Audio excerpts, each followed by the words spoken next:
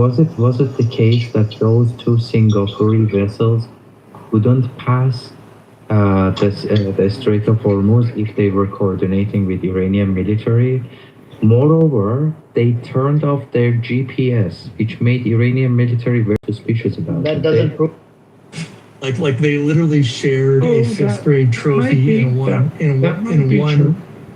They shared a fifth. She's probably making a bigger deal. Okay, She's probably getting more attention. Yes, they shared a for the fifth, uniqueness of her case than her. yes, and she has made. Can we hear her achievements?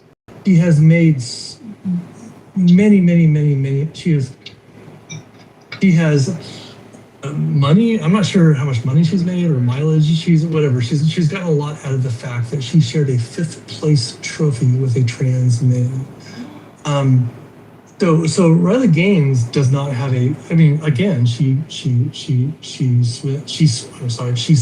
D1, which is a big deal, and I think she got, at the very least, she got fifth place in some races, so that's impressive. Like she's a good swimmer, but I don't think she was really destined for like Olympic or world class swimming or whatever. I mean, she's certainly on the fringe, but she, she quickly pivoted to let's make money on talk shows and podcasts and stuff. Now, did Leah Thomas, I'm not a big fan of shit like this. I don't think we should give. I think we should be honest to people like Leah Thomas, which is to say, you have a mental illness. You're a man, but you think you're a woman, and you want to compete with, which is actually, that's kind of fine, but the fact that you want to compete with women, and that's kind of fucked up. So you're not getting this. The rest of us are going to be nice to you. We're going to say, yes, you're a woman. We're going to pretend like you're a woman, and I'm on board with that. I'm going to treat her. I'm going to use the pronouns. I'm going to do everything. But the minute you try, when you wallop women in a competition, I'm going to be like, dude. You're a fucking dude. We all know this. We were being nice. The rest, and this is what you get when we were being nice and you fucked this shit up. That's right. You're right. But in the long, I'm sorry. Riley Gaines wasn't really harmed, and no records were broken in that meet. I think it was kind of not a very good year. There wasn't really a bunch of women who were breaking records in that particular year. So those records were quickly broken later. But sometimes athletes are just mediocre, and that's true for women and for men. Some years, you're just swimming. You're trying to beat the person next to you for fun and shit, and nobody else actually cares. It just doesn't. No one else really. It doesn't really matter. It matters for scholarships. Well, of course, it matters for scholarships. And those places can decide to give them or not, right? So they get scholarships. Women get a fuck ton of scholarships, and only a few men get scholarships. But I got scholarships. No, men and women get scholarships. Only a couple of men who in basketball. No, women have a bunch of scholarships, which by the way, I think is awesome because I have a daughter. So are you sure you know this for a fact? All these women's sports that wouldn't exist if it wasn't for the fact that Title IX. Wait, is it Title IX? And on all the men's sports. Title IX. All the men's sports that are funding the women's sports, here's the thing. Many more women have access to those scholarships. Only a few men do, and those few men are fucking. Wait! You have it so backwards, Hero. No, I don't. I don't. No, there's just scholarships on both sides. I don't know. Men with scholarships because than women. One NBA entire scholarship and really quickly. One basketball scholarship and one football scholarship equals 20 softball and lacrosse and volleyball scholarships for women. Those sports fund women's sports. I'm not against that, by the way. I'm as a father of a daughter, I'm supportive of this. Football funds almost every sport. But let's just be clear where the cash is flowing from. It does flow from football. Right, but that wasn't the statement you made, but it's all right. Yeah, you kind of said it backwards. That's what was the statement I made?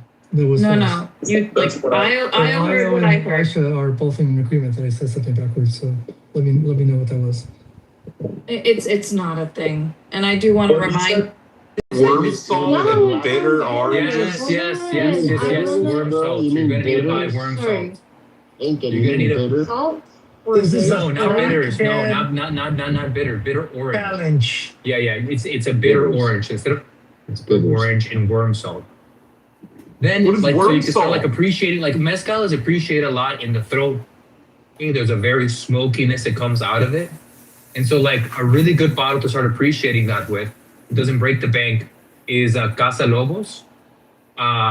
There's a couple of them. You're gonna want to get the Espadín Joven, okay?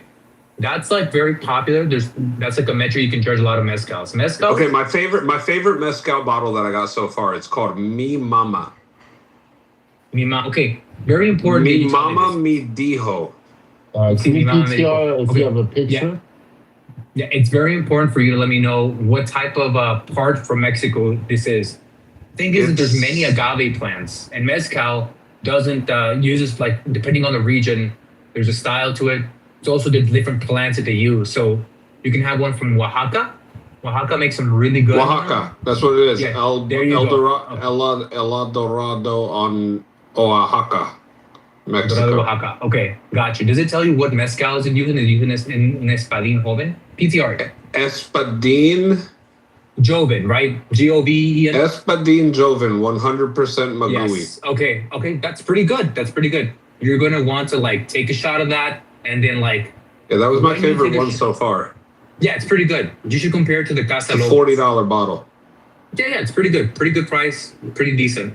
The thing is that there's a lot more to explore with mezcal because it doesn't have to use more than 50% of blue agave, which is the requirements for tequila. And so there's a lot of other types of agave plants that are very, very good. And some of them are even like much more prestigious because they've been around for like 100 years, like the plant itself. And they've been harvested. Here's another thing that you'll really enjoy is sotol. So look up Desert Door, sotol, 1 year. Okay? I know the guy who like started this. Can you spell that for me? Yeah. A Desert Door, just Desert Door. Just put Desert Door 1 year, SOTOL. I know the guy that started this. This guy was a Marine. Sotol is a tradition that's been going on in Mexico for a long time. Oh, this is a cheap bottle too. But you want to get the 1 year. You want to get the 1 year. It's been in like bourbon barrels. Now, the thing about sotol is that the plant, the age of the plant has a lot to do with the way that it ends up tasting. This is made in So- Driftwood, Texas. Yes. And I'm going to tell you why that's a really good thing. Okay? This is the private barrel selection. Yes, you're going to want to get your hands on that, all right? This is only like $60. Yes. Does it PTR it, by the way? I want to make sure it's the right one. It has to be like, yeah, as long as it's Bro, safe. the reason. Bro, he's recommending you American-made mezcal. I'm recommending Yeah, dude, what the hell? I'm not really recommending trusted anymore. Yeah, PTR, Florida PTR. This is a very good. They're like $60 to $80. Let me see. Okay, like the reason why you want to get that bottle, Florida, is because sotol is very much like mezcal, but Del the plant, Magui. but the age of the plant has a lot to do with it. The issue is that because of the tradition in Mexico, there aren't a lot of aged plants. The advantage is that like since it's something new in America, you have a bunch of plants that are old as fuck. Incan. I'm sorry. Have you tried this brand, the one at PTR? Oh yeah, 100%. They have a bunch of like different ones. What do you think about them? All right, PTR. You can see it. Single de maguey. Okay, let me see which one. I don't know if I had this version specific because they have a bunch of versions. Can you PTR the back of the bottle? Look at mine. No, this is from like 2-3 years ago, bro. But I remember. I don't drink mezcal a lot, but I was recommended this and it was good. Yeah, that one's pretty good. But like that company has like a bunch of them. They all have like similar bottles, but like they're from different places. But Yes, exactly. They all look Yes. exactly the same, but they're different. Yes. But Florida, get yourself a bottle of Desert Door. I promise you, That's what you're gonna like. Not only are you gonna be able to appreciate like the bourbon barrel thing, but it's smooth and it's 100 and it's like 110 proof. It's a very good bottle. It's a very good bottle. I can't think of a bottle that's like has more bang. What is it called again? This is the one in It's Texas? it's Desert Door, but it's the one aged version. Desert the one, Door. Okay. Yes, it's 1 year. So like when they got the property and they're like, let's do Sotol. The thing is, no one does this in America. So they had a bunch of access to like prime plants that nobody cared about, and they had to clear out the desert. So they lit the shit on fire, and then they take that and then they make it. And because the plant has like so much age to it, it's rich in flavor. So in Mexico, that would be like premium plant that you to make Sotol. And here it's just abundant because we don't fucking use it. So there's two versions of it. One of them is the one where they like lit a whole place on fire and they harvested the plant afterwards. The one where it's 1 year age, it's not like that. It should be aged, I think, in a bourbon barrel. If I'm not mistaken. Incan, sorry. Are you saying for like political reasons, people prefer the ones in Mexico for whatever reasons instead of the ones in America? No. I'm saying that like Sotol is not technically mezcal. It's not technically mezcal, but Okay, it's in the bro. same. So you're fucking pushing knockoffs again, bro. No. This is not. This is not. This Chinese is not. He is doing. Oh, that's what This I is was. not a I was like, what the hell? Because Okay, Sotol is not. It's not Okay. agave. It's not mezcal. It's Come on, bro. It's like Come on, Incan. it's from the same discipline. It's just as prestigious over there. Okay, except that like it really matters what plant you get it. Look, I'm telling you, like I don't want to hear. Listen, like that is like This like fucking guy. mezcaleros love Sotol. That was the Jewiest shit I've seen all day. Yeah, bro, We've that had was Dorm in here. ridiculous, bro. Screw me. I drink a mezcal with my girl's family. A bunch of people that appreciate mezcal, that love mezcal, they love Sotol because it's in the same vein as mezcal. I know, but mention that in I the don't know beginning, shit. bro. Look. I did. I said Sotol. I said Sotol is not mezcal. I said it's not an agave plant. That's what I said. I said it's not an agave He plant. did not say that. Yeah, I didn't. Yes, hear I that. did. Look, if you That's what did say that, it wasn't clear. Because I Okay, didn't just hear. look.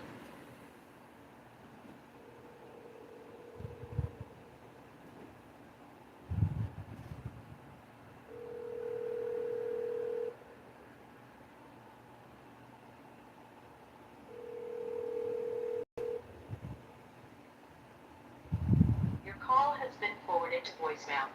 The person you're trying to reach is not available. At the tone, please record your message. When you have finished recording, you may hang up. Hey Brandy, it's John. I guess I could maybe send you a voice note, but since you're not getting my text messages, I'm calling you and leaving you a voicemail. Hope you're having a nice evening. Your photos look so sexy and fun. Would love to see you tonight or tomorrow. Call me back. Bye. It does, but some of the best alcohols have very basic bottles because all the money goes to the value of the actual alcohol and not like the marketing of the bottle and Whatever you do not buy Casamigos mezcal. That is like absolute fucking trash. You know what a mezcal that's very, very good? The guy from Breaking Bad and Jesse Pinkman, they made a bottle together. That's really good mezcal, bro. It's really, really good. If you can get your hands on it, it should be a lot cheaper now that the craze about it's over. It's a very good mezcal. Very good.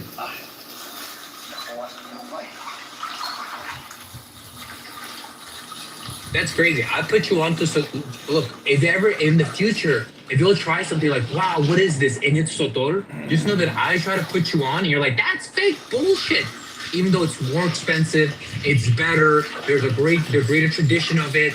It's very rich in like culture and in flavor and appreciation of the plant. And just remember that this moment that I try to put you on, you're like, that's bullshit. More expensive. Look at the one in my PTR. Is that the one that you're even talking about, bro?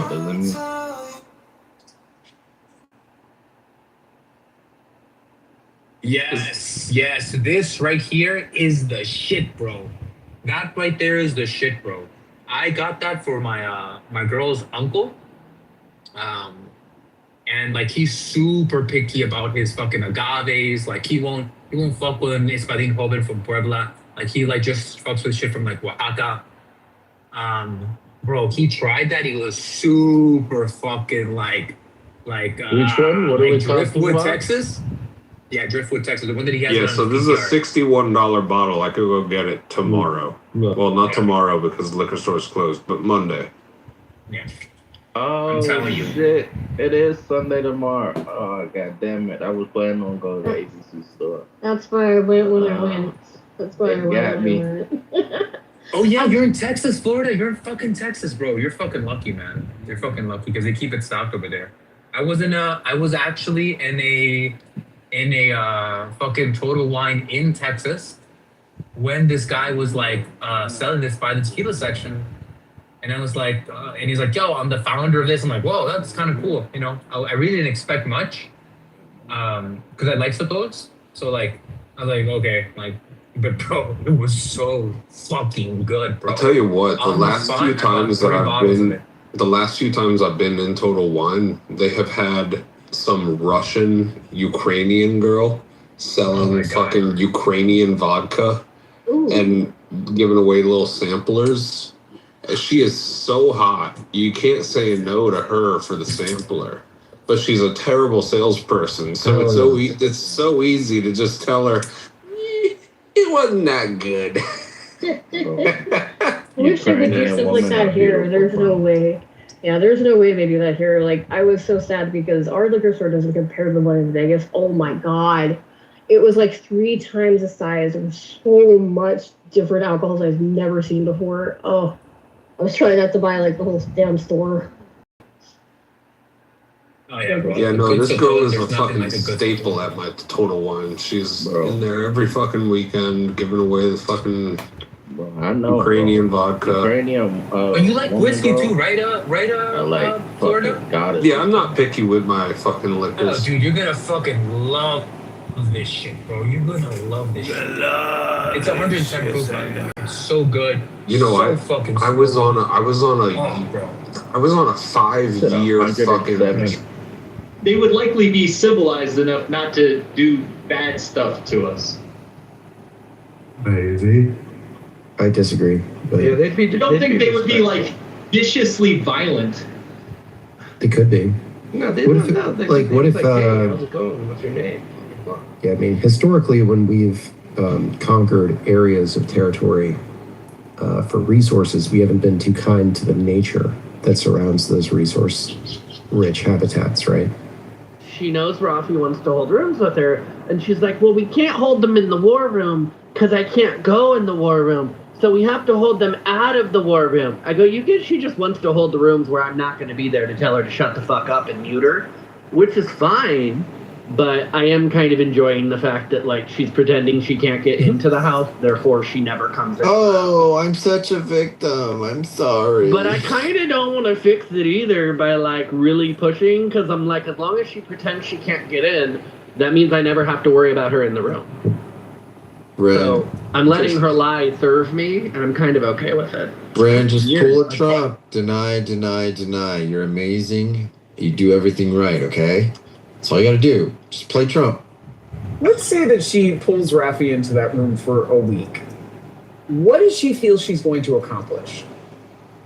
Not a fucking thing. She just likes to be able to have those rooms outside of Amir's rooms, because then Amir gives her the time of day to explain the room she just had with us. It's the only reason she comes over, because then she gets to waste half a day in those rooms talking about what happened in our rooms, because Amir will never come in those rooms, and other people in there will never come in those rooms. It's what her and Soren do. It's why they come in the rooms, to have the conversation, to be able to go bitch about having the conversation in the other space. I don't give a fuck because they're amusement to me. She doesn't like it because she poked me the wrong, in the wrong way too many times, and I'm just a cunt to her about it. And that just is what it is. And she doesn't get to mistreat people in those rooms. If she can get Rafi to open them in a generic space, then I don't generally end up in those spaces as much. But she was pissed the other day because she did that, and then I ended up in one of those spaces, and then I still told her to shut the fuck up and muted her. Because what I don't think she gets is I don't care what room it is. If I'm modded and she's modded and it's my end of this app, I'm 100% acting like she has no power and I'm throwing her out and not caring. Don't It's give a the fuck. investment Don't for care. me. I mean, do these people really believe that they're like the model UN or something? Like they're actually going to get some grassroots movement going on this app? They're bored, just like the rest of us. Oh my they just want to God. pretend it isn't that they're bored. Most Yeah, but of they're us so acknowledge militant. we're on here because we're bored or we have time. That's Yeah, it. but we're so militant. Like they're so militant. I brought this guy. So somebody was streaming a room I was in. It was Rafi's room, and on what do you call it, on X, and he was listening to it, and he's like, when was that conversation? I'm like, what are you talking about? And I was like, oh, you can actually come in, and he talked to her. Yehuda's like a really bright guy, and generally he's a nice guy too. But after he talked to her, he was like trying to tell me how she's like truly evil, and I'm kind of still trying to wrap my mind around it. There's something that people see with her where she just really rubs them the wrong way. I mean, here's the thing. She's a Jew-hating piece of shit who wraps herself up in allegedly being Jewish, which is fine, but you're still a Jew-hating piece of shit. You can do it in a friendly tone or not. I'm still going to call you what you are. Bernie Sanders is a Jew-hating piece of shit. Doesn't matter how stereotypical he is. He hates our people. He hates our culture. He does not live by it. He doesn't worship it. He isn't a part of it. Like, he can't get rid of the male pattern genetic baldness he got from being Ashkenazi. And he can't get rid of his Brooklyn Jew accent. But outside of that, that man does not live like a Jew, does not believe in Judaism, does not practice our faith or our culture. So, I mean, at the end of the day, you can hate your own people, be a self-loather, but, you know, then don't try to wrap yourself up in it. Which is what she tries to do. When the fire gets too hot, she tries to play the I'm part of the family game. No, bitch, you've never been part of the family. Take your ass and go. Roll. She's the red-headed stepchild, huh? It's the same thing with Rachel fucking Khaleesi's ass. Oh, God. Yeah, you have a Jewish dad who was fantastic for you and sent you to Jewish day camp and private Jewish school for $100,000 a year and Jewish.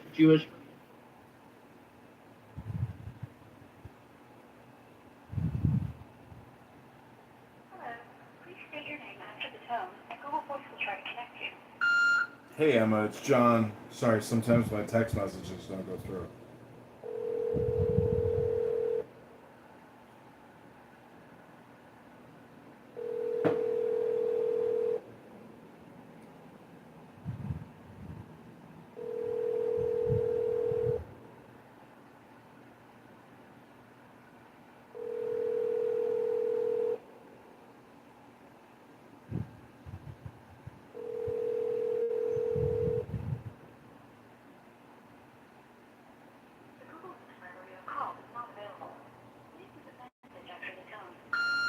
Hey Emma, it's John. I hope you're having a great night. Sorry, sometimes my text messages don't go through for some reason. I'm probably going to stay local, but if you want to meet up tonight, I might be down. Just call me back or text me if you can, and looking forward to meeting you. And then when she came on this app, she chased down her blackness. Now, ironically, she didn't use her blackness to go get a job. No, she cried her woe is me story to Shauna, and Shauna used our Jewish network and got her a job after I had been getting her banned from jobs using our Jewish network. So Shauna Goddamn, from Shauna? San Francisco? Yeah, Shauna's a very good friend of mine, but I had been basically using strings to make sure she never got fucking hired anywhere and had blackballed her for 6 fucking months. And then Shauna picked up the phone and got her hired at a nonprofit where we know the person who founded it. And I was like, God damn it, Shauna. I wanted the bitch unemployed. Shauna ruined it. See, this is the thing. It's like Hey Emma. Hey, how are you doing? Hey, What are you up to? I'm getting ready. Nice. You going out in River North, Lincoln Park? Where are you going? Old Town? Oh my god, so many guesses. None of them correct. Where are you going out? Probably a local by me, Edison Park. Okay. Fine. Yeah, it should be fun. It's beautiful outside. It is. I'm excited. How was your day? It was good. I just got back from Turks and Caicos. Oh my gosh. I know. That's quite an amazing trip. Did you have fun? It was so much fun. Oh, do you have a nice tan going on? A great tan. Ooh, I would love to see it. And maybe rub coconut butter oil and eucalyptus if you need it. Wait, that could be nice. Yeah, I'm a Swedish masseuse with the coconut butter oil. Okay. So are you where are you gonna go tonight? Do you know? I don't know yet. Oh, are you going out with friends? It kind of depends on, like what you're looking for. I mean, I'm looking to have a good time tonight, and I'm looking to have a good time the rest of my life, every night of my life, if that's in my destiny. I love that. That's really poetic. What are you looking for tonight? I just love to be spoiled. Oh, you want to get spoiled? Yeah. Well, I like to give out free packages of heaven and earth, so... Ew, no, that's not what I mean. Oh, what do you mean then? I like gifts. Oh, you want like a Chanel bag with like $1,000 in cash in the bag for like, as a gift, like to make love?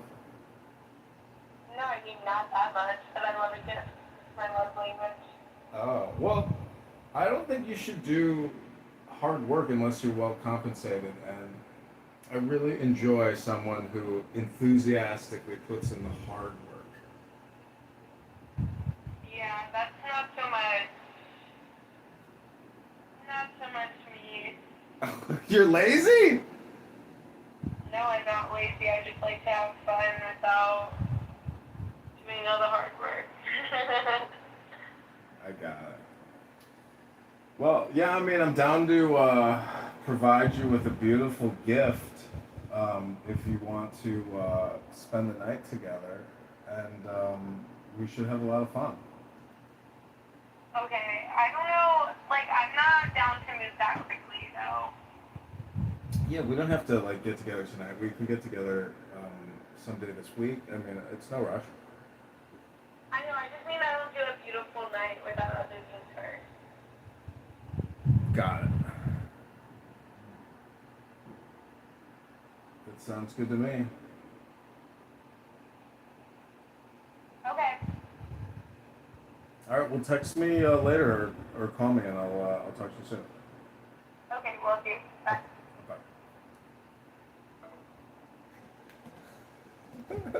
Or a friend agreement. I just like it. See, I didn't. So you can't just give legal advice, right? Like you can talk to your family, but outside of that, if somebody were to come in here and be like, Jason, I have a question about this. Jason, I have a question about this DUI I'm gonna have. Jason can't just give them advice because then he's acting as their attorney without being their attorney. You can't act as if you're counsel without being counsel. So that usually means you have to take payment or you have to have a retainer agreement, even if you waive payment, saying that they are your client, the attaches, and your ethical responsibility attaches. That's why you will hear attorneys on this app or other apps or other forums say, I may be an attorney, but I am not your attorney, and I am not speaking as an attorney. I'm simply engaging in this conversation. Or this is for academic purposes only. They'll disclaimer their way out of it because you have to be very careful, especially if you're in a state like California or New York, where our bars are more than happy to suspend, sanction, and censure attorneys for ethical violations or stepping out of procedures. So the fact that she was giving legal advice in the Million Marathon room, they all should have known that. And it was stupid because half of them were attorneys and the other half of them have attorneys on retainer. So I never understood the amount of shit they let her talk, but they really did believe she was until somebody clocked her, and then they were embarrassed because they figured out, oh no, she's a law student who was graduating. So y'all are masters of the universe, Greg Legier, and that batch of people. You're all big entrepreneurs, you're all big money, and you had a second-year law student lie to you for 3 years and tell you she was a fucking attorney. Why did she go after Grant Cardone? Is it like he wouldn't hire her or some shit? No, so he treated her like a niece on this app. Like she was a young lady. He treated kind of like how I treat Chansey, right? Chansey's younger. I enjoy Chansey, but we have that kind of relationship. He had that kind of relationship with her, but he never bothered to look into the fact that, like, no, she was not a newly practicing attorney. She was a law student. So he was very angry she lied to him for 3 fucking years, and he introduced her to people in his professional network. Where she was retarded is if she had just said, I'm a law student, she still would have had those friendships, and she probably would have had a fantastic fucking job. Because whether you're talking about Cindy Stumpo, or you're talking about Greg Legere, or you're talking about Grant Cardone, they know a lot of people who hire a lot of attorneys. So she could have come out of law school with a fantastic job. Instead, those people all put distance, and then she threw a tantrum about how horrible they were to her. And it's like, you misrepresented who you were. You made them look like fucking fools. No, they're not ever going to vouch for you or hire you. But anyway, this was probably not the room Jason wanted to have. Nope, you're good. I'm just making a margarita. So if I can't smoke out, guess what? I'm drinking. You live in California, Jason? Yep. Okay. No, I'm just knocking off the weed for a while. I like it, but yeah, a big while. Anyways, no, I don't care what you guys say. I mean, I knew who she was. I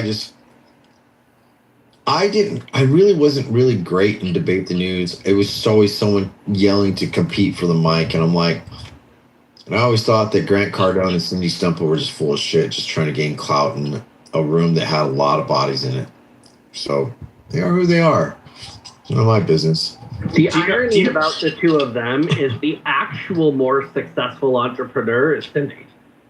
Like, that's the irony of that. It's like Cindy actually runs a better business. She actually created her own business, and none of her business is a con job. She's an irritating bitch, but she's fantastic.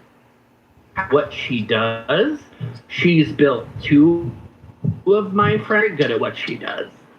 Right? She's very good at what she does. Now, she's a crass bitch, but again, she's a fucking developer and contractor, and she's a woman who's been doing it for fucking 30 years in a men's industry. You're probably going to be a crass bitch. And then when you add in where she's from and that accent, it's like, yeah, okay. But like, she has credibility. Grant Cardone did the snake oil sales thing, and that's why, you know, he's got that. I mean, even right now, look, he's all over the fucking news again because he's putting the fucking deposition hours. He put 23 hours of deposition film on the internet, Jason. I don't know if you saw that. Why? 23 hours of deposition he put up on the internet against his attorney's advice. Stupid. And he's been stalking the parents and family members of the opposing counsel. Bad move. This is how you end up in jail, lose everything you own. Yep, he's out of his fucking mind. And basically, it's because they're in that pre-court arbitration phase of things where you're forced to do the arbitration piece. And he doesn't think that that counts as court, and he doesn't think that there should have been anything sealed. So he released it without permission to release it. They haven't done anything to him about it, but like his own attorney has publicly gone on the record, and he has that, like, yeah, my attorney doesn't want this, but I need the world to see I'm just getting screwed over, and I'm offering to pay everybody back. And what he wants is he wants to pay everybody back, but not in a settlement where the attorneys get any money. Whatever. He's trying to play by his own terms. He's trying to say, I'll pay the debt back, but I don't want anything added on to it. I don't want to have to pay legal fees. Well, you should have done that before you got sued. Before you got into class action. Because all these people begged you for their money for 3 to 5 years. How much do they want from him? Sue me. Huh? How much do they want from him? You know? It's a class, so it's millions and millions of dollars because it's now 100, the judge maybe approved the 200. class. Something like that, give or take. It's more than I think he has, frankly, in terms of liquid. Will it get it? Probably not. It might get 40 or 50. But at the same time, the IRS is up his asshole again, and the FBI in Florida and California are looking at his business again. And the Congressional Veterans Affairs Committee is looking at the shit he did with those fucking VA loans. That's the one that I'm really interested in. So to me, like him or not, he's going to get swallowed up at some point. And he looks 10 years older. He's fucking exhausted. You can see it. The issue is he went around telling people to sue him for so many years. And they and did. as you know, if you tell people, I'm too big, you can't sue me, I'm too big, you can't sue me, eventually they pile together, they become a class, and you have a massive class action. And that's what happened. And now he's like, these attorneys, they want all this additional money. Yeah, that's how that works. It's a class action. They're now going to sue you for their legal fees, too. You had the opportunity to simply refund them and give them their money back over the last 3 to 5 years. You said, sue me. Okay. They did. Now you don't get to go backwards. It's like fucking Palestinian negotiation. Bitch, you don't get to go back to 48. We're in 2026. Maybe you should have done that shit back then. Suck a dick. Deal with the year you're in. But I do feel bad for him because he does look like he's like fucking 15 years older in the last year. Dude, he's a car salesman that got into real estate. That's what he is. Oh. Well, and his brother took the hit and went to prison for their last fucking con deal. And I knew his brother for years. But his brother, in that other scam he had where he took a hit for fucking insider trading and fraudulent business practices, the brother said he did it all on its own, and the brother took the hit and went to prison.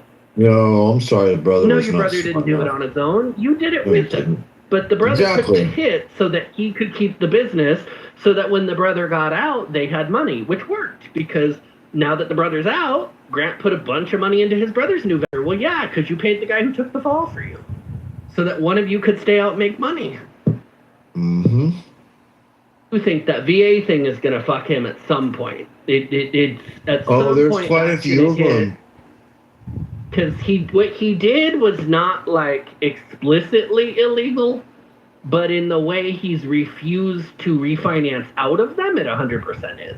So like, and that's going to become a class, and then he'll be fucked. That's the one he'll probably go to prison for. Which the sad thing is, by the time that's dealt with, that'll be 10 years from now, and that'll just kill his ass. His wife will be like, what's her name?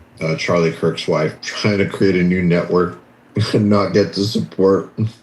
Well, they know it's coming because they've moved 95% of the assets from Cardone Capital are now in Cardone Enterprise Capital, which is his daughter's company. They've moved everything. They've moved most of their wealth into the daughter's name, out of the wife's, and they've tagged all the debt to Cardone Capital. So they've moved that, 2/3 of $1 billion into his daughter's business, out of his own business, and they've saddled all the debt into his business. How much will be able to clear in bankruptcy then? Who knows what that looks like, but again, him and his wife going to be broke as fuck, but that daughter is sitting on all that money. They've managed to shield it. It's my understanding. What is she, 10, 12? Fuck, I don't he's got two daughters, huh? She's 16, 17. She's almost 18 years old. She could say, screw you, Mom, she screw you, might actually Dad. be 18 at this point, but she works for Cardone Capital, and she's running one of their divisions now. So, like, they've been moving that shit since the last lawsuit, because I think he understands if he moves it all under the daughter, she is clean. She was a minor when any of their illegal shit went on, so him and the wife will just get hit with it. Yeah.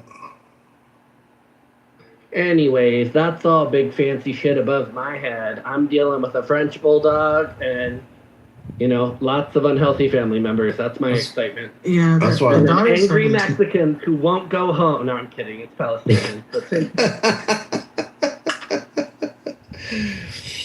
I was like, go ahead, Chancey. No, I was gonna say the older daughter, the one you talk about, is 17. She'll be like 18 next year, but I think she could get that term where like they can get well, they legally emancipated her last year. Yeah.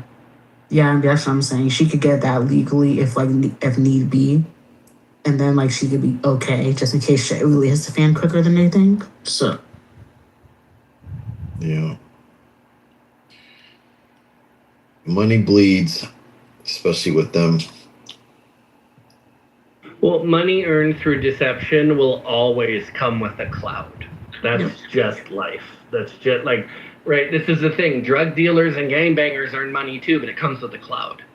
If you earn money the legitimate way, the honest, you worked for it way, then, money, you have less of it, but it comes in and it comes in without that burden.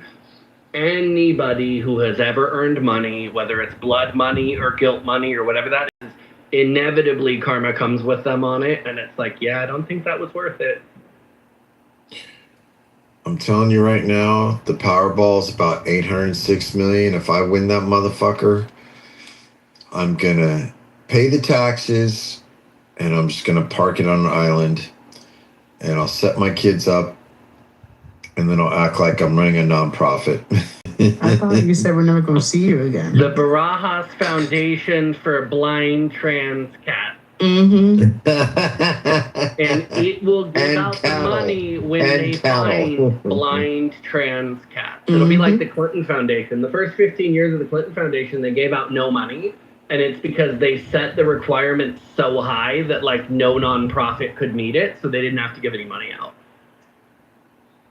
So you just have to pick something super obscure, Jason. Indigenous owners of 2 or more disabled transgender felines. No, I'm gonna fund a special group of ex dairy workers who handled udders, ex titty workers, retired titty workers that never got a check. They milked enough. They don't need to be milked. Dude, I love when people take the monthly payouts on those Powerballs. I'm like, unless you're a 20-year-old, take the fat payout one time, pay the taxes one time, get that shit shelved, hidden, parked, done, and just enjoy the rest of your life never having to work or worry about money again. Because I don't know about you, unless you're a fucking Rothschild, most of us could walk away with, $100 or $200 million and just live forever. Just fine. Because you park fucking $5 million of that in a standard money market making regular shit and you have the interest payment. That's it. More than that, you park $50 million, yeah, you're living large. You buy your house, you pay it off. You park your residence in a no income tax state. All you really have to do is hey, don't go buy businesses. Don't invest in people or relatives or friends. Just all you have to do is live off $100,000 a year. That's it. Well, the other thing you do, and I've always said this, if I were ever to win the Powerball, where people win $300 million, I would literally gift $1 million to each family member and say, never bother me for anything again. Ever. Here's $1 million to this cousin, this cousin, this cousin. If you burn it on hookers, I don't give a fuck. I'm not even going to help you, though I could figure out how to use it. I'm not going to hire a financial advisor. This is your share of our family's come up here. So go take it and do what you want with it. Don't ever bother me again. Done. Wow. Never again. No more money conversation. Done. Sister gets it. Brother gets it. And I got a lot of family members. I would still have a fuck ton of money to go buy myself a bougie $10 million house somewhere, sit on my compound with my French bulldog and harem of young men, and just call it a day. A rotating harem? It would like have a carousel? to rotate because, they're eventually going to want to, have a different life, You don't want to keep them forever. Hey, bitches ain't loyal, are they? Would be the gay conservative version of Hugh Hefner's deal, just no magazine. The conservatory. Because they're going to be like, I want to have kids. And you're going to be like, oh, nah, I'm good, go. I mean, that's what the Playboy Bunnies did. If you look at most of the bunnies, they married wealthy men. No, just put the conservatory up bottom up. And here's the thing. I love Mexico enough. My compound could totally be in Mexico. And the Mexican government loves money enough. They don't give a fuck. They let people do shit on private compounds all the time. They would not care if I had a gay compound. They'd be like, okay, They would care. cool. Are you paying taxes? Who said they would care? Chancey They do not did. care. Chancey did. They would not care. Adams, you ain't shit. Well, look at Adams. He looks like an upgraded version of the Narco Saint, just a better tie. Adams, you tried it. I mean, here's the thing. A little bit of an AI tilt, and he looks like a Pakistani in that. I know. Oh, shut up. Wow. Am I wrong? You're not AI wrong. I tilted see that it. Just a little bit. Just a little A bit of a squint. I can see it. Dr. Mahmoud Mohammed Kar, Dirty epidemiologist from USC. Incorporated. There you go, Brent. There's your new foundation, Dirty Packies All you gotta Incorporated. put is like one of those fucking Dirker shit on him. Oh. Are you So I do Kamala's have a cousin? question. You're Kamala's cousin. Hell no. I do have a question. Why are there all these NBA players announcing that they're going to go play for the NBA? The Because WNBA? they're trolling the fuck out of the WNBA, which is why the WNBA chairwoman Isn't the WNBA announced growing today, broke? They announced today that they are pausing their draft recruitment cycle to reassess the rules on how they will determine female eligibility. Basically, the WNBA shit on the NBA because the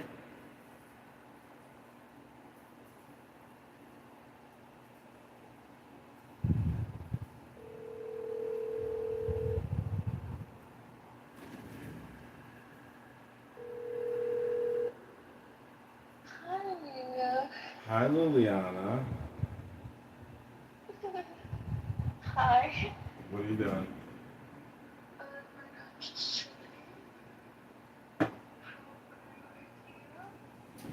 Same. I'm just sipping some coffee.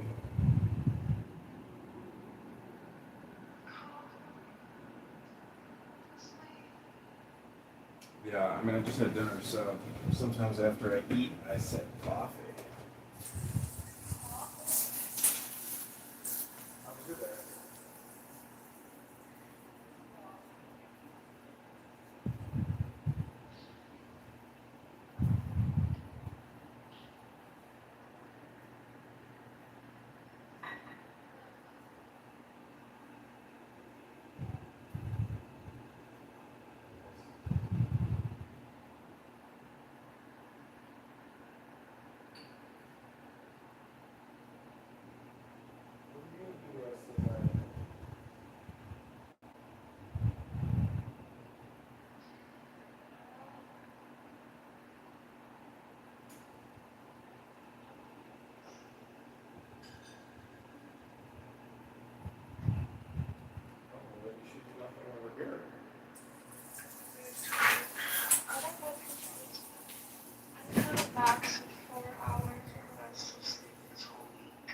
Oh no.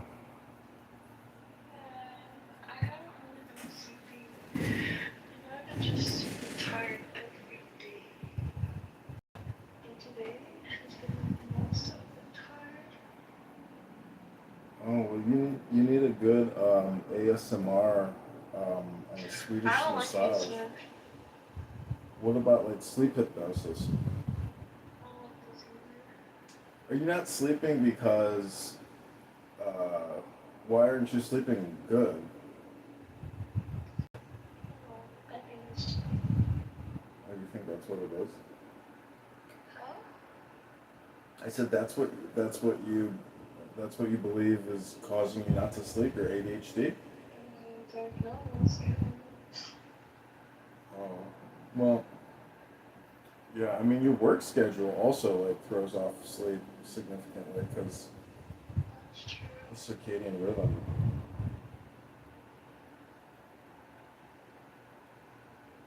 But I mean, all I can offer you is a warm hug, a nice soft kiss, a Swedish massage,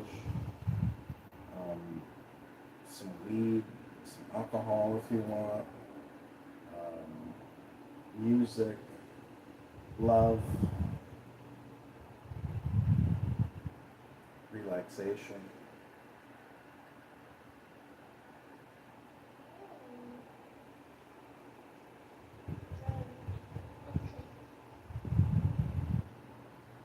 You down?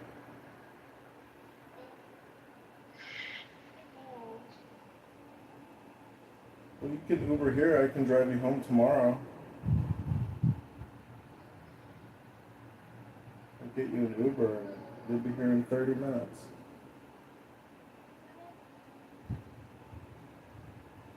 You're already up. It's 9:55 on a Saturday night.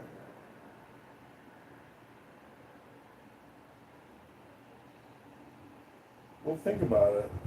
In 5 minutes at 10 o'clock, let me know if you change your mind and you want to come over. I mean, you can just wear, comfy clothes.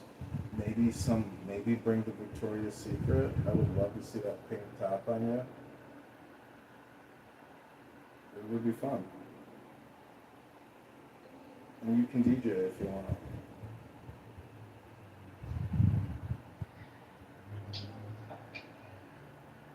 I mean, that just goes without saying. That's 100%.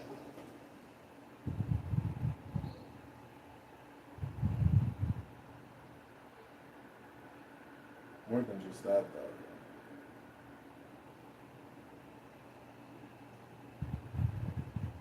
I want you to tell me all the positions you want me to do. If you want me to, eat your ass and finger you at the same time. Well, okay. Okay. It's just a thought.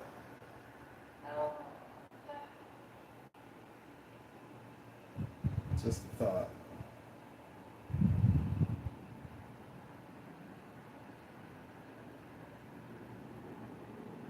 How do you like that little, how are the two plush toys?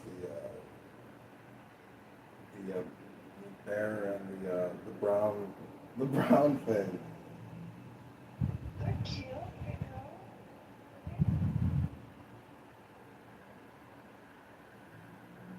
I wish you look cute with the teddy bear.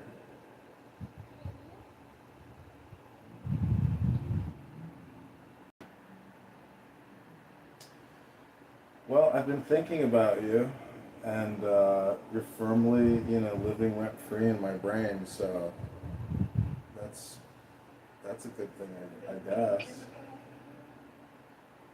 Yeah, I'm thinking about you because I spent a whole day with you, fawning over you and loving you, and you got my kundalini all worked up.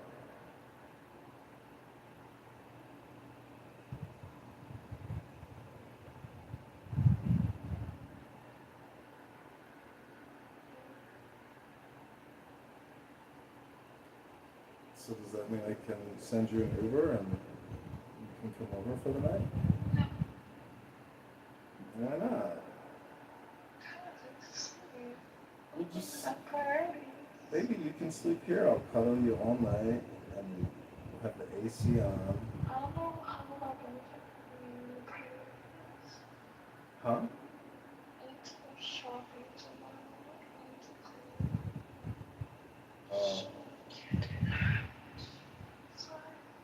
Oh, baby. It's Saturday night. You should be in my arms tonight. You should be kissing me and making all things right. Are you high? I mean, I just smoked a little weed, but I can. No, you are high. Because you're not giving me this one. You like a little bit lippy. I don't even know if that was enough. I don't even know how you can smoke that. You gotta have a grinder. Do you have a grinder? Yeah, I should have ground it for you, but we were kind of in a rush. Well, I don't smoke it. Well, if you smoke weed, you can't, and you're having trouble sleeping, it could make it even worse. Like you'll sleep even less because it does dope your brain and can speed your brain up. That's why I suggest if you smoke, you should like hit the gym or go for a jog because. Tired. I'm so sleep on All right, baby. Well, if you change your mind, I would love to see you tonight. I would love to see you tomorrow. I would love to see you Monday. Okay. Am I gay, baby? No. Am I gay? Are you kidding me? I want you to ride me all night long. No. No power. Well, I rested all day and I'm not working hard like you, so I have a reservoir of energy. I have stored up energy.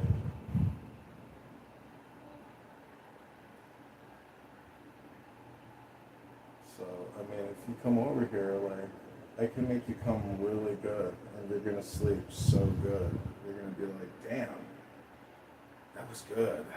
Oh my God, and you're gonna wake up tomorrow and you're gonna say, John, I feel so refreshed. I slept like a baby. It was unbelievable. I think it was the orgasm and the way you spooned me all night. I feel so good, John. Let's go shopping. Let's go shopping, John. Take me to the fashion outlet mall, Rosemont. I want to go to the Nike store and the Under Armour store and get athletic wear so we can go to LA Fitness. No power. And bust the sweat.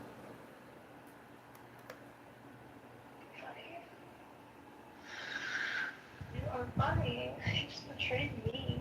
I was like dream girlfriend right now. You just betrayed this whole entire dream right now. Like a crazy person.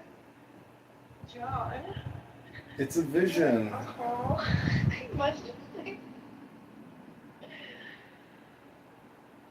What was that? I don't know if it sounds like that.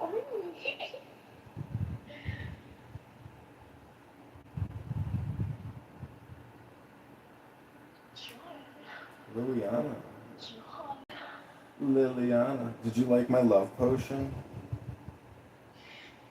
Isn't it like an AI generated photo? Yeah, I made you some AI generated art to celebrate our blossoming love affair. Love affair. What do you know about that? Our blooming love affair. Are you trying to manifest me? Well, we're starting this off as friends before lovers. No, you're So manifesting me out of love. I'm just saying, if we make love, we were friends. No. We were No. friends before lovers. Making love and having sex are two different things. Well, love and sex are kind of analogous. Sex is like basically, you're basically trying to connect energies together. It's just passion, it's intimate.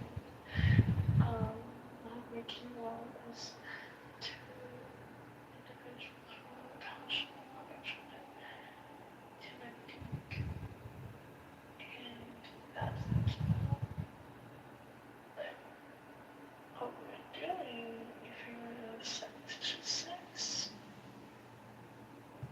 Well, I view sex as being like what you described it as like the union of energies. So to me, it's probably the most spiritually, physically, psychologically intense thing you can do with someone. So I would never like, just casually just call it sex or fucking.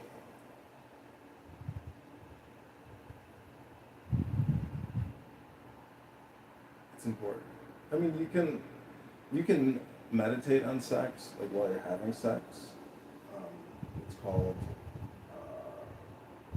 like Kundalini yoga, basically, where it's basically if you edge and you edge max with somebody and like you do it over a long period of time, you can like supposedly achieve higher states of consciousness and pleasures and joys.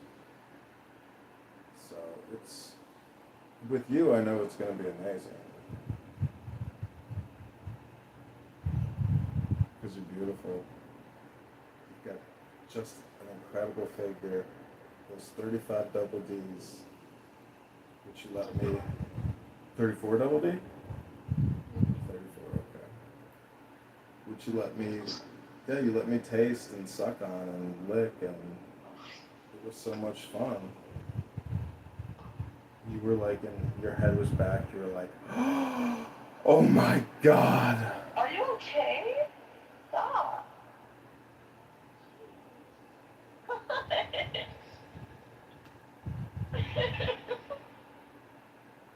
You were like, stop seducing me. Stop seducing me. You're seducing me. Stop it. Stop. God. Mr. Bowman, stop. I'm a naughty Johnny sometimes. I'm not bad Johnny.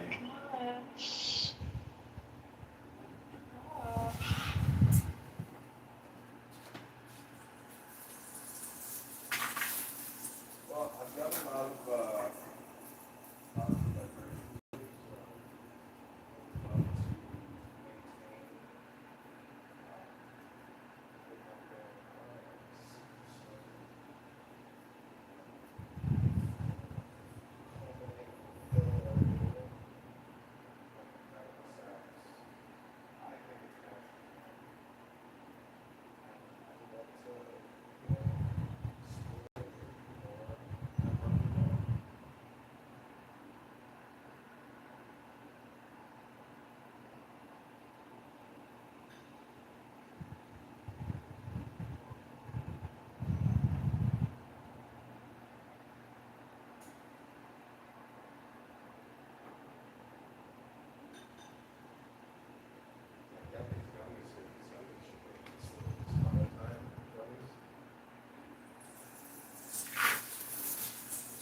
Also, I have ashwagandha gummies. Have you ever had ashwagandha?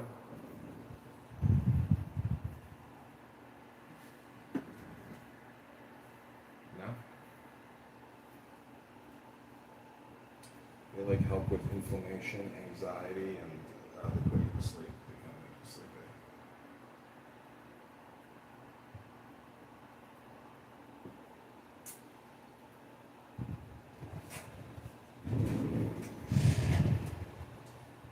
All right, well, my beautiful Liliana, I hope you get some good rest. I would Wait, prefer. hold on, let me think real quick. Stop Not thinking. thinking, I promise. I'm Stop. thinking. No, stop thinking. Stop thinking. End your problems. That's the Buddhist saying.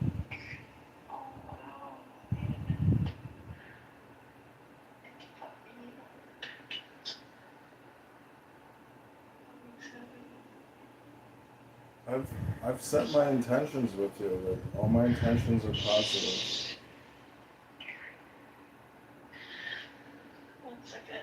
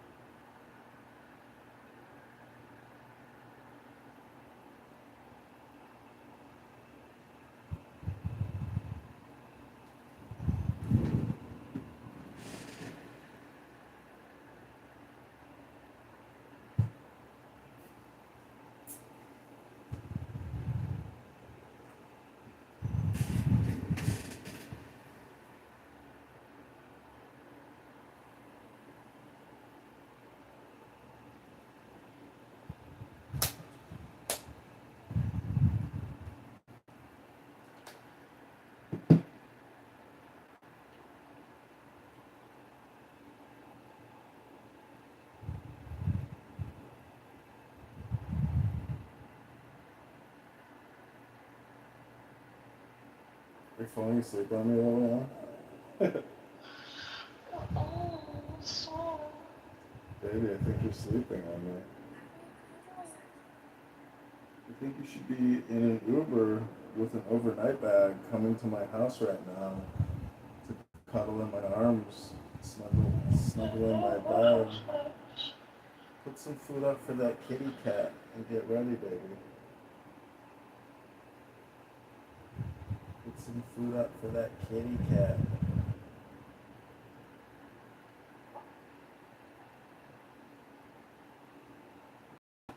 Hello?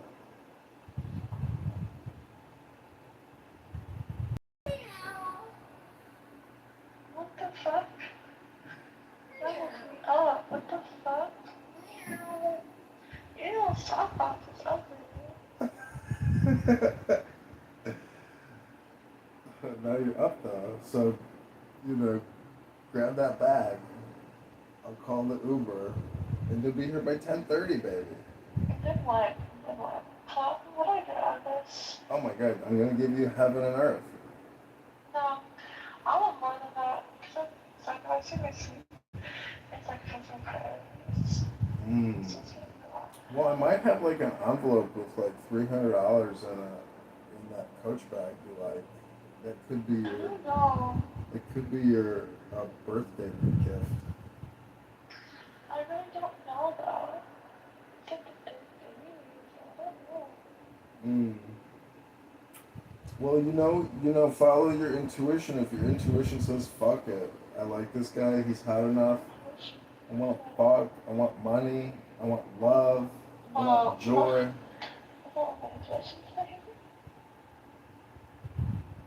Follow your intuition. Always listen to your inner voice, which is telling you, okay, I'm gonna take action. I'm gonna pursue. It takes me home. Well, if that's what your intuition is telling you, then we'll see each other Monday or tomorrow. But Monday, we saw each other on Monday, right? That was our first date.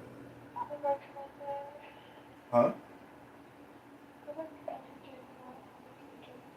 Oh, we'll take a day off because it's the end of the summer. The summer's winding down. Well, I'm gonna pay you for the day plus a bonus. All right. Well, then I would love to see you during your time off, my darling.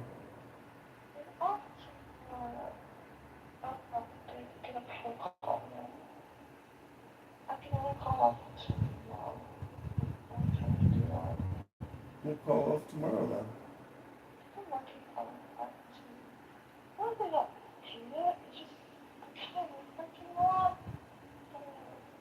When you're working a graveyard shift, that's not psychologically. You're I work full time somewhere else, and I also work weekend. Oh my God. Yeah.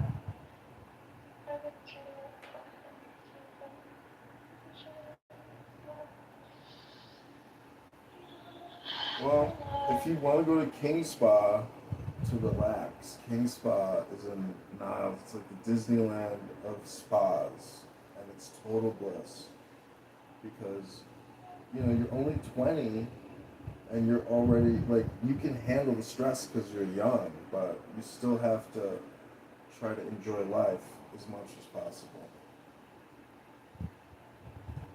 And I'm gonna, be your lover and take you to these places and spend money on you. Oh, you do not want to have sex? Oh my God, baby! Sex is the joy of life. Do we live? Huh? No, I'm not gonna crush you, but like, if we don't have sex, then we're just friends.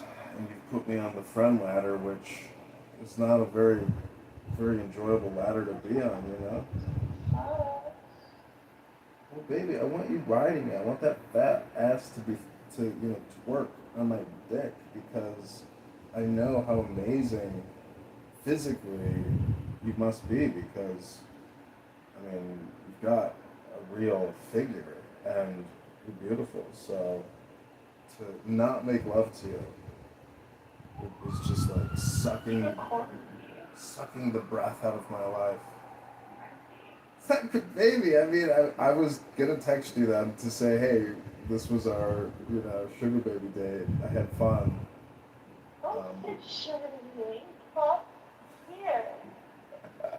I took you shopping.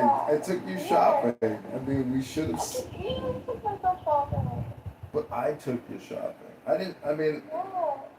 I'm being facetious when I say sugar baby.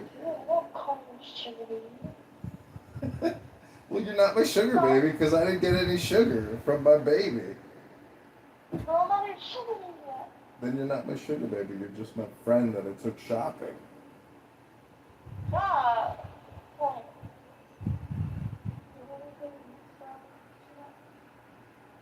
Well, it was a beautiful $500 day of Ubering and shopping you and feeding you, and your leftovers the next day was great. I wish you were here because It's weird that you fucked up my leftovers. You were like probably thinking about me all doing that. I was like, Jeez, oh. not like the way you doing that. Well, do you think I was like a gentleman? Do you think I was a gentleman on our first date and day together? Or did I like maintain my virtue?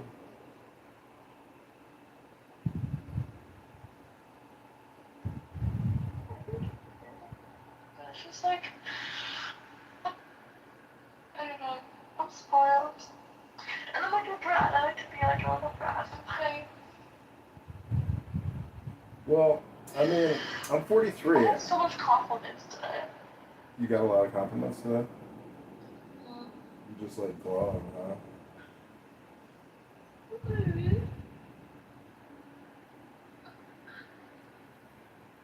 Well, I would love to come into Victoria's Secret and buy from you and be like, oh, yeah, you should get this for your girlfriend. You should get this for your girlfriend. And I'd be like, you are my girlfriend. Wrap it up for yourself, baby. All my friends really work good and they fit out in your days so no one's have care. They would attack me if I was dating you? Well, naturally, you would tell them, hey, respect this man because he respects me. And I'm asking you to respect him. So knock your shit They off. don't like you. They don't like to have me dating you. Well, they don't have to know you're dating me because that's none of their business. Yeah, but you're making it their business by being there. Oh, I see. Well, my darling, I really am praying to Venus or to Jesus or Mother Mary that I get to see you in that sexy Victoria's Secret outfit because, you know, it's just, I can't wait. I'll straighten my hair. You straightening your hair now? Yeah. Does that mean you're coming out tonight? Tomorrow morning maybe, who knows? Okay.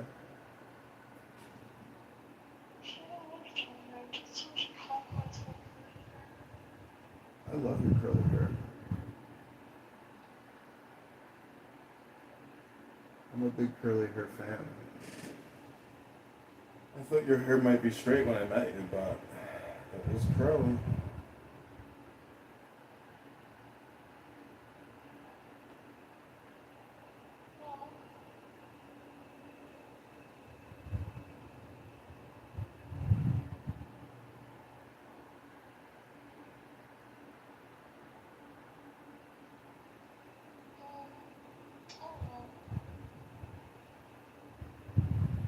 Well, You know what, maybe?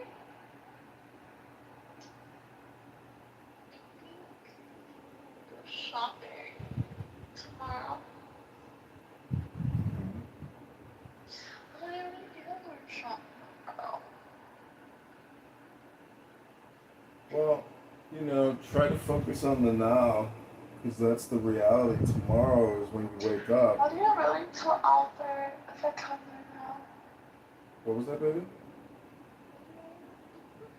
What do you like to offer if I come over there now? What would I like to offer you? I'd like to offer you everything. I mean, if you want me to tempt you? I mean, I'm gonna take $20 bills and just like, you know, like slide one off the next and like shoot them at you. Shoot them at your ass as you have like that perfect Victoria's Secret ass up. Okay, no. That's not tempting me. Why? It's like hundreds of dollars. It's like hundreds of dollars just to have some fun with you. I mean, it'll be fun.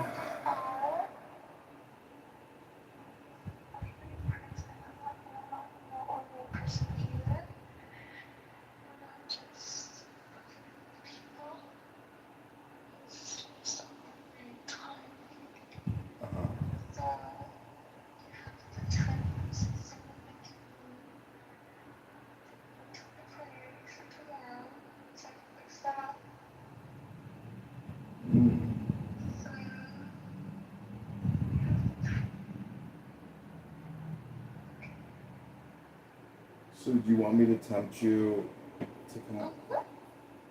So do you want me to physically tempt you? Like what you want, what I'm planning on doing to you? Like do you want me to?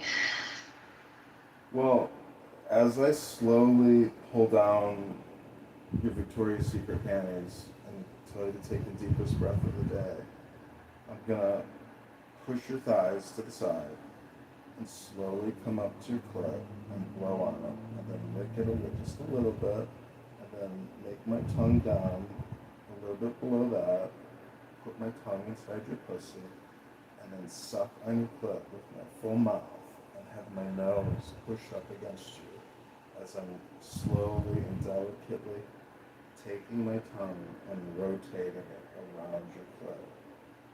And then I want you to take my head and just press it deep into your pussy as I stick my tongue as deep as I can inside you. And then, you know, I want you to take another deep breath and push me deeper inside of you as I stick my tongue as deep as I can inside of you. And then come out and suck on your clit again. And then spit on your pussy. And then stick my tongue back in your pussy. And that's my verbal temptation to you. No. No. Yes. No. That's what you're gonna say. Yes. Yes. No. Yes, John. Do it again. Go deeper. No, not John. No, no.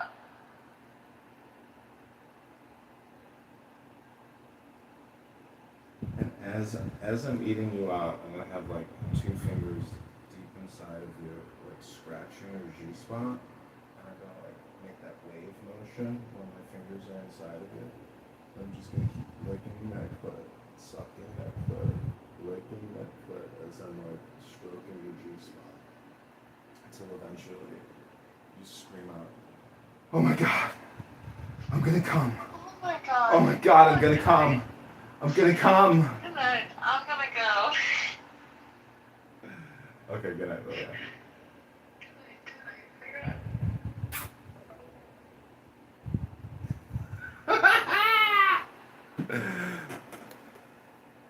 Ah.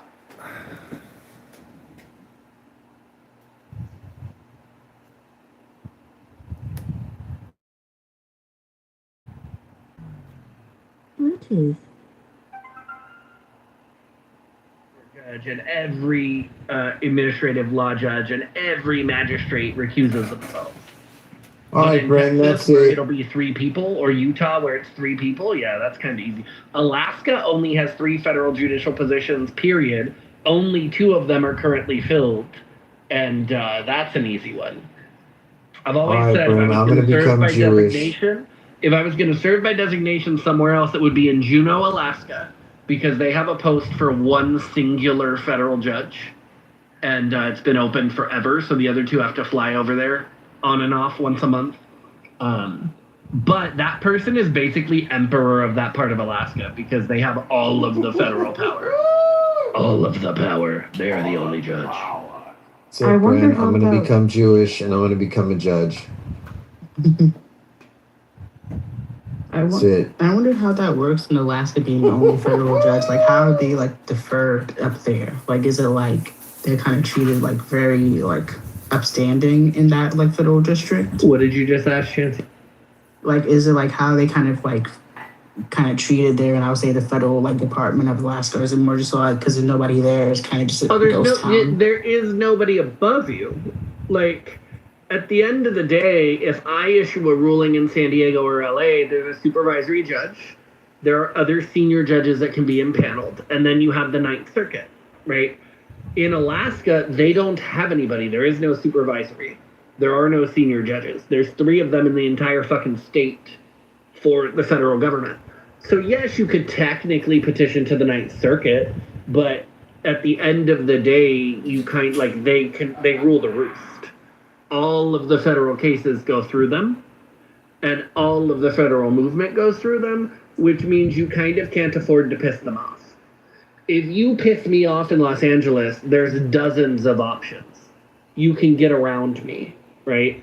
If you piss someone off in New York Southern District, there's dozens of judges. You can get around them. If you piss off the federal judges in Alaska, there's 2 of them right now. 2, period. So go ahead, piss them off. See how well life goes for the rest of your cases. So they're very, very empowered, like the emperor. They're an emperor, Shancy. They're an emperor. Just wait, Bren. We're assembling the Africans. They're gonna get you. Oh God! If you assemble them here, we got a lot of Somalis. Ugh. Oh, we don't care. They're not really African. They're Somaliland. They're like goat people. They're there. They're not even goat people. I mean, other than that, we have Nigerians. Which go ahead, assemble them. I deal with Nigerians all the time. They're like everywhere, like roaches. I want to bring up war crimes against the Somalis of all the Because in rapes of California, goats. we have a pretty good Rwandan population because of the genocide. We have a pretty solid Somalian population, Ethiopian population, Kenyan population, and the Nigerian. That's about it. That's where all the Africans in this state come from. I have a neighbor that's a Rwandan. No power. Because of the governor at the time. I forget who the governor was, but the governor was willing to take a lot of them in after the genocide. Yeah, he doesn't know how to use the trash. He burns all his trash. Who's burning trash? My next door neighbor. Mike never takes his trash out. I see fires at night. He has to be burning his trash.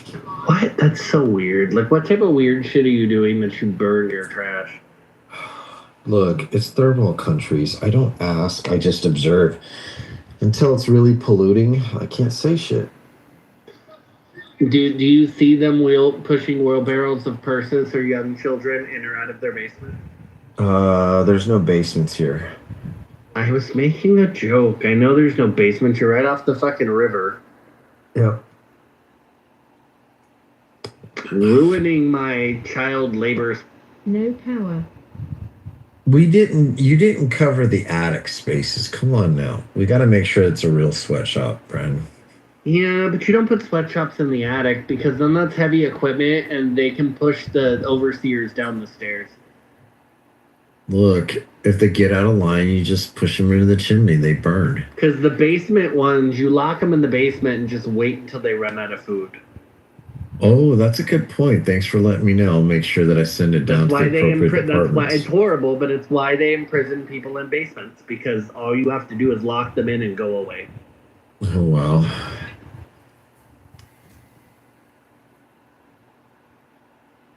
It's the same reason you can turn a swimming pool into a makeshift prison if you drain it. Wow. Oh, no, that's also a water. According to California drought conditions and resources, your pool is now considered a well source. That's so weird. But I guess you could reconvert. No power. This pool is salt water, and they have a non-chlorinated salt. Pools also uses chlorine. They don't use any chlorine. Yeah, They we could use probably chlorine with convert. salt water. It's more efficient. They could probably convert that back to drinking water relatively easily in like an emergency. Yeah. And then we have to make people salty. I mean, they also have access to the thing called the San Joaquin Delta River, so I'm pretty sure. Oh, you mean the thing that's about 45% salt water anyways? Yeah, I don't think they're running out of options of water to clean. I wouldn't want to drink any of that water. In a zombie apocalypse, I'm gonna clean that water and call it a day. It's okay. At least you guys have water. In a zombie apocalypse, like, unless we're boiling ocean water down here, which down here it's like Fukushima water and poison, so I don't know how to do that. Don't forget the chunky ass particles in your water. Chunky ass particles.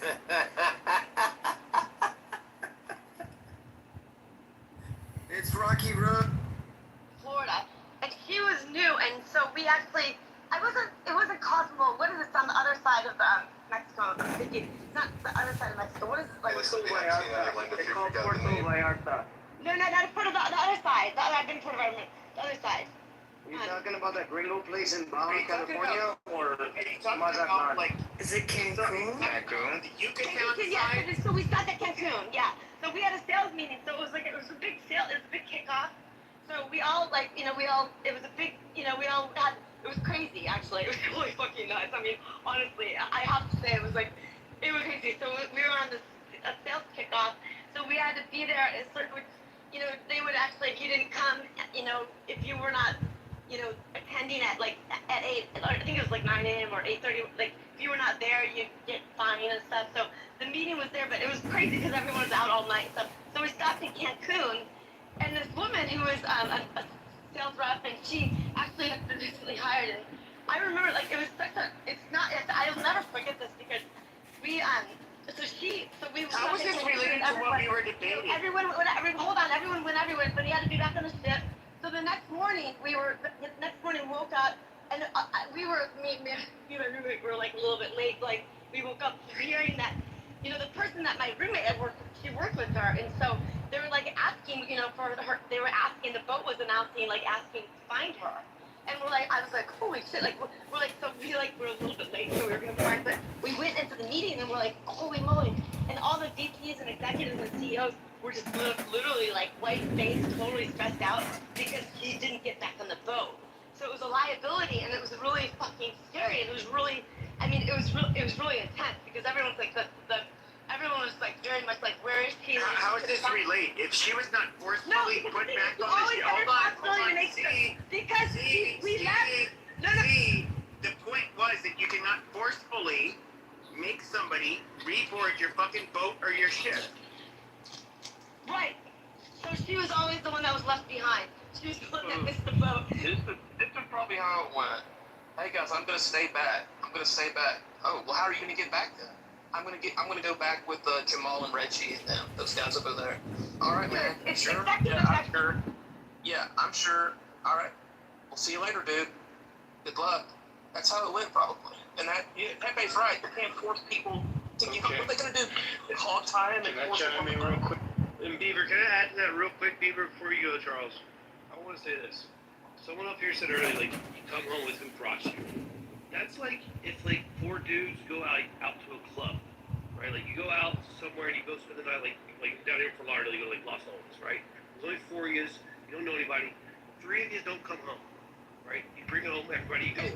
So the reason I said that is because they had a responsibility to actually be held accountable for it. So I just want to make sure you understand that. So that's my point. What the fuck? Can we not yell here? So then, if these all people go to the island, and there's a whole shit, it's like them go to a house party. It's like the 4 of them go to a high school house party, and 3 of them leave, and hey man, let's go. The dude's like, well, I'm gonna stay for a little longer. They're like, no. Fuck, I don't want to hang out with you guys. Many people. Bro, they just wanted to fucking stay longer. What the fuck are y'all talking about? You guys are I just like to point out that something is very suspicious and very odd with Nolan Wells' case because, it's how can I say this? So the fact that we have this audio recording of them saying Nolan's name on the boat. Wait. Charles, so you were gonna go, right? Go ahead, Charles. I appreciate it, yeah. So, you guys have a very valid point where you can't force anybody, you can't make anybody get back on the boat. I received that. That's 100% correct. But I've heard too many people say these were close friends. Well, at least close enough to go trust your life, 10 miles away from the mainland on a boat. It's gotta be some kind of friendship here, right? So my point is, guys, so many people, they're talking about best friends, you have best friends come up. So in that case, they should be spearheading the invasion. They should have went back to that island and demanded witnesses. They should demand the full support of every law enforcement agency within miles if this is their best friend. We don't have this. We have the general public. We have a crowdsourced investigation system going on here, where these guys who were so-called Nolan's best friends are sitting at home avoiding people or doing interviews with random unrelated reporters who don't have the best interests of the family at heart. I'm just curious. Epstein is not a convicted criminal. But I'm just curious. So do you think that like Ben Crump or any of these race hustlers that took this case have the best interests of the family? Now we can talk about Ben Crump. We can talk about Jesse Jackson. What they would do to the people that they would grift off of, the black people that would die, they would literally fight with the fucking families to tell them, no, shut your fucking mouth. We are doing the speaking. You're not allowed to say fucking shit. But Hardworking guys at Wendy's don't give them that. It had to be elaborate, and it had to be a tearjerker for the public. And what I find to be interesting is that you're asking, why are the kids not saying that much right now? Well, they're literally, by black people in the United States being accused of fucking somehow murdering them despite there's zero proof for the murder. Like, what the fuck would you do? Like, if somebody's accusing you of murdering a boy because of his skin color, and then, you have all of this, and there's a reason why we're talking about it, and other Americans are talking about it, because it went viral. And yes, these are like 18 and 19-year-olds. They're gonna feel. Get on a boat and make sure the people get on the boat don't come home. Stop. No, See, now, shut your fucking mouth. No, they are She acts like she's a captain. But they obviously are scared. And of course, this is kind of becoming. Okay, shut the fuck up. Dumb bitch. I had to move her to the audience. My apologies. No, I mean, obviously, it's a tragedy. There's literally zero, and I mean zero. If any of these kids were known to be like overt racist, to have been done bad shit, I'm sure that would have kind of come out already. There's none of that. There is literally nothing that looks bad about the boys that he was with. However, a black boy went to an island with a bunch of white boys. He died. That's the narrative that black people want to stand with and say basically, oh yeah, it was somehow there was malicious intent behind how this happened, despite zero fucking proof. And like, I don't even know why you guys do this. You guys literally want.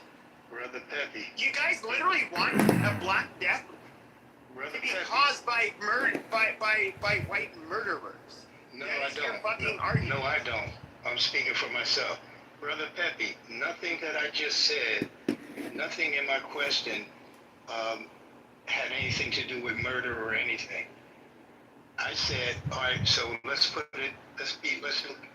each other in the eye, Peppy.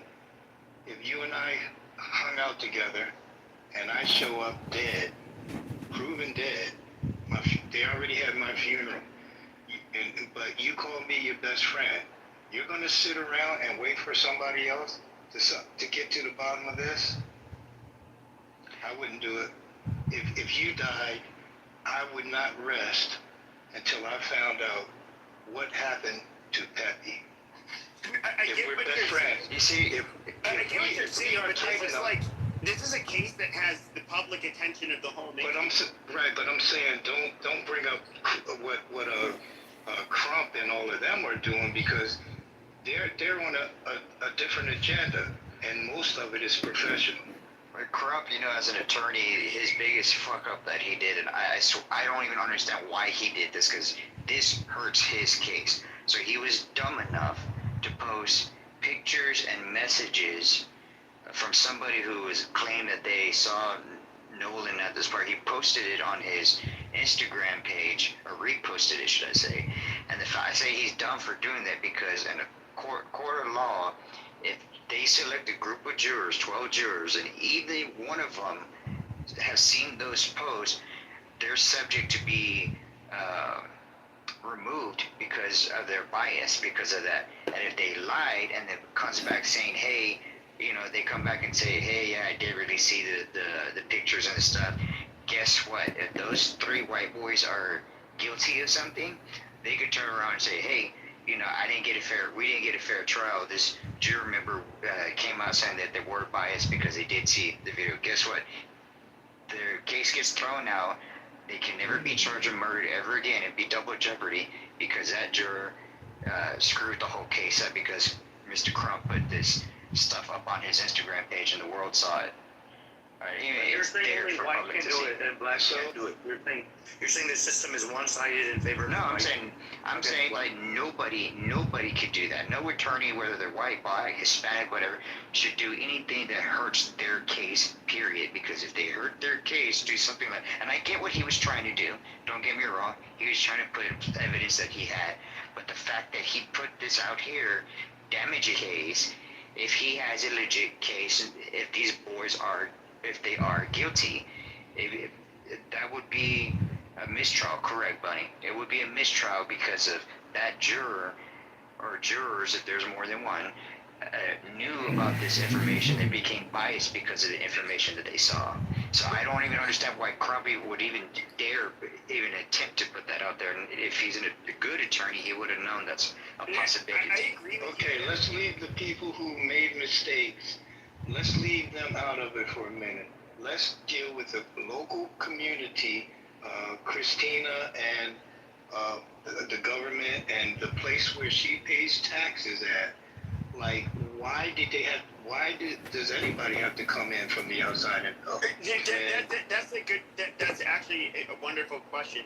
This is what I was going to answer. That is a great question.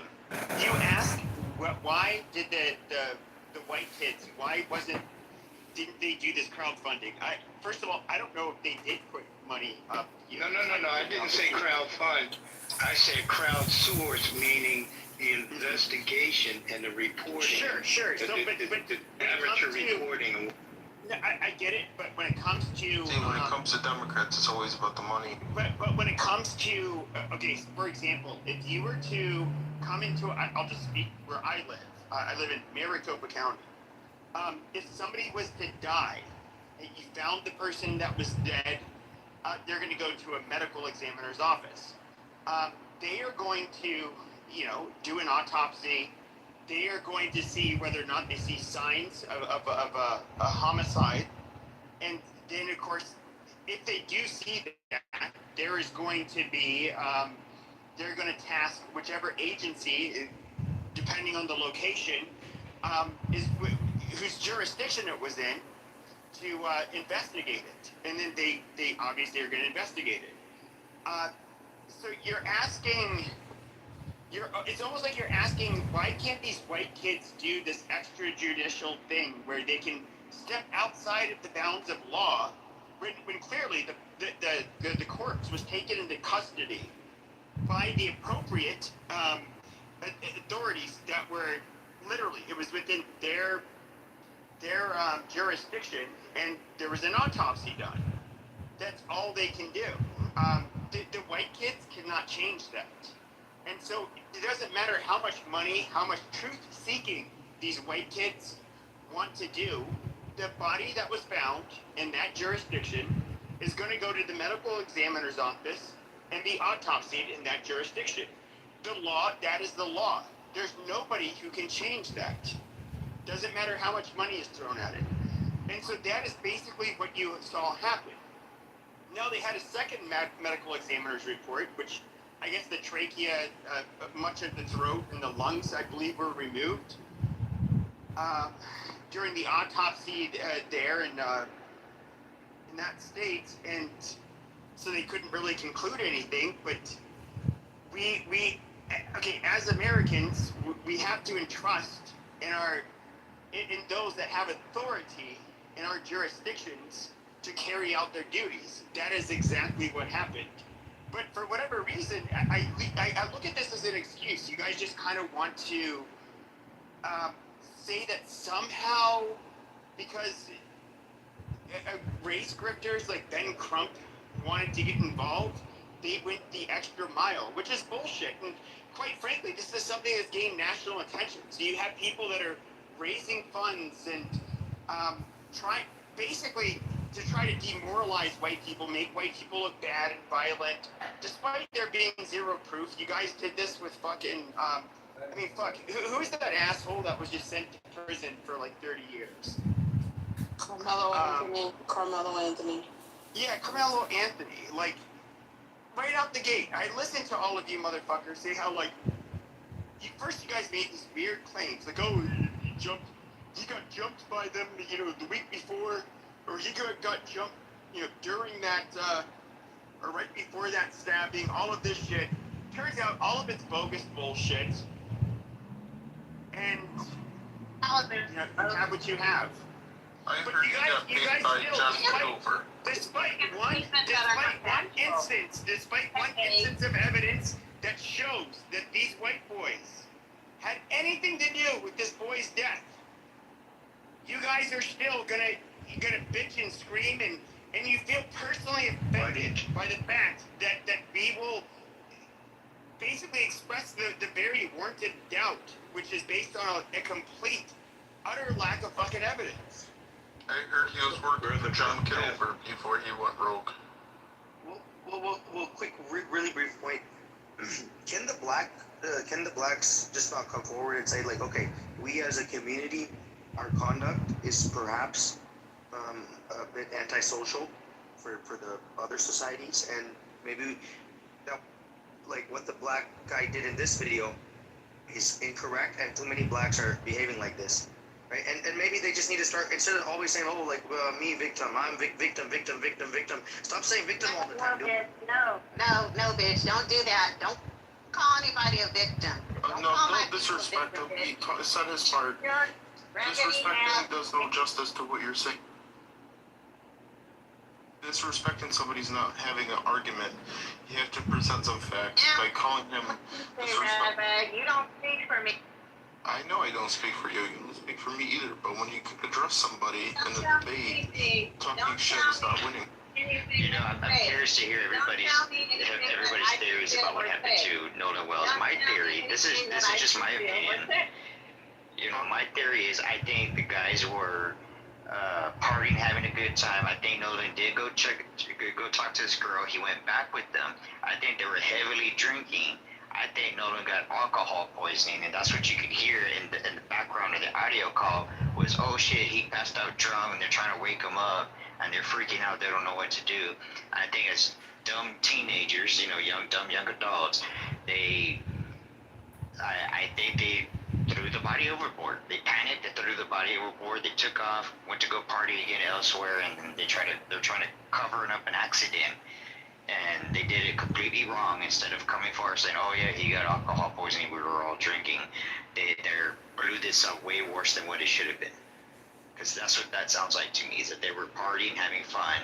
These are young kids, and me as I'm an adult now, but I remember when I was 18 years old, and I'm pretty sure a lot of the guys too here, when they were 18, they can say they went out partying, drinking with their friends, and they've gotten wasted numerous times with their friends. And then some of them, they can have one friend that took it a little overboard and was just a really shit face, and it's not just Nolan and his friends, a group of friends that did it. There's numerous groups of people who've gone out drinking underage, at a friend's house, partying, having a good time, and then shit happens, something happens, and because they're kids, or I say kids, but they're young adults, they're 18,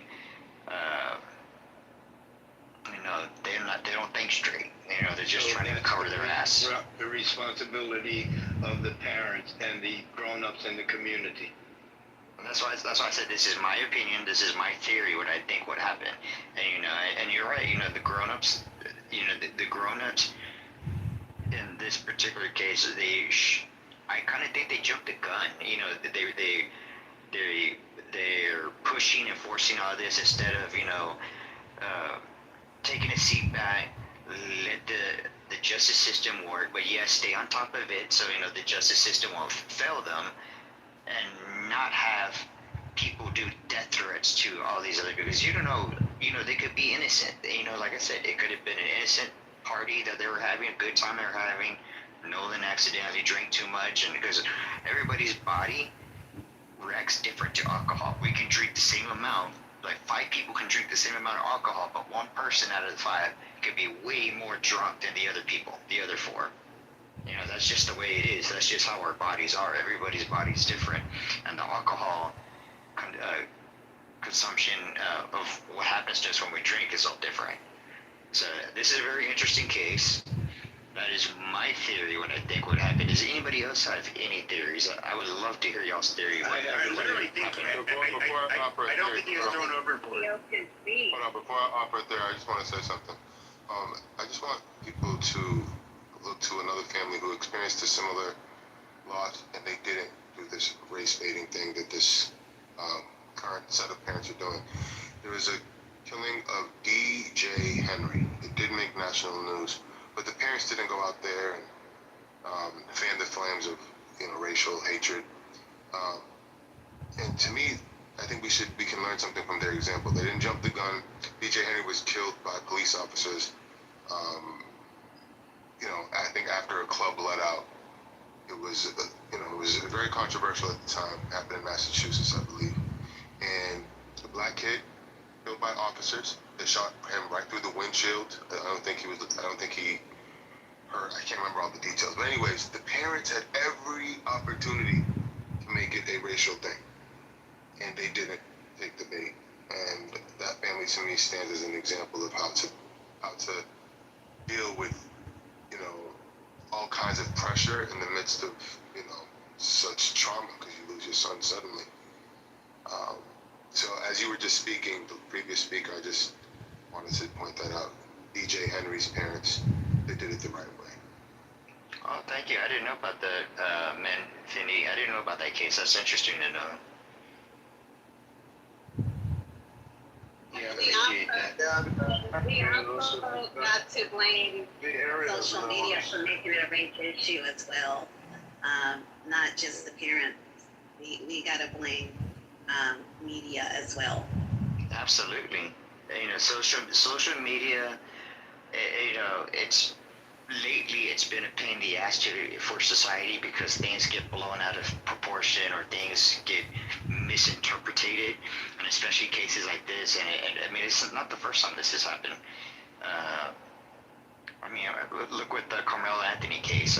People were jumping the gun saying, Carmelo's innocent, he's the victim, he was doing self-defense. I'm like, okay, but how does stabbing someone in the chest, how is that an equal reaction to somebody pushing you? I'm not gonna stab someone just because they push me. And especially after they told me numerous times to leave. Why would you stay when you had numerous people telling you numerous times to leave? I'm just saying, I'm bringing up a point here. People need to just stop, stop blowing things up, making it way worse than what it actually is, and let's focus on the facts. Let's get the facts. Let's get the justice. If it is a murder, whatever, let's do this the right way and not, use social media to corrupt the case or screw the case over for the innocent party. And not only that, there are shows about plenty of black people that don't get broadcasted.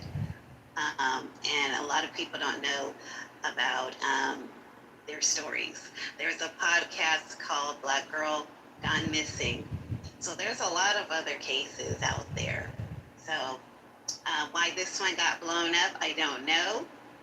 But a lot of that has to do with social media.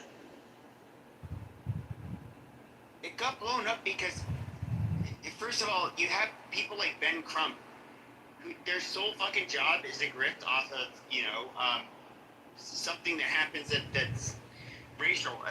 When it comes to that whole thing that happened, this is something, one of the most milquetoast things they've, invested their time in.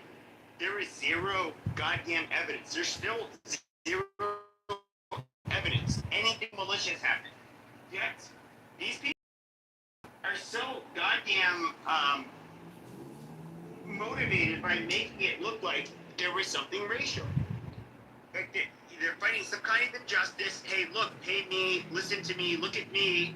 I'm your fucking Lord and Savior. I will uncover the debauchery the white race is doing to black people. And that, yeah, one of you motherfuckers drowns on an island. It's white people's fault. You know, you can't trust these dirty fucking crackers. They're conniving pieces of shit. But here, you can listen to me, the guy that will tell you the truth, that can overlook, or not overlook, but basically see through the cracker and his evil ways. And it's just like, it's fucking tiresome and it's boring. Like, actually find, like, real instances of fucking injustice. I mean, if racism is so goddamn common, as Ben Crump would like you to believe, I'm sure he can find overt racism and what people are doing out of, their belief system. But they can't do that. They have to fucking chase, like, fucking stories like this, which is, I'm not going to say it's common, but it's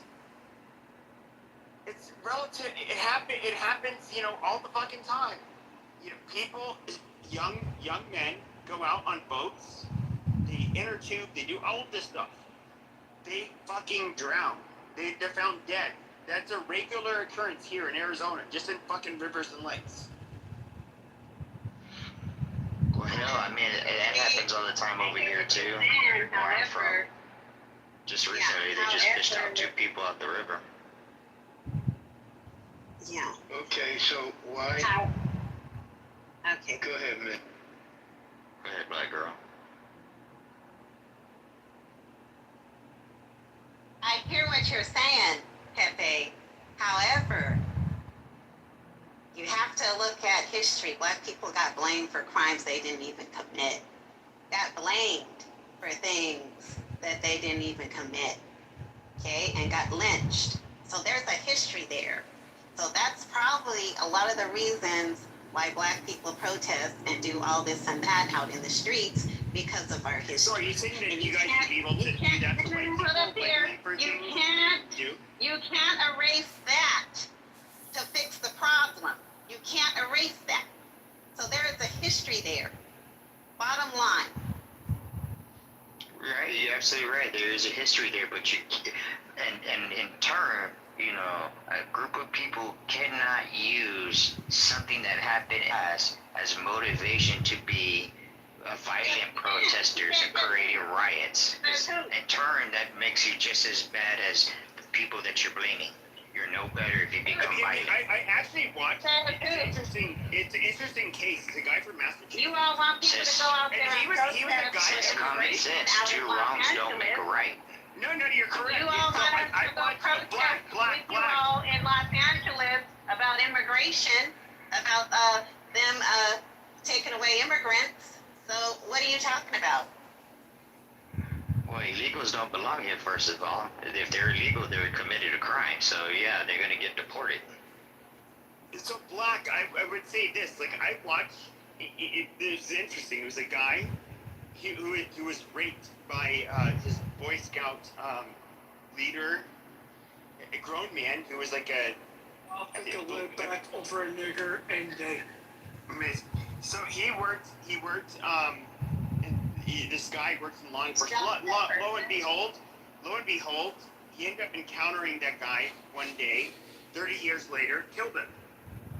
Now, the judge did ultimately give him he was found guilty because he did do it. That gave him the minimum 7 years in New Jersey. Now, first of all, that is something this dude actually experienced. He got raped as a little kid, and the guy who raped him proceeded to beat his dog while it was yelping, crying. Then the dog tried to hide behind the boy, And he said, you know, you see what happened there? Like, I will do that to you if you end up telling anybody about what happened today. And like, just the amount of terror that boy had to go through, and of course he was a man when he ended up killing him. I can say that, like, okay, there's some justification there. He had to experience it himself. He was literally traumatized. You know, you can talk of trauma that's carried over, you know, from generations. When you motherfuckers, black people in America have it better than every other group of black people in the world. You guys do. Pepe, listen to That's me. a fact. All right, Pepe, let me ask the room. How many people do you think, or was it reported, that was on that island that day? You think it's easy to find out? Reported Does everybody know? On Horn Island on the 4th of July. What would they report? They'd have to see someone drown. No, I said how many people do you think that was on that island?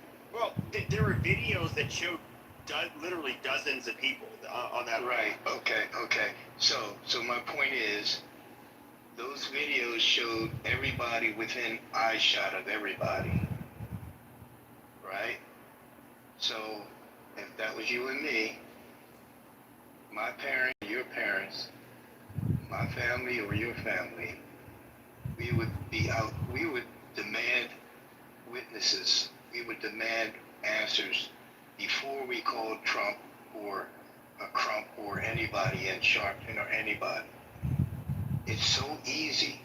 If you look at the videos, it's impossible that somebody could be standing there drinking and then drown and me not know it. Or get murdered and me not know it.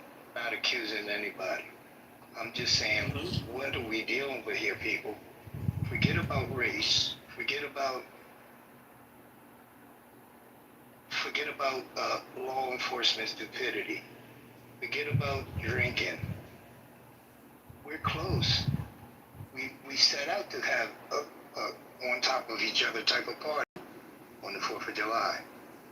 Now, how am I getting killed and you don't see anything? Or how am I going to drown and you don't at least attempt to save me? Sure, I would say this. So if you look in Arizona, like on Salt River, people tube on it every year. Now, when you go talking there, about more people together within eyeshot, that's what I'm talking about. On the river, there's never a time on the river where you do not see dozens of people within your eyesight. Yet, for whatever reason, people drown during that time. And it's easily reported because eyewitnesses. They often discover the body, or they can't find somebody.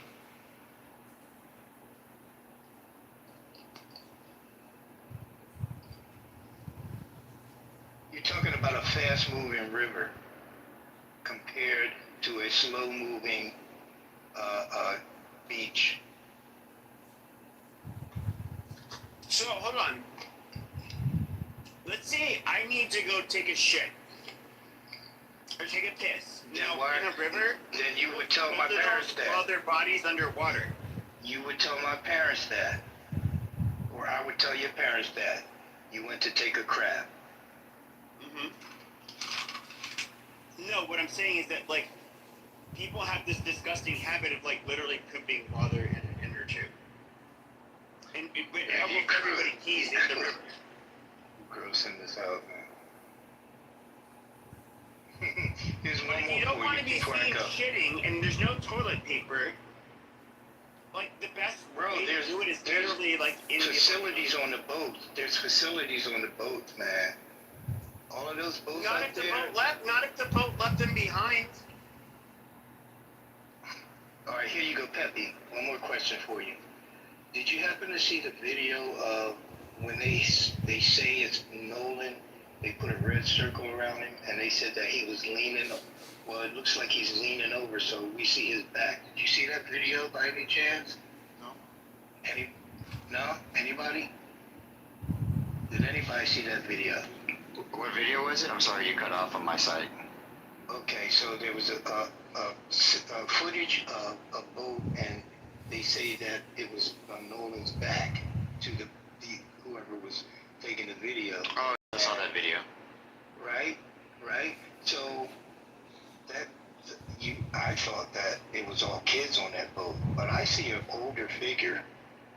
Right, so you can't, like, when I saw it, I couldn't make heads or tails if that was Nolan. The video was not clear enough, and it's not a distinctive enough image to 100% say that was Nolan. Right, I get that, but that's not my point. I'm saying on that same boat, in the center of the boat, facing the camera, because the black figure was not facing the camera. We could only see the back. So we don't know if that was Nolan or not. But there was an older white figure on that boat. Did anybody see that? I'm curious. It seems like... Now that you say that, I do remember that. Yeah, and this is all teenagers out there, right? Partying. So what is this old dude doing out there on the boat? The same boat that Nolan is on. I'm wondering if that's only because I've heard of a grandpa in the picture who owned the boat, who had the CETO subscription. Okay? So my point is that fact that what I think I see is an older guy on the boat that shouldn't have been nowhere around. I'm thinking he let his grandson take the boat out with his friends on 4th of July to have a good time. But yet, here it looks like this older figure on the boat. Then, at the end of the CETO call, the dispatcher calls her chief, who I guess is the one who goes out and rescues people, and the chief said that he had already talked to the grandfather. And the grandfather said, "Don't worry about it. There's no trouble. Don't come." All right. Thanks for the mic. See, and you know, I have another theory to what might have happened to Nolan. This sounds more logical to me than the first one I said. So the thing that I just came up with, just thinking about what happened. What if he was on the boat with his friends? They were heading back. But you know, guys are guys, you know, kids are kids, teenagers are stupid, they do stupid stuff. Because they were drinking, what if whoever was driving the boat, you know, stepped on the gas or made the boat go faster, and because of that initial jerk in the beginning when the boat takes off, what if Nolan fell off, like he hit his head, or like he hit the engine and then rolled off, and nobody even knew he fell off until they realized, oh shit, where's Nolan? And then they did a turnaround. By the time they turned around to Nolan was already dead. He drowned. Okay, but if he was hit by the boat's fan, let's not accuse that would be anybody. very obvious in the autopsy. But no, I'm saying that he hit the top of it, I want to ask blades. this question. So I understand, and I don't believe that the people saying this, they just want to quote unquote get to the truth. They don't necessarily think it had to do with race. But they are so vested in this case because, quite frankly, they want it to do with race. I mean, really.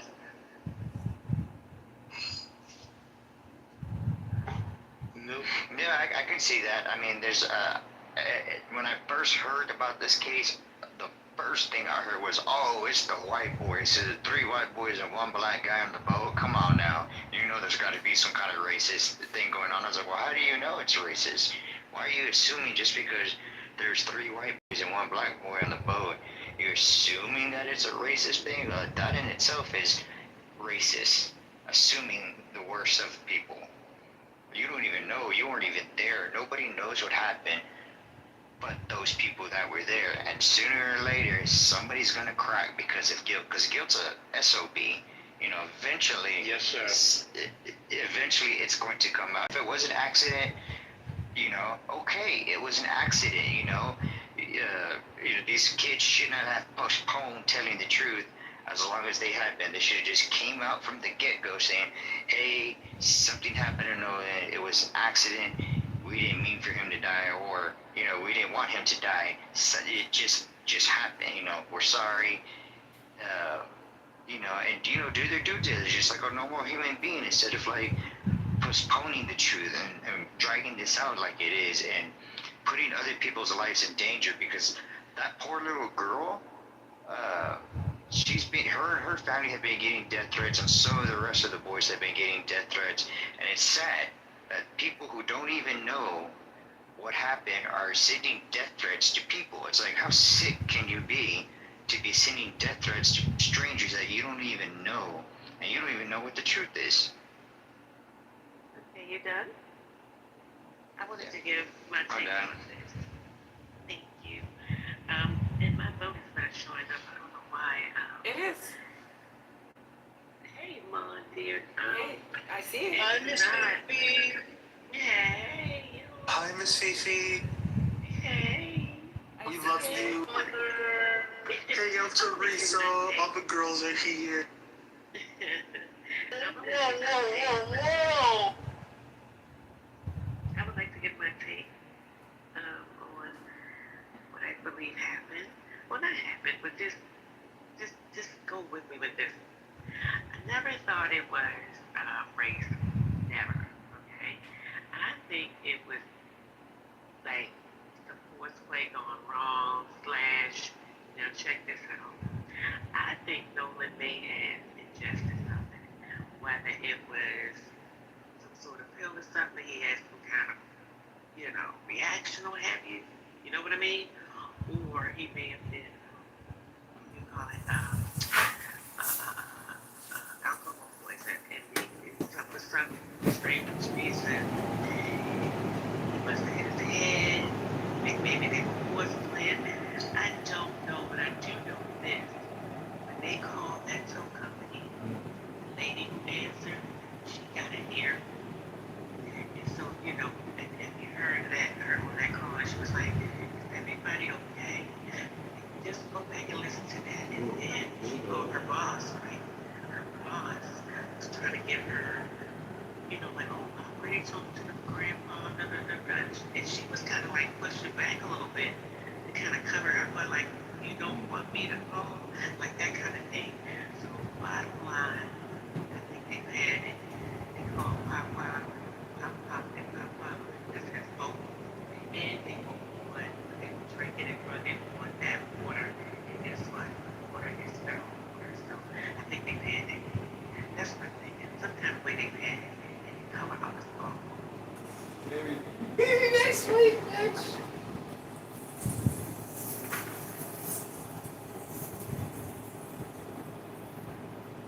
Thank you. But this shit's so retarded. I don't even know what to say. It's crazy. Why didn't you bring me up, Pepe? You couldn't hear the thing. I love you, my beautiful love. I left your ass in the audience. I was too busy crunching and chewing. I even called you. Really? Oh, yeah, I just see it now. My bad. I was eating. You're correct. How come you didn't call me, Mon? Well, that's true. Good point. I didn't realize I was eating off mic. That's so embarrassing. Holy You always do that. Oh, Like, him and his Mexican food again. Crunch, crunch. Pepe, you a messy hoe.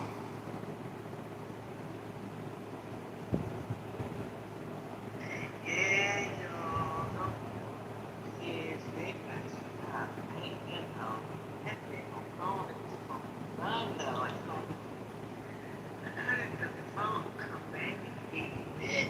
You know what I mean? All that little dumb stuff. What they going to swim back? Everybody that's going to go. He's on the boat with him. No, he's on the boat with her. Man, what it was? And then nobody got him. When he was laying back swimming and next thing you know, man, they Get the bag.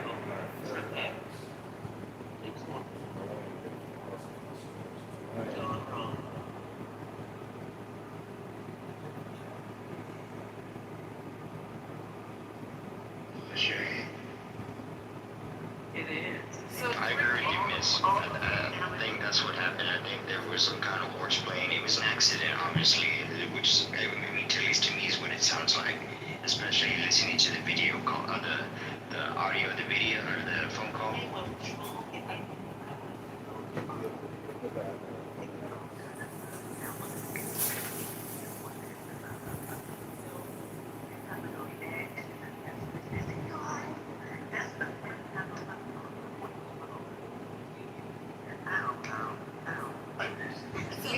You're probably right. Story. I was going to ask you, I haven't been keeping up with the story at all. You know, what I hear on here. So when you're out on the water drinking and taking gummies or smoking weed or doing whatever it is you're doing, can you still be charged for that? They were underage, yes, underage. Yeah, it's just called boating under the influence. So were they charged with anything? Not yet.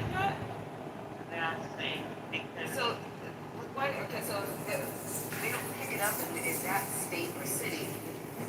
Well, they'd have to prove, like, that's like kind of the difficult part. They'd have to prove, like, within hours that you are driving under the influence. They can't, if they don't have any proof, it doesn't matter. Even the witness testimony doesn't matter. Is that why they waited? You think the grandfather probably said, all right, we're going to figure out something. Meantime, time is marching on. Well, technically, since the grandfather, they said it was the grandfather who owns the boat, right? The boys were just borrowing the boat. Correct. They were driving, yeah. They were driving Papa's boat. Yeah. Okay. So under their law in Mississippi, because it's the same in Texas, you know, the law states that whoever owns a boat, whatever happens on that boat, they're responsible whether they're on the boat or not. Because the boat is registered to them, they have a responsibility as the boat owner to make sure all the rules and laws are being followed by boating. Okay, but that sounds like it sounds like a law that it'd be like something that would have to be litigated in the civil court, not necessarily criminal. Now, the only exception to that is that if there is a crime that was taking place on the boat. I apologize, go ahead. I just wanted to finish. I'm sorry, it's federal waters, guys. That's federal waters. So does that mean the FBI it's not federal waters, it's international waters. So who has jurisdiction over that? Well, I mean, so the thing is, though, is that this is where, when it comes to maritime law, this is where it becomes really dicey. But for the most part, like, for example, even when it's not we're not using maritime law. If I was to, like, let's just say, kill and rape an American woman in Mexico, and I went back to the United States, I would be for her rape and murder in America. That's within their extreme rape. Because that's generally so. The reason, hold on. The reason you have to go to extremes is generally for the federal courts, or the federal court to end up prosecuting you. You have to do something extreme. If I was stealing in Mexico or this is the world's largest I don't know, whatever fucking that's all manufacturing laws. You know the crazy thing about this we don't know So we're not according to maritime laws, whether it be international waters or not, whatever country, the state that boats are registered to, the law enforcement of that city, state, by means, they're responsible for the investigation under maritime law. Yeah, so if you... The salmon that will make any chef jealous. If you do something... Cut the salmon fillet into Mexico and do something bad to an American, you found my title. I can be tried to an American, or be tried in America. Maritime law, pretty much the same thing. I do something bad to an American, you know... No, you cannot. I don't know where you're getting this stuff at. No, if you commit a crime in Mexico, it would be punishable under Mexican law. Actually, it'd be punishable under Mexico and United States. This is something, hold on. This is something that's actually very misunderstood. If you commit a crime in Mexico, yes, it is punishable under Mexican law. But if you, let's just say, you do something horrible, like murder, rape, kidnap, something egregious, America will try you for that crime that you committed to a fellow American in Mexico. And hold on. What's really funny, no, because if you were to look at, no. Because if you were to go, hold on. If you were to look at, even when it comes to Mexican citizens that never stepped foot in America, when they do this to Americans, they are also considered, fugitives that need to be brought to justice in America. So, yes, you can absolutely try for something you do, okay, in a foreign country to a fellow American. Yes. If you were an American citizen, like on a cruise ship, and you commit a crime against your wife, you're going to kill your wife. Or against any American. Or against another American citizen. But however, typically, the typical case, if you were an American citizen and you committed a crime in Mexico, you would be subject, right? And not the case that it was a Mexican person. You would be subject to American court if you committed a crime. Yeah, sure. But the difference is that, let's say if I was caught in Mexico, I would be subject to the Mexican justice system. And in America, they would want me to be extradited and probably face additional charges. Now, let's just say I was on spring break and I raped and killed, some girl. And then I came back, I was able to get back, I wasn't called by the Mexican authorities. I would be tried here in the United States. Mexico would seek my extradition. They would not grant that extradition. I would federally be tried for that rape and murder and spend the rest of my life in a prison, a federal prison, for that rape and murder that occurred in Mexico. And so it's not... Here's the point. This isn't international law. You have to be 200 nautical miles away from the coastline for it to be international law, so it's a stupid ass thing. I personally think that, what's up, people? What's up? What's that, Trent? What up, Mr. I personally think that this is most likely that an accident is not found. I think that the racialization of this is unfortunate, and I think it's terrible because I hang out with a lot of Caucasian people and been on boats like this many times, and it's never anything racial. There are fights, there are things that happen, especially in your 20s, but it's not racially motivated. And I just think that this was most likely at this point an unfortunate accident that may have involved alcohol and drugs. If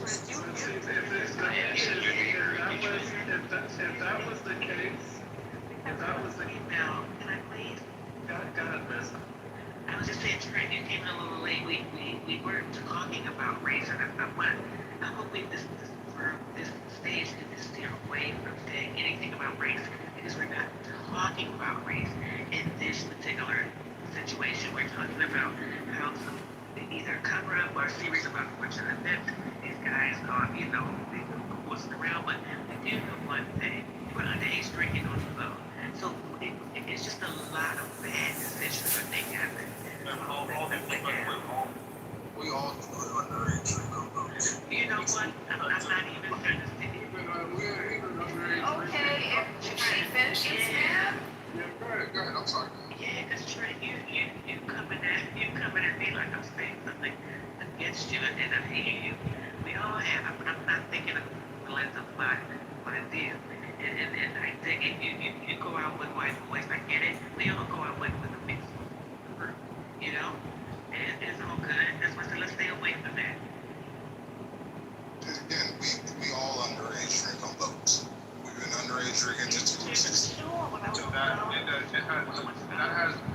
That has nothing to do with it. I think the bigger Anything to do with this? This is what the day wire. yeah. So I think the bigger answer.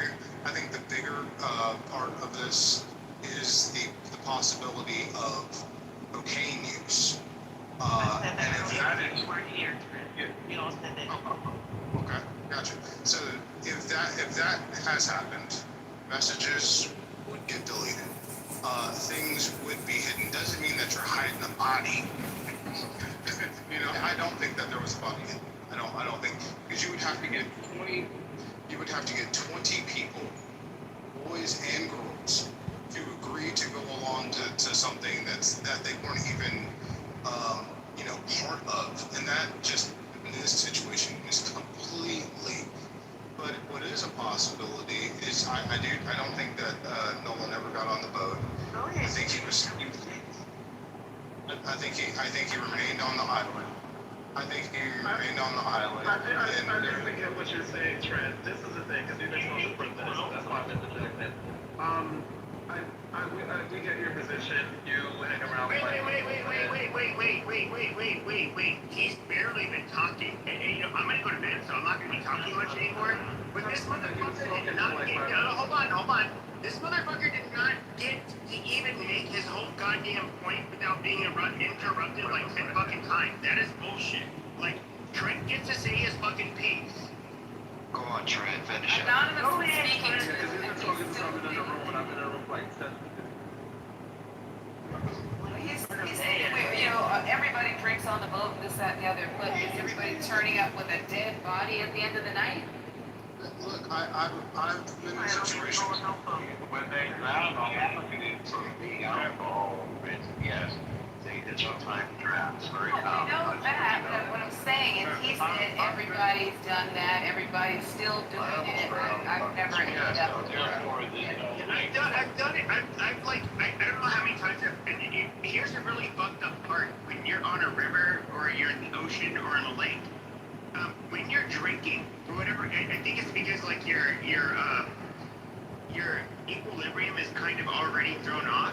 Like you drink and you don't realize how drunk you are until you get on land. And that is like one of the things where I've experienced it a few times, and it's just like, as soon as I hit land, it's like, bro, it's the middle of the day, and you're so fucked up. Like, but you didn't end up with a dead body, though, right? Thank you. But it happens all the time. That is literally on any weekend, on any big weekend,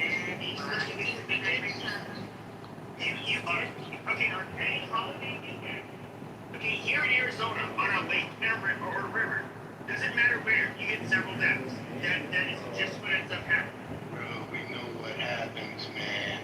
That doesn't make it right. So there's a But it sure doesn't make it murder. So here, let me just say there's a combination of factors. If there was cocaine, if I can just finish. This is the reason why. Yeah, so the reason why it's an accident, if they find that there was cocaine use involved, because of the heat, when you have heat combined with cocaine usage, especially if you're not used to using cocaine, because I'm in the auto industry. I've been around a lot of people that use cocaine. I'll just tell you that. So you should be charged with something then, because the other boys are dead, and... Let me land. So what they are probably likely investigating would be who brought cocaine, who gave that person, like Lynn Bias, if y'all remember that back in the 80s. Who said there was any cocaine at all? Why are you stipulating that there's cocaine? Because Officer Tatum did say that there was cocaine usage and that it was about 100% that. How would he know that it was cocaine? Because he's talked to people that say that he's talked to people that he's talked to people. Heard that there was cocaine usage. He doesn't know. No, he's talked to people that have said that it was 100% that Nolan was taking cocaine. Now again, until we get to toxic. So until He you got get it to from the toxic. white guys. See what I'm Yeah, so, saying? That party on No, I Why are they lying? We're gonna They go with said the white guys. interviews, and they're lying. so what a grand jury, so just FYI, what a grand jury would be instigating would be a manslaughter charge, which is why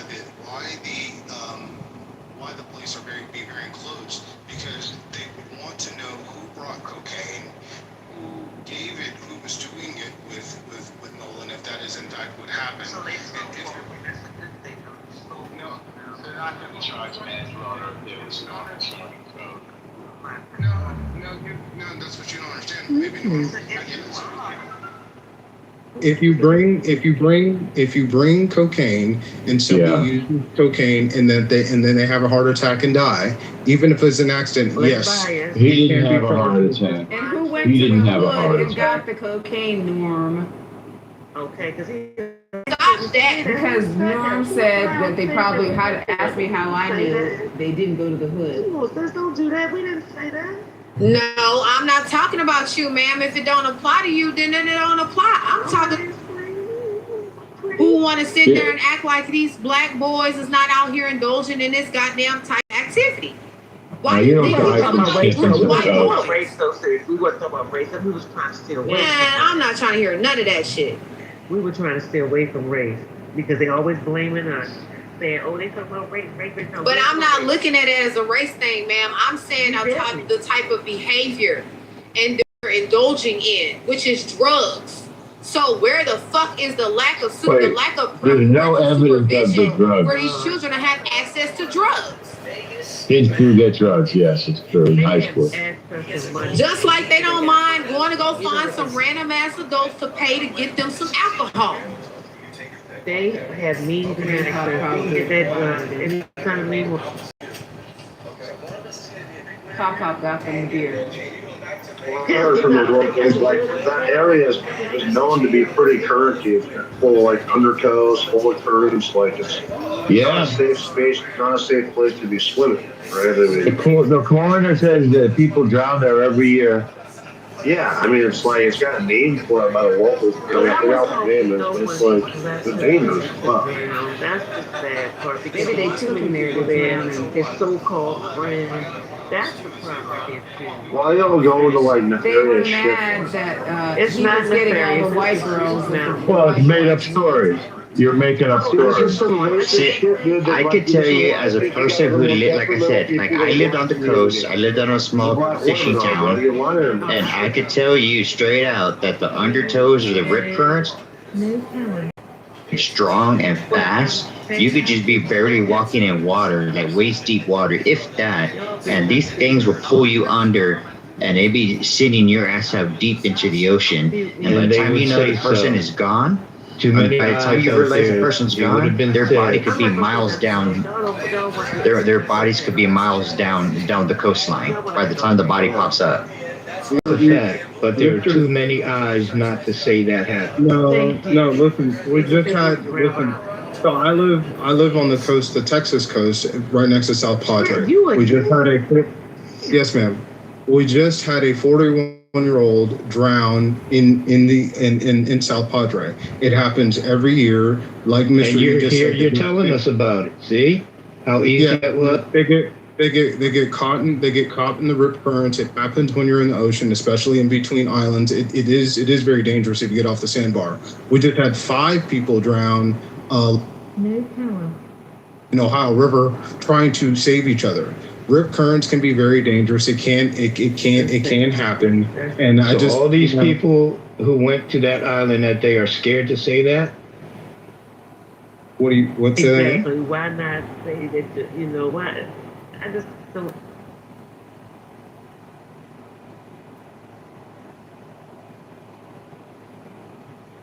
Saw a kid drowning and didn't do anything.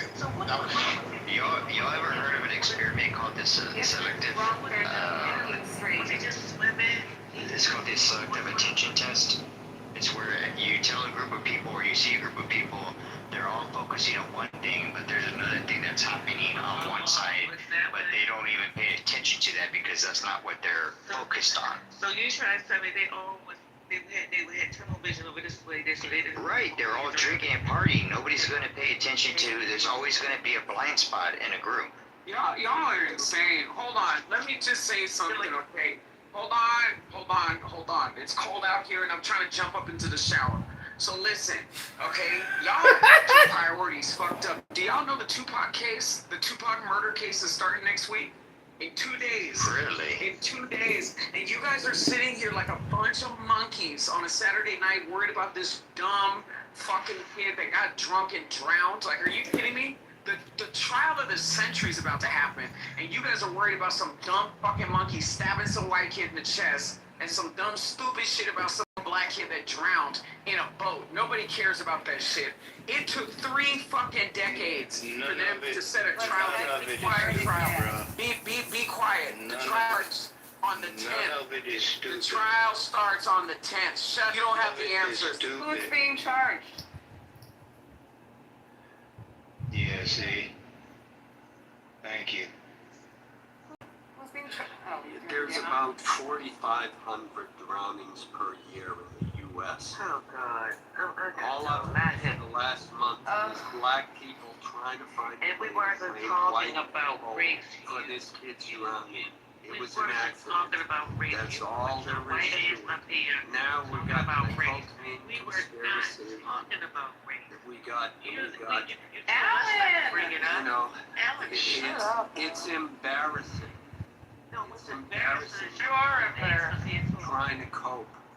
Okay, it's a tragic accident. It's sad. Well, it's sad. go on. Why did they bring it to Go on mute. A bunch of crump pansy around trying to make it racial. Wait, you're the one came up here making it racial. Wait, is that a new one? A Ben Crump Pansy? Yeah. Oh, wow. They're talking about race. If anything, these people are talking about They race. made it about race. Yeah, you're right. You guys are kind of being racial about this shit, bro. You want this crime. You want it to be a crime. Don't be surprised if you're going to get some pushback for your dumb shit. That's all there is to it. You know what? And white people are looking at this and saying, black people are really doing some dumb shit now over this. Well, in all honesty, sir, it's not even just black people are doing dumb shit. You men are just doing dumb shit. You males are just doing dumb shit. Y'all are just dumb fucking people. You know what I'm saying? It's not just the white boys out here doing dumbass decisions. It's these black boys out here doing dumbass decisions. It's just a pattern of you dumb XY ass niggas. What are we talking about? You stupid ass fucking coon. Well, you know Well, how about you go find that other chromosome, bitch? Find that other chromosome. How about that? How about, look, you tried to make it about race and monkeys and all this. You sound like albino monkeys to me. Sound like albino monkeys to me. Pooping and poking around. You know what I'm saying? You know what they say about people who like to coke and drink coke and drink. I mean, you know, that's why y'all motherfuckers drink so much damn coke and coke. You know what I'm saying? Anyways, you nigglets, you XYs need to make better decisions. You fucking punks. Yeah, so real quick, Matt, what I actually came in here to say, and Beaver, Pepe, the Houthis just hit the Saudi Aramco plant.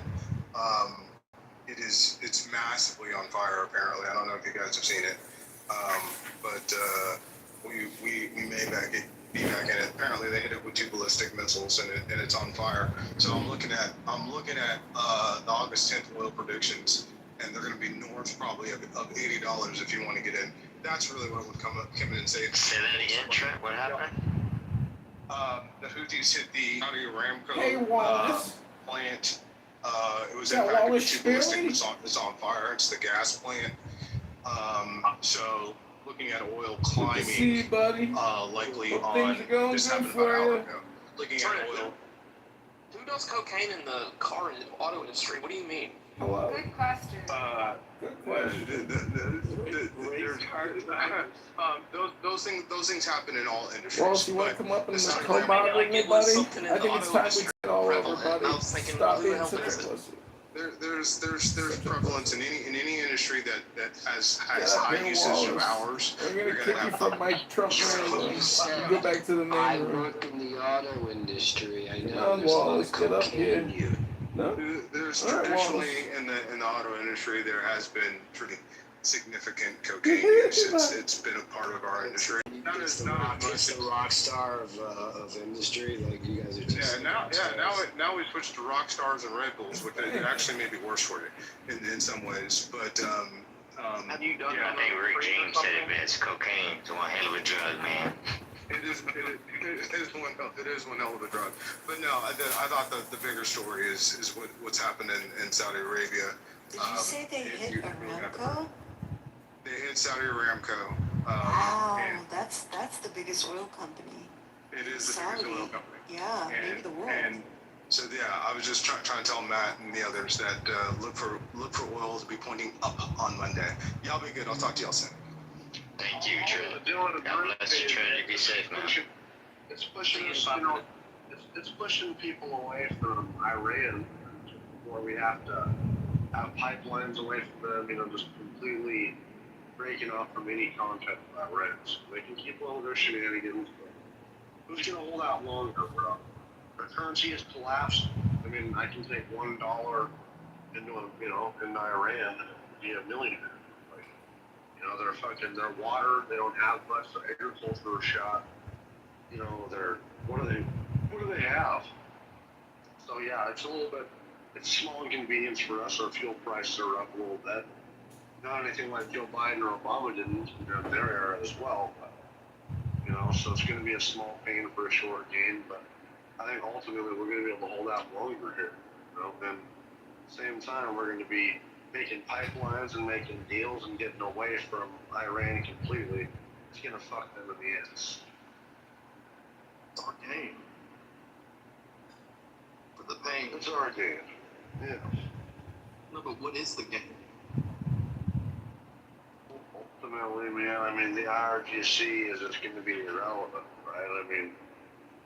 I just think that, they're probably going to cozy up more to the Axis powers, which I would consider that be, Russia, China, North Korea, Iran. But that's kind of been inevitable anyway, right? Clear lines are going to be cut, drawn, and I don't know. I just think that as far as them being able to, hold hostage the oil flow of the world, that's soon going to be over. Inevitably, it's going to be over, right? And they're not diversified, man. That's their main currency system is oil and gas. So we fucking cut that off or make it painful for them, then I think that we're going to be okay.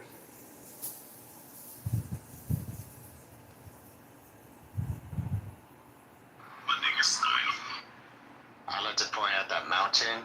I like your picture there, dude. That's hilarious. I give you props on that mountain.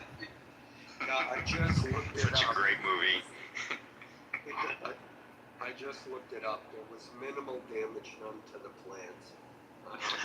They were able to contain the fires, and it's not affecting their output at all. So. Oh, that's a good deal, then. Yeah. Well, that's according to Google. So take it. Yeah. How do you guys feel about my PTR? Well, where's mom at? She's sleeping. PTR? To refresh profile photo. Oh, look at you, Beaver. You're gonna learn. Yeah. You're such a feckless little cunt, Beaver. You're gonna look. Hey, Rich. Yeah. Where is it in the Quran is it in the Quran where Muhammad is sucking another guy's dick? Which one? In the Quran? That is so disrespectful. Why? It's part of the text. Is it really part of the text, or y'all just? Well, that's what I'm trying to remember. Shut up.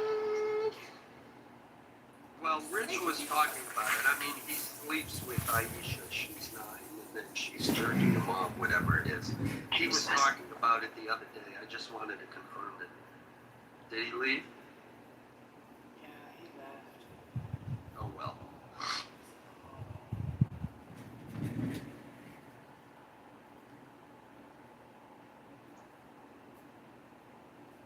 Can a white man speak?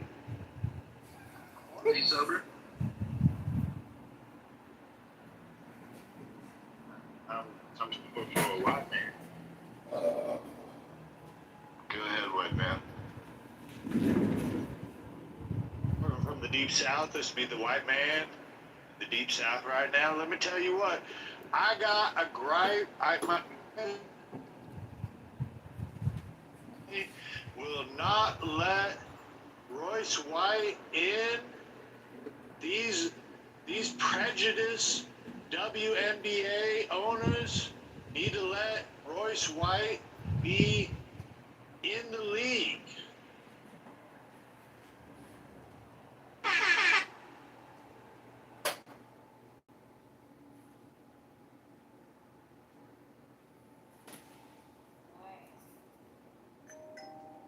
Does men have the right too?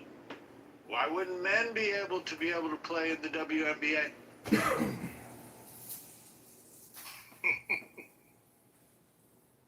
Because What is a woman? Define to me what a woman is then. ask Ann. Oh, that's a good response, actually.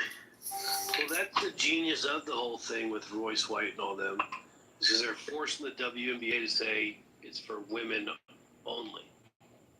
And once they say it's for women only, now they kind of shot themselves in the foot.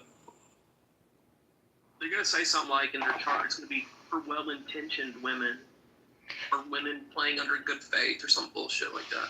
You know, it's sad that the world has come to this where we have to define what a woman is instead of having common sense and knowing what a woman is to protect women in sports. You guys are the only very ones sad.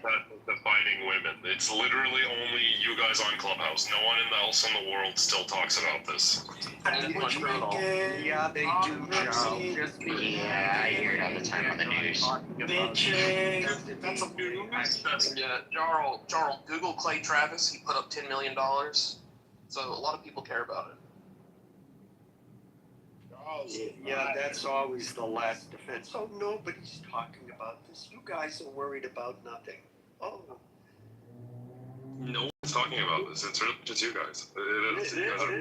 That's funny because there's two basketball players now who are submitting themselves for the WNBA draft. This is and so according to the WNBA Players Union, it's reserved only for women. And Alan, now you have everyone. You're not even addressing the point, Alan. Alan, hold on, Joe. Alan, listen. The commissioner of the WNBA is commencing a special meeting for them to determine what defines a woman. Girl, you have no idea what you're talking about. The commissioner of the WNBA feels like this is a special moment that needs to define what an actual woman is. And nobody cares except you guys. Well, then why are they meeting about it? Yeah, he's playing the game of I'm gonna ignore what you say. I don't care. So, like normal people who don't care. Are you like 99% of people who are not eternally online, I don't care. Are you a narcissist that the world only revolves around you, and if you don't perceive it as something to be addressed, then the rest of the world doesn't either? You're just obsessed, and I think it's worth pointing out that you live your life really seeking out whichever story makes a black woman or a black person or whatever minority look bad, so that you can talk about it on Clubhouse. That's all you do. Your life. Your entire life. I'm obsessed with men not going and physically hurting girls, or taking away, the effort that a girl like a gymnast or a swimmer or a basketball player who practices her whole life from the age of 5 to the age of 18 and then have that opportunity taken away by some dumb fucking bitch of a man who decides, oh, I'm going to pretend to be a woman so I can beat everybody up and get my jollies by injuring women. Yeah, I'm obsessed with dumb fucks like that. You're absolutely right. And people like me and everybody else is going to make sure that these tranny, violent, dumb fuck men who think that putting on makeup and putting on a dress makes them a woman, we're going to make sure they crawl back under the rock they came from and go back to hiding so that we don't have to see their ugly 250-pound bodies dressed up in heels and skirts and upset the rest of the world. That's what we're going to do. Yeah, on that note too, Joel, you're saying what people say when they don't have an argument to the issue. You know this shit doesn't make sense, and this was never a problem just 5 fucking years ago. Normal people don't have arguments for this. No. Normal people don't spend every fucking goddamn day on this app every single race issue over and over. We only talk about this when the shit is brought up. We're responding, Joel, we're responding to something. We didn't bring this fucking discussion up. We then started saying, hey, what is a woman? We're not sure what that is. No, motherfuckers are saying, hey, a guy with a dick and balls can say that he's a woman, and then we can start talking about pregnant people. Instead of understanding that women are only type of fucking people that get pregnant. They brought this to our fucking attention. Not us. We didn't provoke this shit. We're responding. So don't put this on us. To that community, and that's that community, why the fuck they bring it to our table? All right? If they didn't want us to talk about it, they would never brought this shit up. We're responding to this dumb shit. And you're trying to defend it by saying, hey, you guys don't want to talk about this. No, motherfucker, it exists now, and they're trying to spill their bullshit into our world. I'm not the guy. I don't give a shit. Here's the solution. Reopen insane asylums and throw all those crazy people and their supporters in there and get them the mental help they need. Period. That's how you solve the issue. Yeah, stop bringing this shit to us and acting like we shouldn't respond to it. Like, you brought this to us. Because logically, if we didn't talk about it, the fucking WNBA wouldn't exist at all. Period. It wouldn't. It would just be a bunch of guys who did not make the NBA just playing in basically what is a D League. It would be the NBA and basically the fucking D League, because that's what the WNBA will turn into, the D League. For those who don't know, the D League is a developmental league for guys who don't make it to the NBA or who supposedly still trying to make it to the NBA. But right now, you're saying, or what they're saying is that women and men are virtually fucking saying, and you can just call yourself arbitrarily any time you want to, and should be able to enter those spaces interchangeably. That's fucking dumb. It's the same logic why we don't let adults play with children. There's genetic differences of why we don't let it happen. And then you're pretending like we shouldn't talk about it, knowing that there's going to be a fair advantage for one group over the other. This is fucking dumb, Jarl. You can't win, Jarl. I don't know why you keep trying. Some of you will wake up and realize that you are obsessed and you just want to debate whatever fucking race or gender topic is in the news that day. And you literally sit here every day obsessing on what is the latest topic that we can turn into some kind of race or gender war. It's insane. It's delusional. Just bend the knee before it's too late. Yeah, Jarl, do your thing, dude. Bend it. It's always about race in here, Like I said, we got people that are we just, with race. like I said, we just got to reopen insane asylums and throw all the crazy people and their supporters in there and get them help in this shit, period. What's that, Black? Your name is Black Girl. And then you brought up race. Yeah, my name is Black. I'm a proud Black woman. To the people. That people's identity, bro. You know? I should just call myself white. What's up, guys? You were brought up in a huge argument earlier. I just happened to stumble into a room and they were bitching about you let Mountain up on your stages, and it's pretty wild. They were going on about you. What room was that? Misa. Misa?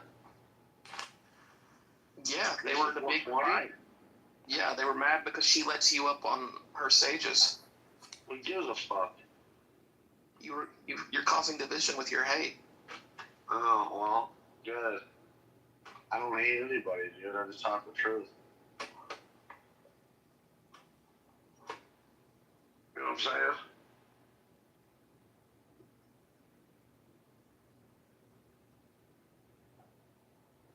To the timeline, this meeting is in response to the comments of a right-winger. Or I shouldn't say that, sorry. Of a woman who is not in support of this. That was very not well worded. And then that became a controversy, with a lot of people supporting her, it seems like.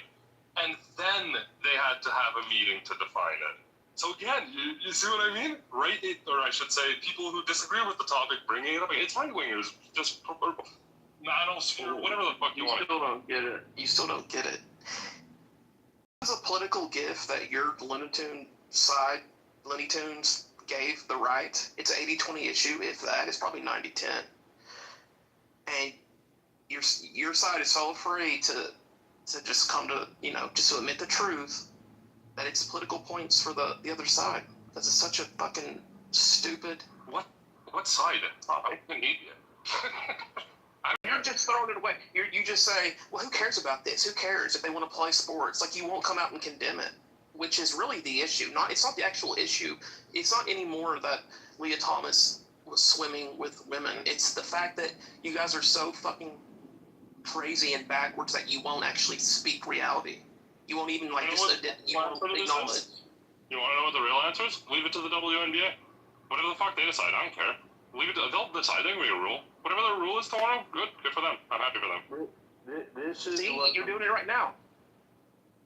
Go ahead with them. I couldn't fucking care less if they ban transgender people in women's soccer in the U.S. Joe, hold on. Pause, Joe. Pause. Look, Joel's not an American, but he represents what the modern day left is all about. I was on this stage 2 weeks ago talking about how the DSA was going to take over the Democrat Party. And Democrat after Democrat came up on stage, Florida Man being one of them, and argued and shouted me down. There's not that many DSA. This is not a big deal. We shouldn't have to worry about it. It's just a right-wing conspiracy. And the mainstream media literally is running with El Said's election as if this is the turning point of will the extreme left wing, the socialists, the DSA candidates, will they have enough influence to take over the Democrat Party? So this is what the modern day left is. They're low IQ. They don't know what's actually going on in the world around us. We bring up these topics and they're like, well, this is only y'all care about this. Jarl doesn't actually read the news. He doesn't really know what the debate is going on right now. This was the first time Jarl has even heard that the WNBA was commencing a high-end meeting of the commissioner.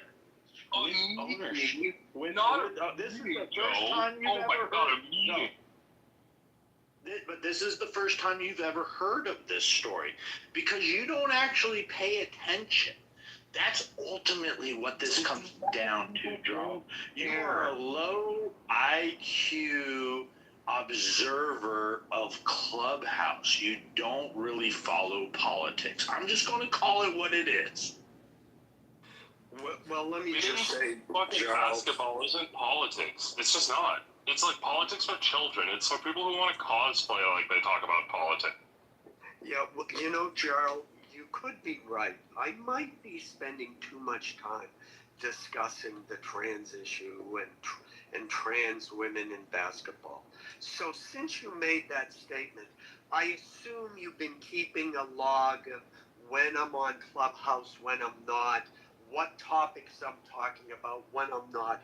If you could submit that to the room and give the evidence that that's all I'm talking about and that I'm here all day long, I'm really concerned about it. You brought up a good point. So please submit your evidence that I am, in fact, obsessed with this and talking, because I really feel like it's an opportunity for me to grow emotionally and spiritually with this. So we'll wait for that report from you in the chat.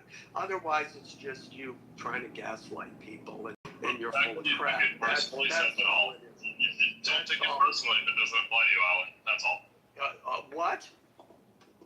What doesn't apply? The fact that you took it personally says everything. You used my name directly and said I was on Clubhouse all the time. I think that's called a personal attack. Now you're going to try and squirm out of that? Come on, Charles. You can do better than that. I don't think anyone cares. Nobody cares. Well, again, we're going to need the evidence women's basketball to show about that. Or we can just go to Google.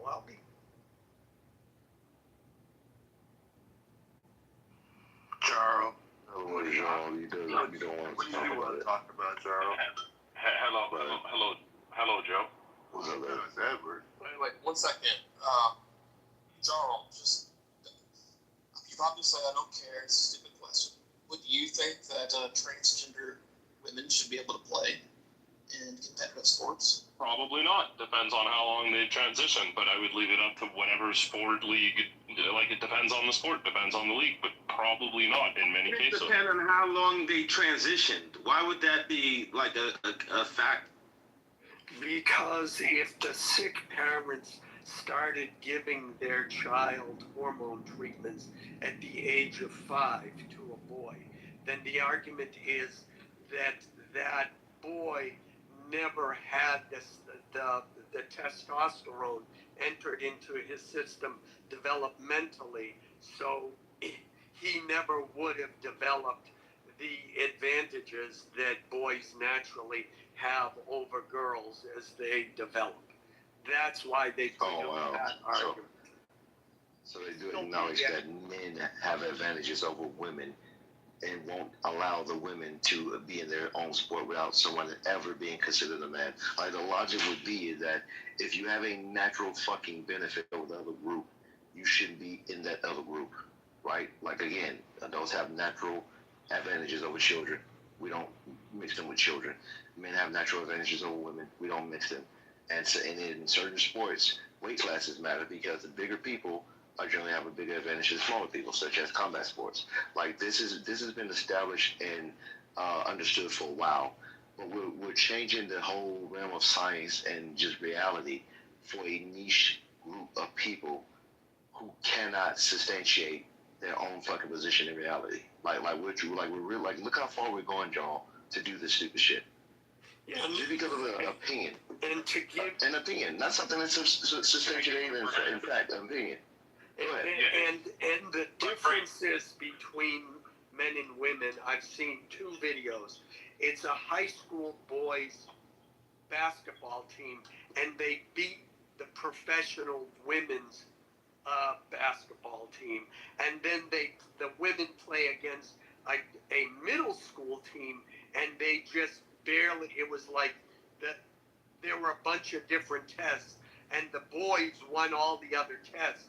But then in the final game, the boys lost like 18 to 21. It was a game of 21, but they just barely made it. And those are middle school kids. I mean, that's how quickly the boys advance physically over girls. And yet we're supposed to ignore that. And if we give a 5-year-old boy the same drug they gave Alan Turing in order to make him sterile, then okay. Then yeah, it's actually a girl. No, he was born a boy. He will always be a boy. And if you start cutting off body parts, he will still be a boy. Well, at least Charles. Any parent that gives their 5-year-old hormones, because of trying to change who they are, that's child abuse, and that child should be removed from their care. That's horrific. This idea like that at 5 years old they can make a choice as to, you know, how they want to live their life as an adult. It's just like, you know, it's just wild that someone would come off their mic and say, well, it depends on how long they've been transitioning.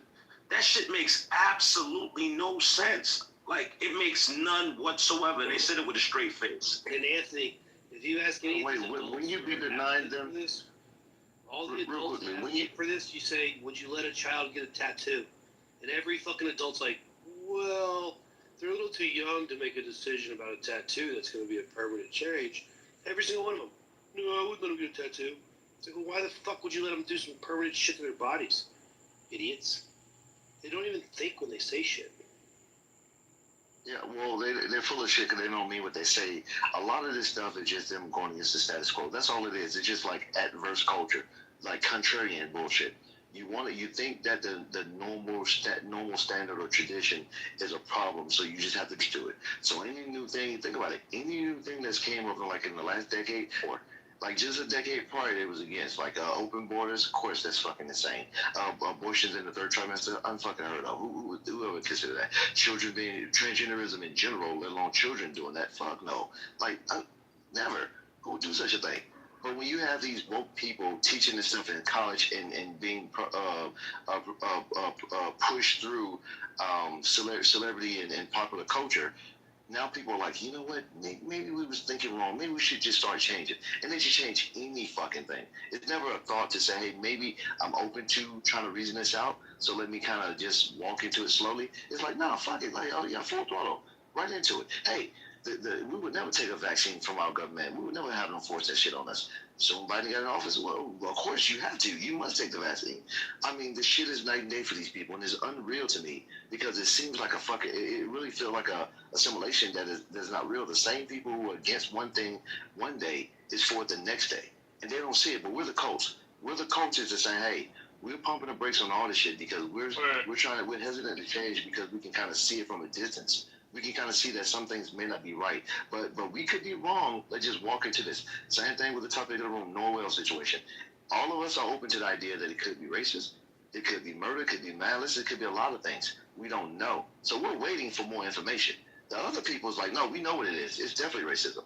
That side gets it wrong all the time, and you guys don't give a fuck about getting it right because you only need to get it right once. You need to get it right once to say, hey, my belief system is substantiated. No matter how wrong I am, it's that one time that matters to you guys, and that's what you rely on. So every time you get it wrong, you just move on to the next fucking thing. So this transgender shit is stupid as fuck, but you don't care about that. You just care about getting your fucking way.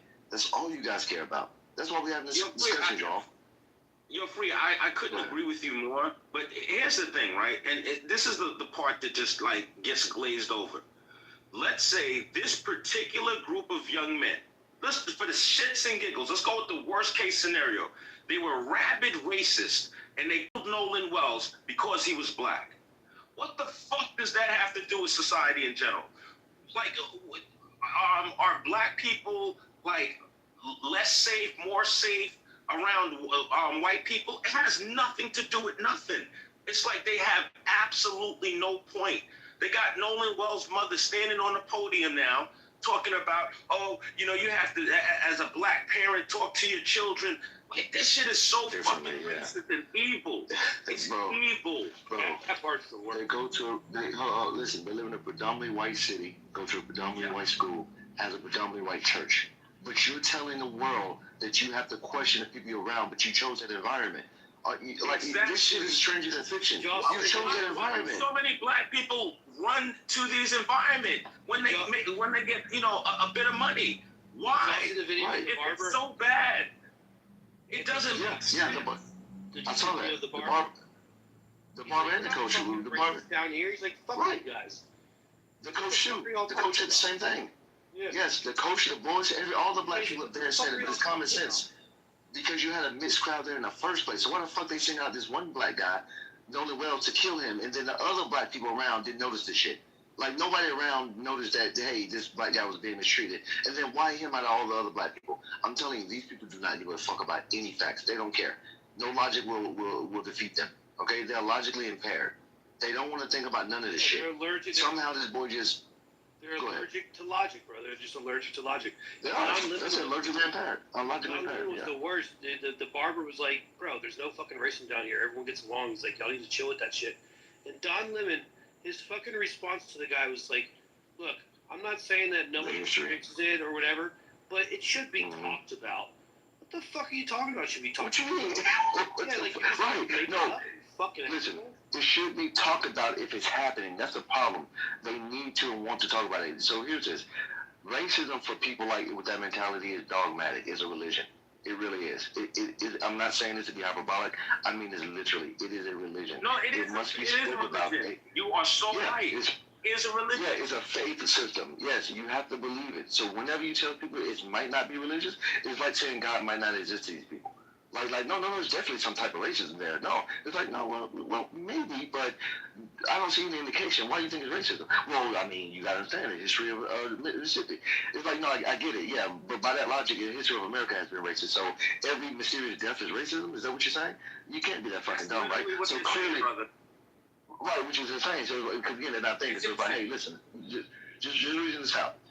Okay, there's a different era with different people in a different environment. These people lived through Obama being that president, Kamala Harris, they got black, city council and all, and your sheriffs and shit like that. So it's a different world, different environment, different generation, okay? I'm saying history is what it is, but you have to take in consideration the current pieces in play. It's going to give you a different result. If the people involved are not saying it, it's probably best for you to not say it. So when there's no racism to be examined, it's probably not racism, but they won't give you that. It has to be you're the coon or the sellout or the racist or you sleep and all this other bullshit because you are depriving them of the matrix they created for themselves. They cannot deny that to them. You become the enemy. And just like the movie Matrix, every time you try to break them out of it, they become a new agent. Everyone transformed, right? They start attacking you literally because you have to die, you have to be hurt, you have to be counseled or doctored, some type of shit. Because like that's what they're doing to Tatum right now, Brandon Tatum. You have to be destroyed because no way you're gonna shake them from their belief system, their religion. You're the enemy now. So they're sick. It really is, man. And as you guys know, once it's boiled over, it's just gonna move to the next story. This will probably be over. I say, I give it 1 more month, and we'll probably be having a new story, like the girl who just got who was found hung in Mississippi. They're not talking about it anymore, brother, because what happened is the family has information, and that's why it's died down so dramatically. They understand what that if all the information comes to the light, I believe there's some kind of smoking gun in that toxicology report. That's my take on it. So they can't run, they can't hide.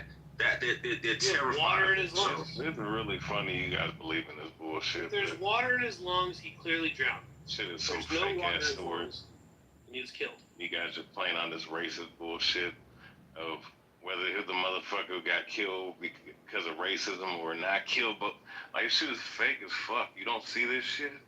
The Luciferians. You kill me, man. What are you saying is fake? Hold on, no one else is not dead. Which one is fake? Sacrifice. You wasn't there. How the fuck would you know?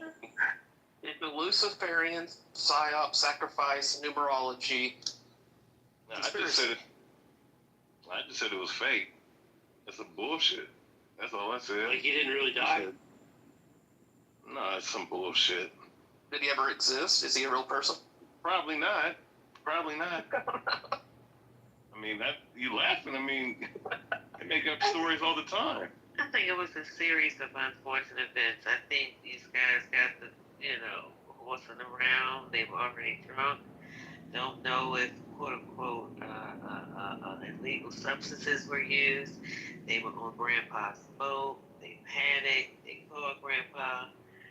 Nolan had to hit his head because if it was as simple as he drowned, they would have been said that. They would have been said, it was in his lungs. They would have said a lot of things. So it's just, we're just sitting back and watch. I just think horseplay. Beaver. And the couple. Yeah, no, the show said it legally, but people, that's what people got mad about it. For you, Beaver. Just really, really quick, y'all. Like, I'm just trying to understand this line of logic where it's some horseplay and he drowned accidentally. I don't understand that because number one, How are you gonna have like 7, 8 people on the boat and keep a secret? It's not going to happen. It's not gonna happen. There's no scenario where everybody's going to hold the line for some accidental death shit. Somebody's gonna say, well, here, this is really what happened. It would never. They could not consistently keep the same story. Well, that's number one. Right, that's exactly. I'm not saying the story would differ so much. I don't know. And that's not my forte.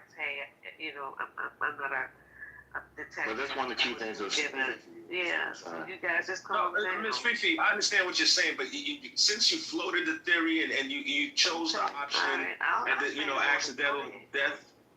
No, I said because of the option you chose and the theory that you stated, I'm just trying to get with the logic of the theory. That's all. I'm not trying to criticize you personally. Yeah, it doesn't make any sense, Anthony. That young man. I'm trying to come up with everything. I just don't. I don't want to see them. You know, like they love. You know, that they're friend. You know. Okay, he's a grown. He's 18 years old. They tried to get him. They tried to get him to come. The boat was taking on water. This is extenuating circumstances. And tried to get him to come on the hunt, Anthony. You weren't there. So here's what's up, right? I'm going according to what was testified, what was stated in the interview. And what I'm saying is, does this story have the ring of truth to me? Is it logical? Does it make conceptual sense to me? Do I smell bullshit? I'm going to tell you the only problem I had with the Brandon Tatum interview, and you guys can say that I'm just being, overly suspicious. It bothered me a little bit that his friend, forgot the young man's name, after he called his mother, and she said she hadn't heard from him, he immediately called the Coast Guard. I would have thought more that he's somewhere sleeping it off. More so, it's 11 o'clock at night. I would have more so thought that he was sleeping it off than calling the Coast Guard. That would have been a call for his mother to make, not me. That's the only thing I didn't like about the story, but I don't even think that that's suspicious. It could be a reasonable thing for someone to do. They got up the next morning, they went looking for him, very first thing. All of that's like 6 o'clock in the morning. I get that. I understand that. But, beyond that, that's what you would do. You're a good dude. We don't know what them young men do because we don't know them people. We just know it was something. But Miss Fifi, I want you to imagine this, right? Okay. I want you to imagine if those young men were your sons. Okay. And they would, I have a 20-year-old son, right? Imagine if people were trying to say that your son killed one of his closest friends. Imagine this is what the story, like they're best friends. Yeah, I want you to imagine how you would feel about that. Yeah, those kids were crying their eyes out every night. It's exactly. This is let's just say for the sake of this discussion, it's not true. They had nothing to do with it. They're getting death threats, and they have nothing to do with it. With their best friend dying. Could you imagine how bad that would be?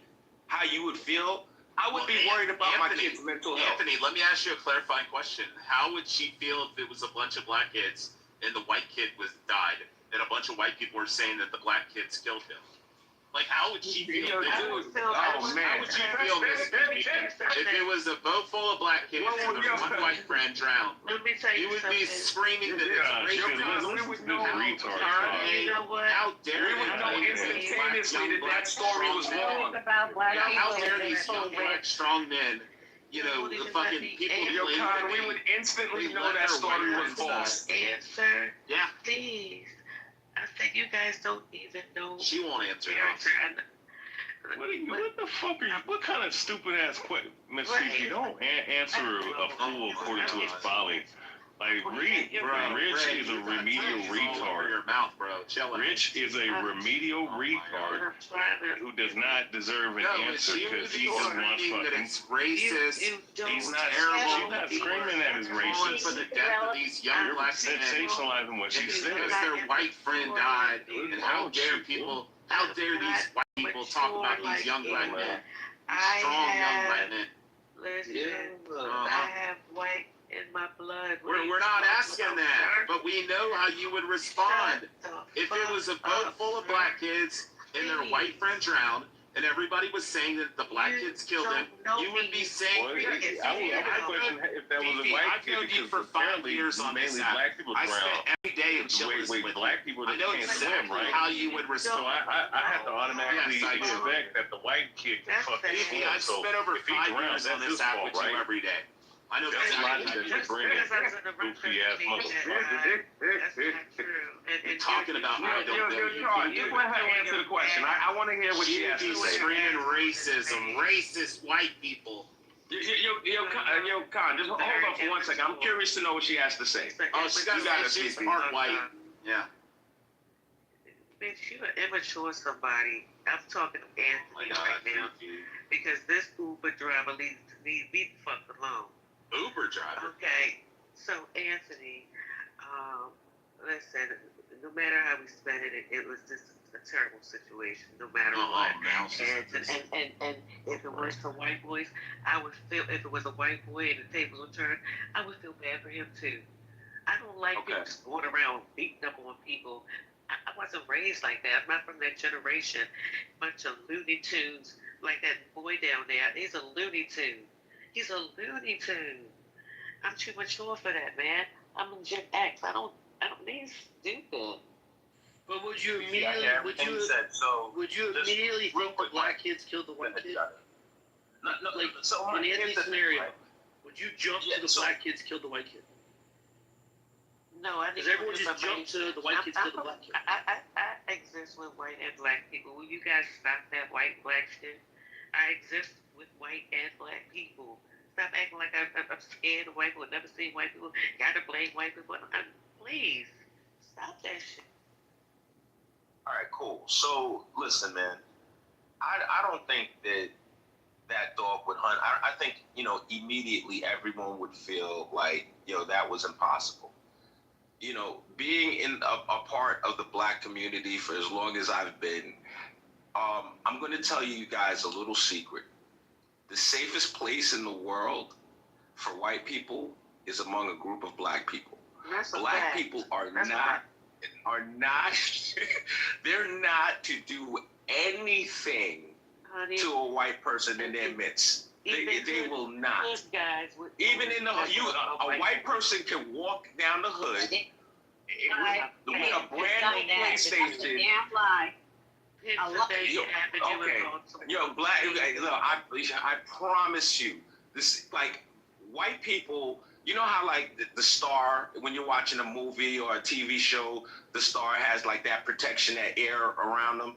That's how a white person in the hood is. A white person has you want to talk about white privilege? White privilege really exists in the hood. Somebody's gonna help them out. Depends on where you're talking about. Because I didn't see and heard a good amount of white boys. I'm exaggerating when I say this. I call not it to test that theory. I'm not going to be the one to test that theory. You're not going to just walk into the jungle down in California and you be white and you think that you're gonna somehow come out unscathed. You're not gonna go. You're not gonna walk down. A black person. Let's say you're not gonna. You're not gonna walk down Madison and Pulaski. You're not gonna walk down Madison Pulaski in Chicago and you're white and you roll up on some fucking you're absolutely DVDs. making it in Chicago. You're gonna get robbed. It doesn't matter who you are. No, you're gonna not. get robbed. Absolutely, you're gonna get fucking robbed. You're good, bro. And if you're wearing the fucking Star of David in the wrong hood, you're gonna get blasted. No matter if you're white or black. Hey, listen. You wear the Mariners hat. Listen, if you wear that Mariners hat up here in the wrong area, and we had to tell our teacher this one time, right? And he was old 63 You're a white dude, and he was a friend of mine. Don't get it twisted, right? He was a friend of mine, but I told him, man, look, you can't just wear any old hat in any old place down over in a certain part because those GDs don't give a fuck if you white or black. They're gonna blow your brains out if you do that shit. All right? So it depends, okay, Anthony. Now, if you're talking about down south where you got the scary Sambo niggers that are down there, the little coon, the little gas boss ass niggas, yeah, I got you. You're probably right. But in like the Midwest or up north or in New York or something, nah, it's not the same. Yo, Char, we agree to disagree. You know what I'm saying? And yo, all jokes aside, like, it can happen to anybody in certain hoods. It can happen to anybody, if I'm being honest. But I think that white person, and when I'm talking about white person, I'm not talking about I forgot what the comedian said. He said that, you know, a white woman with good teeth, you know, if she go missing, they gonna go looking for her. It's like, you know, like a clean cut white person in the hood, they ain't getting fucked with. You know what I'm saying? Like somebody like Mountain, I don't know what's gonna happen. But like, you know, somebody like that, you know. Right? It's like, oh, that's insurance. You know what I mean? Yeah, exactly. No, they're like, yo, the amount of heat we are about to get out here, if we fuck with this dude, it's not even worth it. Like you know that movie, The Professional, where he was like, send them all. That's what the fuck would be like. They feel like they gonna all come. So let's just leave this motherfucker alone. We don't know why they here. I gotta say. Look, I'm gonna tell you something. If a blonde bride walk down in a certain area, she probably gonna have some black babies coming out of it. That's what you dig what I'm saying. That's just what's going to happen. That's what's going to happen. Because obviously, if she's going down in a certain area, she's looking for something brown, and she wants some brown kids. That's what all that's. Fun with each other. But then again, Seattle's different though. It's Anthony. So. I'm in Baltimore County. I grew up in Baltimore, so yeah. But we you know, it's not, what do you call it? It's not segregated in like that in Baltimore. No, we all intertwine with each other, honey. Yo, the last time I was in Maryland, I have never seen so many interracial kids in my life. I haven't seen so many interracial couples in my life. No, like Anthony, if you want to see all the mixed race couples, white and black, go to West Texas. Yep. I know it sounds fucking Texas, weird. Okay. West Texas is just nothing but mixed race people. White and Hispanic, white and black, white and Asian, black and Asian. And nobody gives a shit out here. And it used to be a sundown town, but it's just, when I showed up here, I thought there's no fucking way I'm going to come to Lubbock, Texas, with my wife Asian, and be part Jewish and shit, and then show up here and then just fucking mixed couples everywhere. I'm like, what the fuck? I never. That's crazy. I thought you was black. You know, whatever your name is. I thought you were black. Fifi, this is rich. Yo, there's a phenomenon that I've been seeing lately, y'all, and I need anybody to explain this to me. You guys are gonna laugh when I say this, but it's the truth. I've been seeing some, like, you know, modest, very handsome white men with some super ugly, below average black women. What's going on? They're slumming, they give good pussy, and they cook and clean. I mean, they're figuring it out. Oh, yeah, you would know because you're a pussy yourself. No, my wife's smoking hot, but she knows all those categories. No, you know. You see my wife, Red. My wife's your wife. Oh, your wife runs you. I think there's a movement. You're too much of a pussy. If you see the way I interacted with my wife, you're too pussy to run pussy. I think there's a movement afoot to encourage black women to date.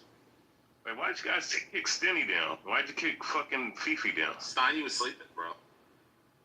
Yo, Timothy has entered the building. What's up, bro?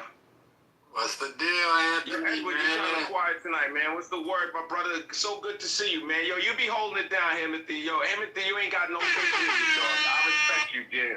I respect you. I appreciate that, brother. You know, man, yo, you don't back down, man. You a fighter, dog. You are a fucking fighter. I respect it. Wait, did you guys all get a screenshot of my profile photo so I can change it real quick? Matt, did you get it? What is that? Same to you, Anthony, man. I be seeing motherfuckers be coming for you on this app, man. You don't be backing down either, man. Oh, Rich, you're bad. You're bad. Bro. All right, bro. I appreciate it. I'm gonna change. You get a screenshot, Matt? Yeah, I got that a long time ago. You're good. Man, it's nice for the real President Trump house to be open, man. All that bullshit I've been seeing nowadays, man. The daddy Trump. It's nice to see the real Trump house open, man. Shout out to the OGs, man. Exactly, Timothy. I appreciate you. Anthony, same. Appreciate you, man. Same here, man. Same here. Definitely. Edward, aren't you supposed to say 4 7 years ago? Yeah, you're right. I got it. I'm still alive, though. Just remember that. We hold these truths to be self-evident. I know you'll fit it in somewhere. Yeah, I'm going to put it in there. You already said it. Thanks for reminding me, because of the fact that we hold truth to be self-evident.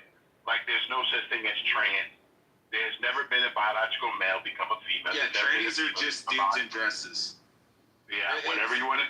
Transgenders don't exist just like Black Hebrew Israelites. Well, I'm going to have to agree with you, because I believe in clarity over agreement. Black Hebrew Israelites.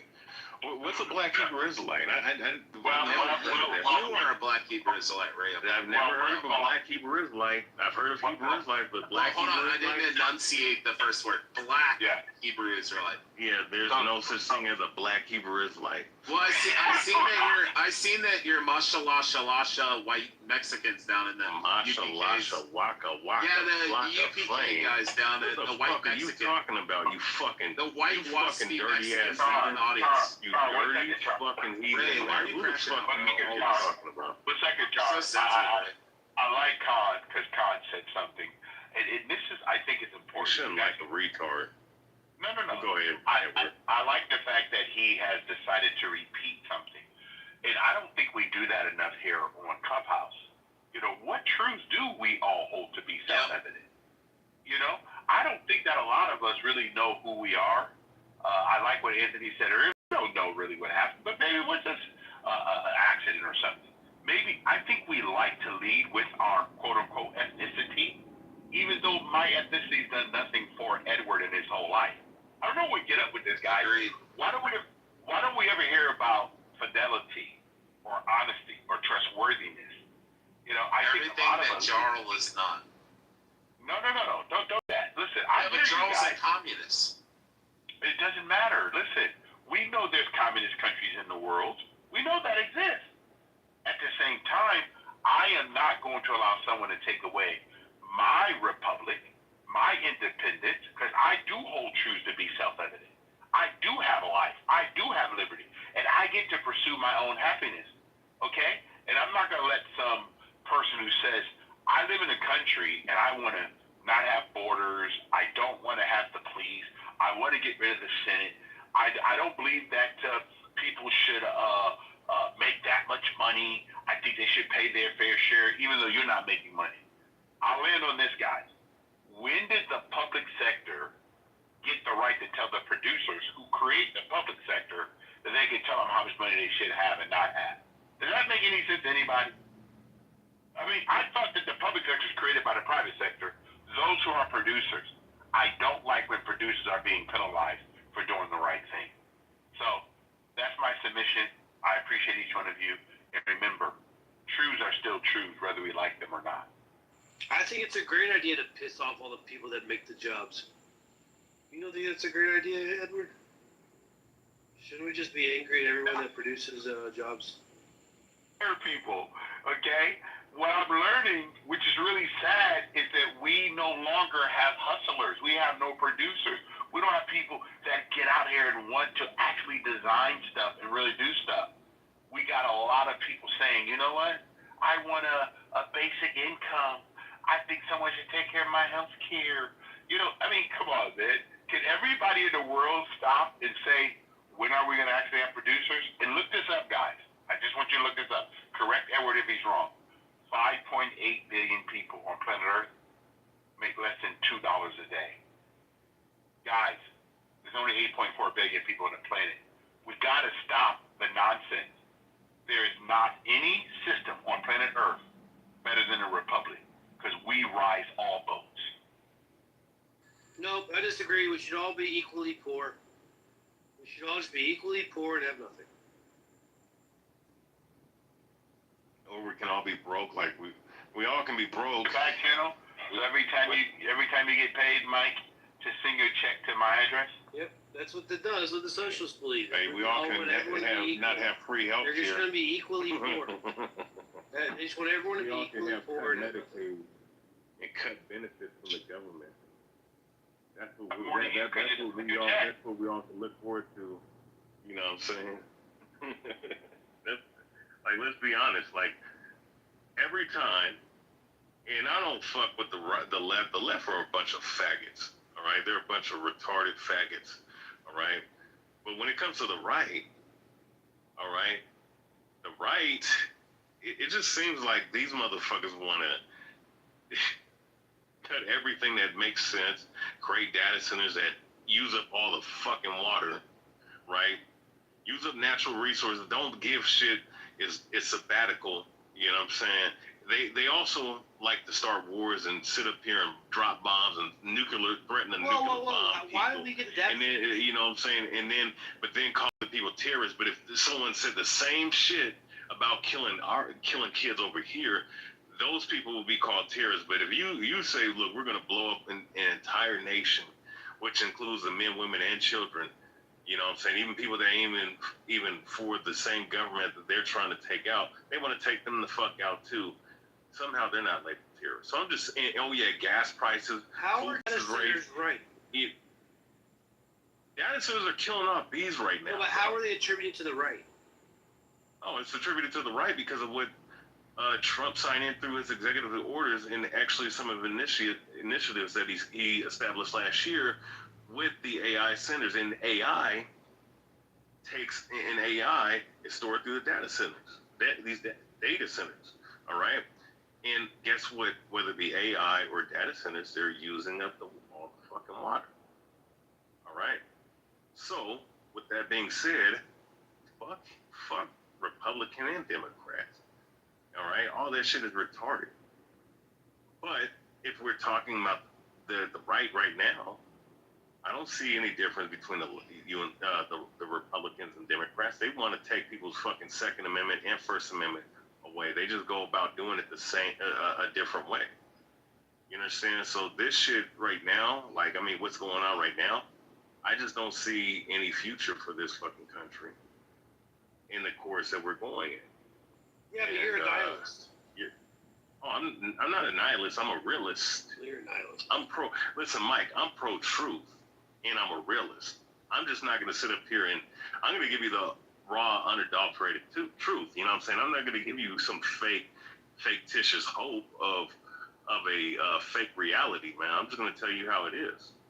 You understand? So you think both parties are for the destruction of not only the country but just humanity?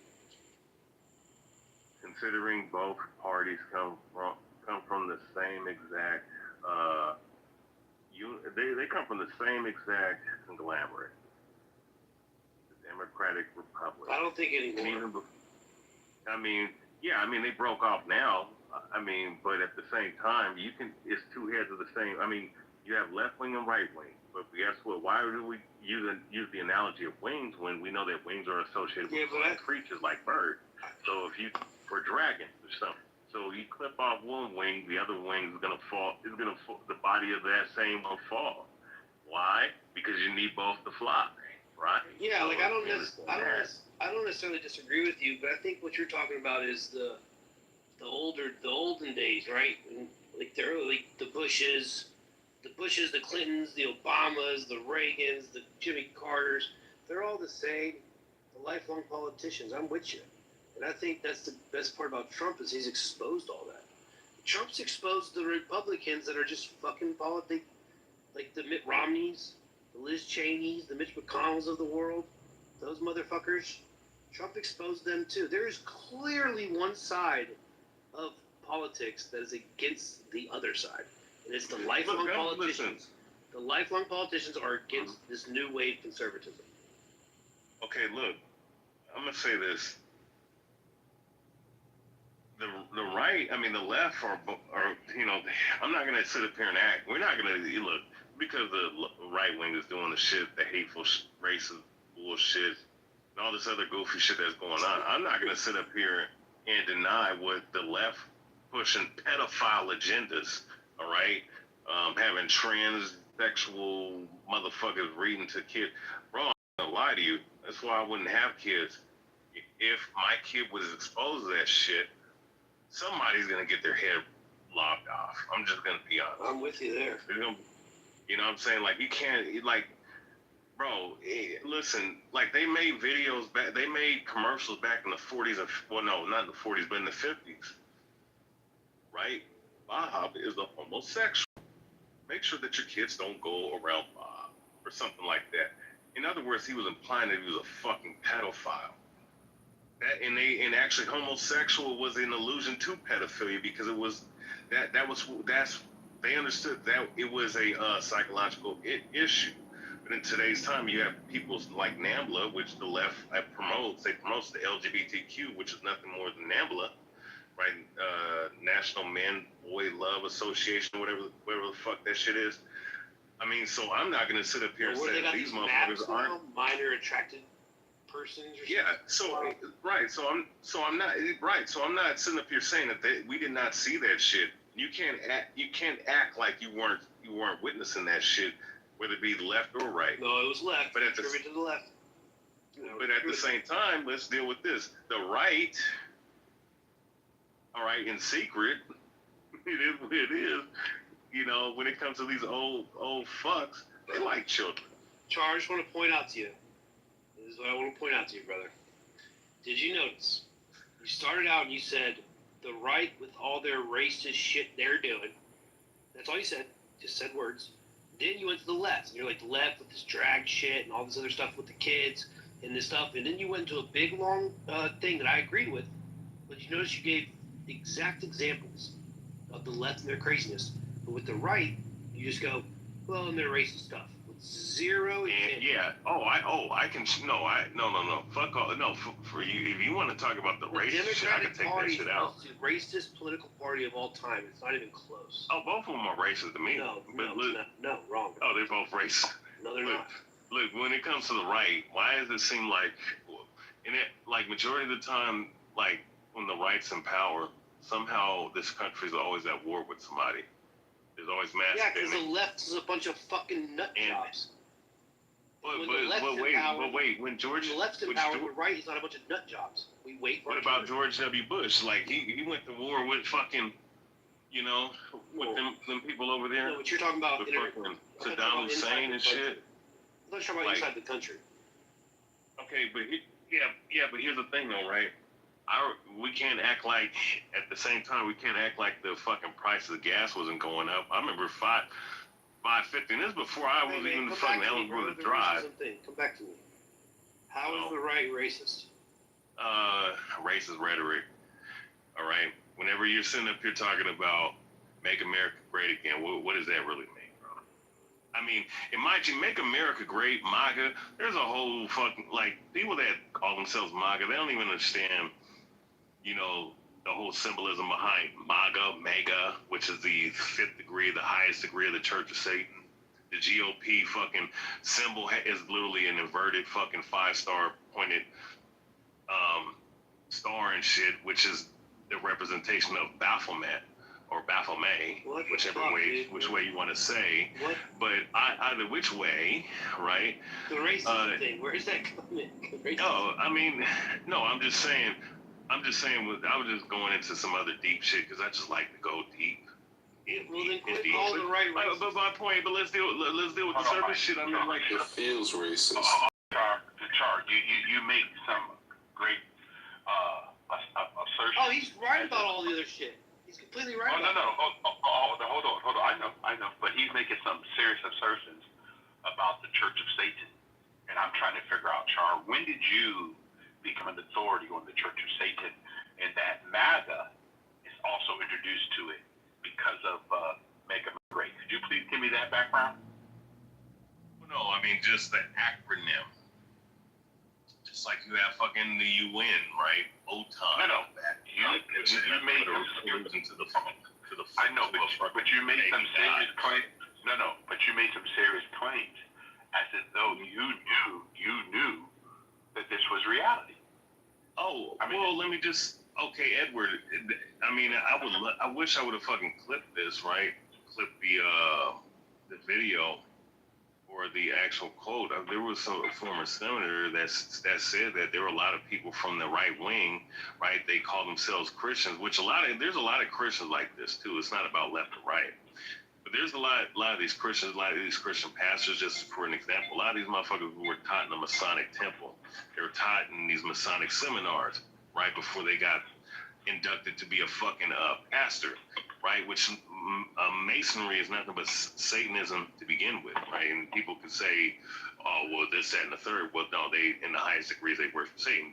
Point being, there are a lot of conservatives and right wing that claim to have traditional values and claim to believe in the Bible, claim to be this Christian nationalist, but behind closed doors, like some of the leaders and some of these people, specifically these people that are in the conservative politics realm, they just happen to be a part of the Church of Satan. I would love to find that quote, and I will fucking literally post that quote of the individual that said that, because he was. Well, if you could, so I just want you to know, I'm a believer in God. I'm actually a conservative. Never been in any church Satan worship or anything like that. I believe in personal responsibility. I believe marriage is between one man and one woman. I believe we need more families on the planet. So I don't know how you can automatically come across as though the Masonic temple and all these other things, which again, very small percentage of people, even the letter groups, we call them the alphabet group, they're less than 1% of the world population, but yet we give them so much clout, as if though we all know it's not natural. We know this, and I know people don't like to talk about this. But when you have these conversations about what people are doing and being part of something because of the alphabet, MAGA, okay, I think America, the Republic, in God we trust, is still the greatest nation that man has ever known because of independence, because of responsibility. And whether we like it or not, every system on planet Earth has some fringe people in it, because people have choices in life. But don't put everybody in the same bucket, because I don't think you met them all. So I land there, Char, but I appreciate your submission. No, you're right. I'm not saying, listen, when I say I'm not talking about everybody. I was talking about specifically the ones in politics.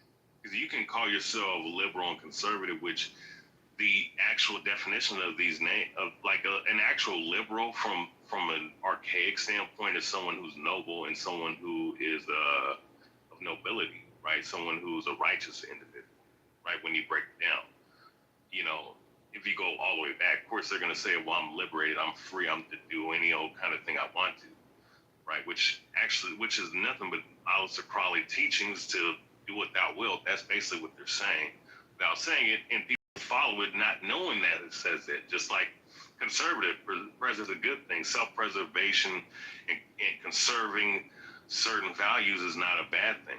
But when it comes to conserving, conservative as far as in modern day terms, from a subliminal standpoint, I mean, they're basically saying we're preserving, what America used to be, as far as having certain people on top, certain people on the bottom. But even then, in all kingdoms, right, there was always a caste system. But regardless of that, though, I'm not sitting up saying like everybody's a Satanist that happens to be conservative. I'm just talking about these Congress people that you look up to. People in on the left and the right, they're all fucking behind closed doors. They understand what they all do and what they have to do to be up in their positions. I'm just gonna put it like that.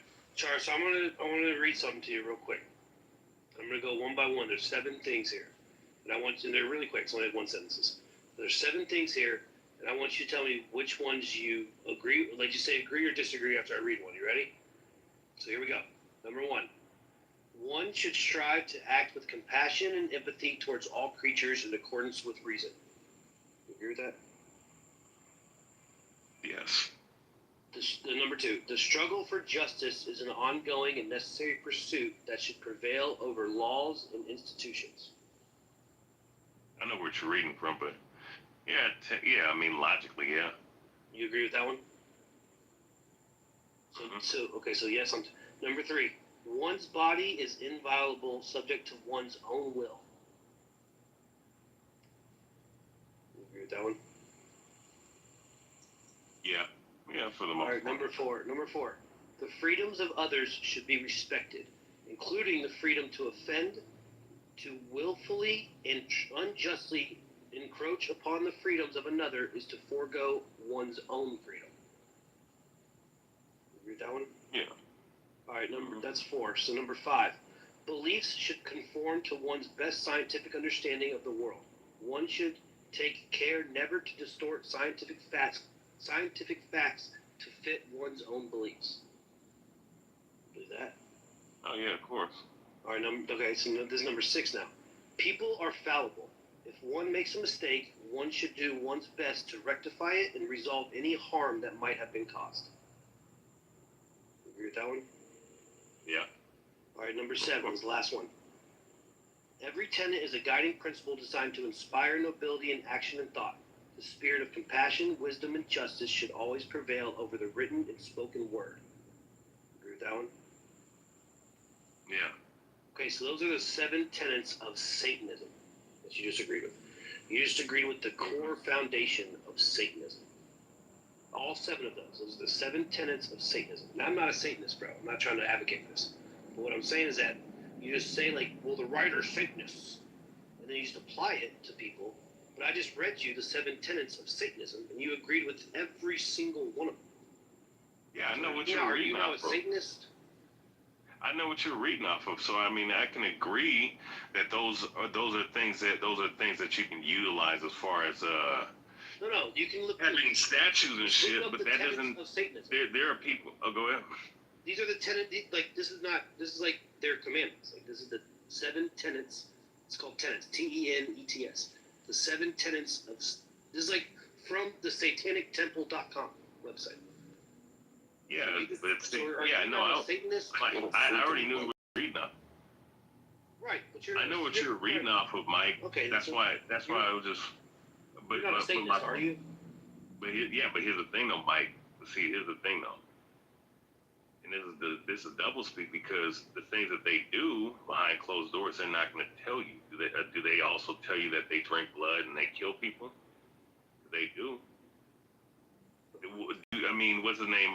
Who was that fucking Satanist? Him and his witch ass wife. Levine. What's that dude's name? Levine. Anton LaVey. Anton LaVey. Yeah, and then the wife, and they're saying that that's Taylor Swift's mom. You heard that one? Yeah.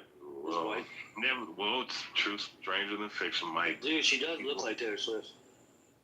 I'm gonna tell you something. Witches and warlocks. I mean, that shit's. If you don't believe that shit's not real, then something wrong with you. No. Yeah, but some of them don't even really worship the devil. They it's like a play around. Like, oh yeah, we're Satanism, but we don't really worship the devil. So it's like that's what they say. That's what the fuck they say, but they play games like that. I don't want to get into the play in the mud with the Satanism thing. What I'm pointing out to you is that your earlier submission, and you just kind of said. Okay, but the Roman Empire was a demonic ass kingdom, though. Right, and they had rules and regulations in their kingdom. Right. Like this. Go ahead. Charles, I don't want to get into the Satanism thing. I'm not like I said. Everything else you're talking about, you're absolutely right on. There are secret shit going on. There are a bunch of fucking scumbags. They all need to fucking burn and fucking whatever hell they want to go to. What I'm saying is this: your immediate submission was you were like, "There's a lot, dude. Everyone says this shit. And it just like gets said, and no one pushes back on it. It's just like understood." You're like, the right. They're a bunch of racists and they're Satanists. It's like, well, hold on. And then everyone just like kind of keeps going. They keep talking, like no one ever just like says anything. And then when you try to, I've asked you now 4 times, how is the right racist? And we're talking about Satanism. You still haven't given me how the right's racist. And now the Satanism thing, I just read you the 7 tenets of Satanism, but you're not a Satanist, bro. I would never call you a Satanist, even though you did agree with them. So it's all just bullshit. Okay. And if your like biggest critique against the right is just to make up shit about racism and Satanism, well, that's that means you really don't have a problem with the right. No. I was just going into some other shit along with the whole thing with the right. If I was talking about wars, gas prices, cost of living going up, and 11 out of 12 recessions were started by the fucking right. Like, I mean, I can go into a whole bunch of different things about the right. I was just talking about certain other aspects, you know, that you might not be privy to. Just like I spoke about the NAMBLA pedophile bullshit that the left is really, you know, was pushing. You know what I'm saying? And a lot, and really attack on manhood is what they were going after. You know, on the left, but on the right, it's just it's from one extremity to another. Yeah, but I'll just tell you this, and I know it's not you, right? You're the one. We're just having a conversation. So, like, the royal left, right? Everyone else, right? All of them. All the other people on the left. And, I mean, I guess to some extent you, but I'm not talking to you specifically right now. We're fucking sick and tired of people just being like, well, the right's racist. And now the left does have problems, but the right's racist. But there's no examples of any of it. And like I told you, the Democrats... The left was racist, too. I mean... They're the most racist political party in the history of mankind. No, listen. Not even close. They're racist, too. I mean, but the at the end of the day, we're not racist at all. Well, I don't know about that. Then explain it to me, bro. I'll bring you up. Listen. Proud Boys. Listen. You can. What have the Proud Boys done that's racist? A bunch of shit. They even Proud Boys are not racist. Proud Boys are not racist, bro. They push it. No, they don't. They're a mixed group. They got black and Hispanic and Asian people in there. What are you talking about? How they push it? They want to segregate. They got a mixed group. How they integration when they're integrated? That doesn't even make sense. They're an integrated group. Isn't the leader of you're throwing shit against the wall?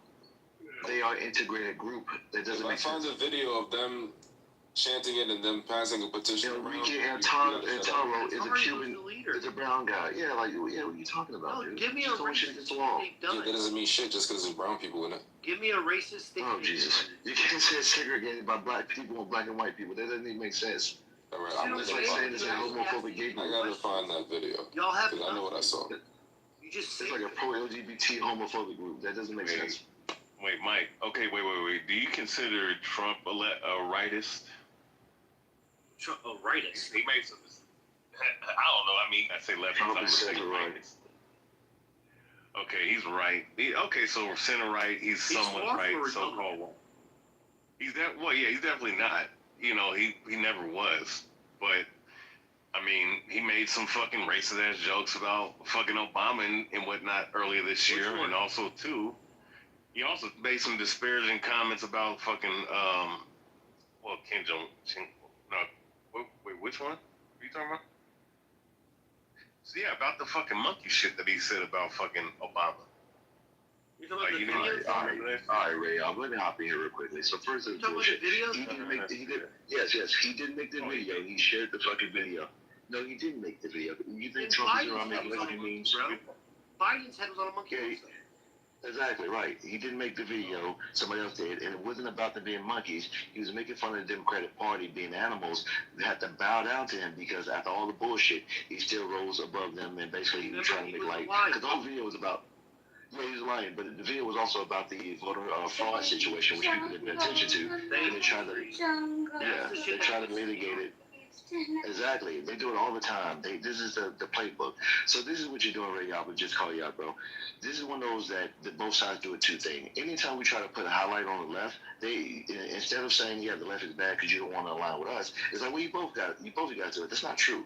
All right, don't get me wrong. Racism exists on both parties, but listen, and I know some people say it doesn't on the right. It does, but nowhere near the extent it does on the left. I'm on the fucking right. Ed is on the right. Anthony here is on the right. There's a lot of black people. Sid, you meet a lot of us black people on the right. Why don't you ask us how we feel about being on the side and the racism we experience or that we see? We don't see it. It's very fucking rare and minimal. Okay? This side is pretty fucking cool. We're a mixed group, got different backgrounds, different interests and whatnot. but we all get along. We don't sit here and try to pick at each other about stupid trivial shit. We sit in this space and embrace you guys because you guys come in, we have good conversations, and everybody do well. We're going to the other spaces, it's fucking chaotic. They're just waiting to jump on us and go down our throats, and they just looking to attack for any fucking reason, okay? So the bottom line is, we are prime examples of that this group is actually pretty decent to black people. Even if you're opposed to the group, I attack indiscriminately, so. You're smart enough to get an ID. Well, I mean, they're both fucking racist to me. Didn't I just tell you what they do and what they?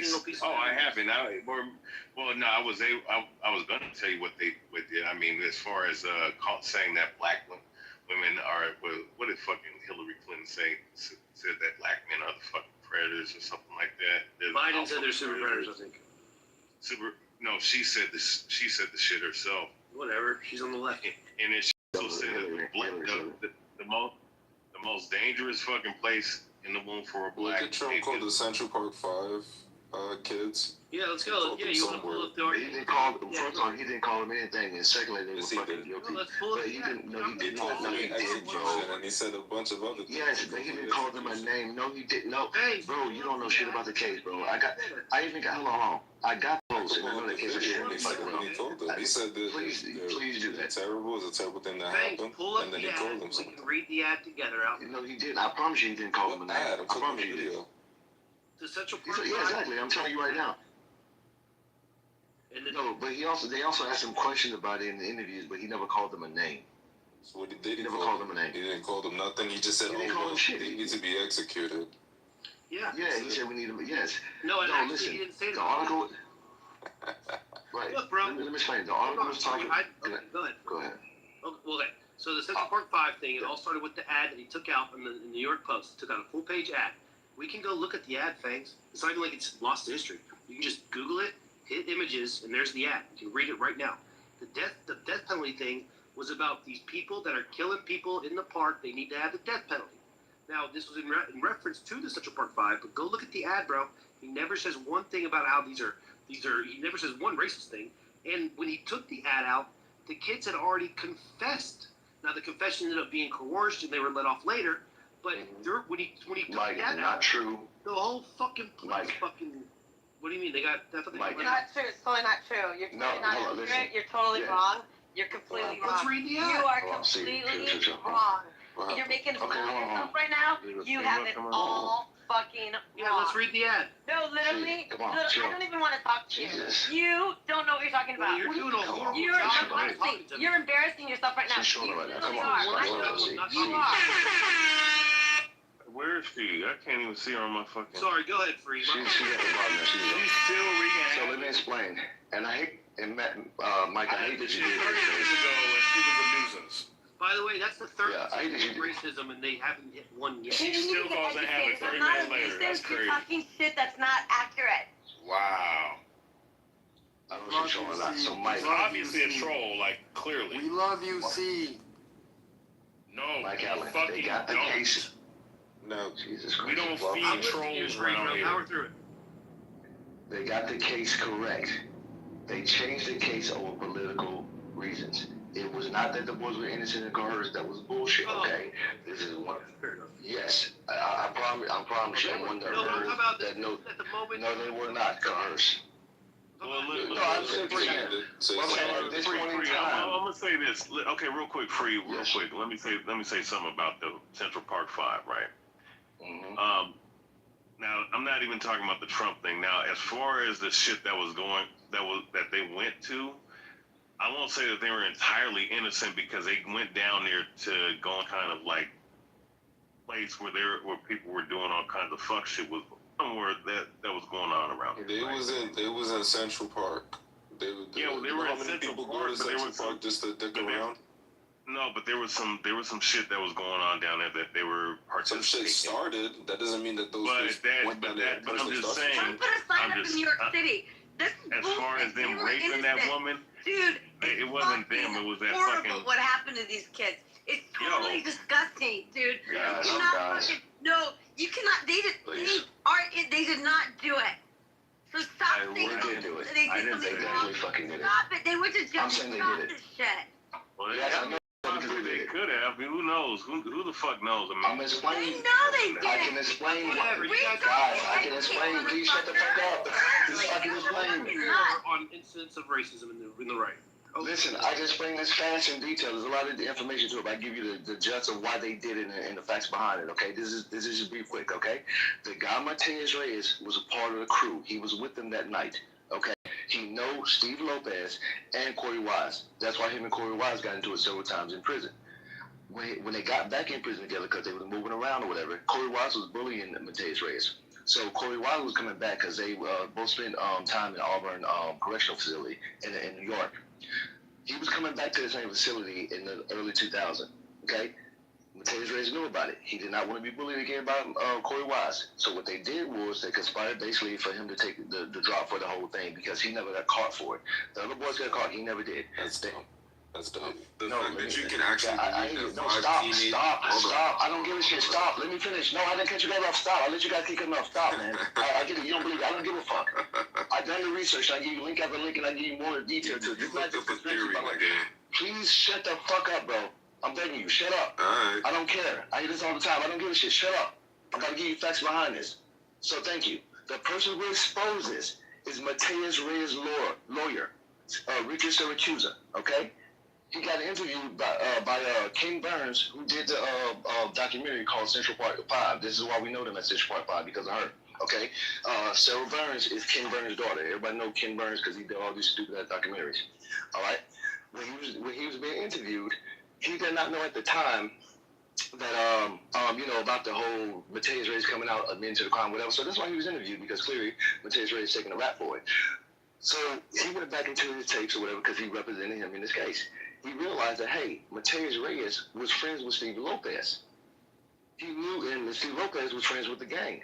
So they were there tonight. Mateus Reyes raped the woman two nights before in the park. He lingered around in the park. He knew those boys. So he did it that night with the boys. That's why all stories all colluded with each other in some fashion. Not only that, it was several other fucking witnesses there too. It wasn't just 5 boys or 6 boys. It was like 30 boys at the park. Okay, it was several fucking witnesses. I'm sorry, let me rephrase that. It was many fucking witnesses, not just several. It was like 34 witnesses. Okay, not just themselves at the boys, but other people who got attacked too. Okay, John Laughlin, Antonio Diaz. I mean, I know there's so much shit. I'm trying to make this fast. The bottom line is that when this case came out, Ryan, what's her name? Nancy Ryan. Gave the vacancy for the case. So they didn't give an exoneration at first. She just vacated the case, okay? This happened in 2002. They vacated the fucking case. She threw it off the books, right? The reason why she did this, because this was a shot at Linda Fairstein, who they had some beef. Like I said, I'm trying to get past this because a lot of the backstory. The bottom line is they vacated the case. Once they vacated the case, then they started moving for the lawsuit and the, the exoneration. They weren't going to do it because the state was like, hey, we have no reason. Now, look at the Armstrong report, and I'll put a link in the chat for this, too, because the Armstrong report reviewed this case to see why did they vacate it and why did, they was basically trying to get this money from them because, they had all these facts and all this information that were deeming the boys to be guilty. So what ended up happening was, what's your guy name? Mike Bloomberg got Michael Armstrong, who's a lawyer, in New York. He got him on the case to do the Armstrong report. The Armstrong report would basically break this down in detail within 7 pages of why this case was bullshit. The Armstrong report was set out to see what the police did to make these boys admit to being guilty.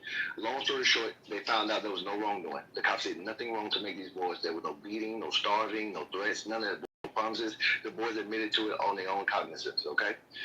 Are you going to keep moving along? Can I go? No, you can't go because I'm almost finished. You can't go because you're going to say I'm wrong and you don't know shit about the story. You're going to do everything that everybody does when I tell the story. You're going to say shit that we already know that you're going to read articles and everybody You want those the same shit. boys to get the dust on No, I'm telling you something you haven't heard before. I'm telling you something that everything you about to say I haven't heard before. No, stop. Listen. Everything you say, stop. Everything you about to say everybody heard before. Thank you. So stop cutting me off, okay? So after he did this, Michael Bloomberg was saying, no, we don't know how they got these vacancies, but we're not going to give them the money, okay? Bill de Blasio came in after him, and he ran on this that he would give them the money. The reason why he did this, because Al Sharpton was a part of the original case, was a part of this case too. He was part of the vacancy and all this shit, because it was with it was called the African Central some shit. It was some African group that was part of it back in the day. Long story short, He told Al Sharpton told Michael Bloomberg that, hey, I'll get you the black vote if you give these boys this money. So when he got in office after 10 years, this happened in 2014, they made a settlement and then they fucking just gave them the exonerations. There was never a trial to get the exonerations, but there was a trial to get them guilty. Long story short, there was no evidence to exonerate these boys. They just gave it to them. They never proved they was innocent. How does it make them racist? It doesn't. It doesn't. Right. So Trump was never doing this to yeah. Right. Exactly right. But the bottom line is the boys were fucking guilty. Period. Based on their own words, based on the evidence, based on all the shit, the boys were guilty. But go ahead, bro. What you going to tell us that we don't fucking know? There's evidence on top of that. Mateus Red was a known rapist. He committed other crimes. We know that. Yeah, hold on, let me ask you something. Do you know how old Mateus Red is? Hold on, stop. Hold on, no, stop. Hold on, listen, watch this. Do you know how old Mateus Red is? Currently or when he did No, thanks. Huh? So, no, the same. Well, how about when he did it? That's probably most important. How old was he? He said he was 18. How old was the boys? The boys was like 14. Nope. They weren't between the ages of, nope, stop. They were between the ages of 13 and 18. Okay. 13 and 18. I'm saying it was all around the same group. Same thing with Corey Wise and Michael Briscoe. Who else? Lamont McCall. I'm telling you, these names you don't know. Clarence Thomas. These boys around the same age. They all hung out together. Okay. And it was from the Taft projects and Stromberg home projects. Okay. They all hung around in the same area and dealt with each other routinely. So yes, Mateus Red was a rapist, but this is not an either or thing. Whether he did it or they did it, they all did it. Okay. So and they all got together at Central Park. No, watch it. And they all said, "We're gonna rape this girl." Nope. See, look at him. He's being stupid. So what they did was say, "Hey, we're gonna go in the park." No, exactly, because that's not what I'm saying. So let me explain what they said. They said we're gonna go to the park and beat people the fuck up. And what they did was they did that. They beat people the fuck up and they robbed them. When they came across her, they did the same thing, but they started getting frisky because she was the only. By the way, too, when you look into the case, she was the only female that was actually attacked and stopped. All other victims was. These boys that were on trial beat people up. You know that for a fact. Yes, could have been the case. No, bullshit. All right, so hold on. Because they called multiple kids that it wasn't just that. They called multiple kids that night. I know. I said that. I said that earlier. Okay, so you only saying that only what they did. No, I didn't, dude. Jesus Christ. Did they say it? Because they said a whole bunch of shit. Listen, stop. They got charged for the rape of the woman. The other boys got charged for the riots and other shit. They specifically admitted to the rape. So the other boys didn't get charged for that particular crime. They got charged for other crimes. Yeah, because they were held in a room and told, hey, if you tell us this story, we'll let you go. Bullshit. No, if you tell us this, we'll let you go. Let me explain how stupid this is. Did you see it? Let me explain how stupid. No, stop. I got you. Let me explain how stupid this is. Let me explain. Thank you. First 48, right? There's a show called First 48. They thought this woman was going to die, okay? Nobody knew this woman was raped except the people that was involved. The cops didn't know. Matter of fact, they didn't even find her until after they had the boys in custody. The boys already admitted to the shit. They didn't even find her until 3 hours later. So they already had the boys admitting to something that the cops didn't know anything about. But once they found the woman, they realized, oh, that's who they're referring to, because all the other victims are males. Okay? When they caught Clarence Thomas was crying saying they shouldn't have raped that woman. They never asked him this shit. He volunteered this information. You can watch it. You can watch his interview. He was admitting to it already. Okay? So when they get this woman 3 hours later in the park, because two guys were walking home from work, they saw her body in the park. They can't barely survive. She stayed in the coma for 12 days. Like this, what you're proposing. The cops have to make up a story to give to these boys within 48 hours. Okay? A story they didn't know would have to exist. They have to make it up on the spot. Coach these boys into telling the story without them making a mistake and get familiar with each other within 48 hours. That's fucking impossible. Not only that, they're gambling the idea that this woman would die to where she won't wake up and contradict their story. Say, no, these boys didn't rape me, it was one guy. You telling me that that's more believable? The cops is going to sit there, gamble all their careers, the DA to everybody, that they're going to make up a story and coach these boys in 48 hours to put themselves and risk it. No, there's that. No. And I'm from New York. I know how New York cops get down, 100%.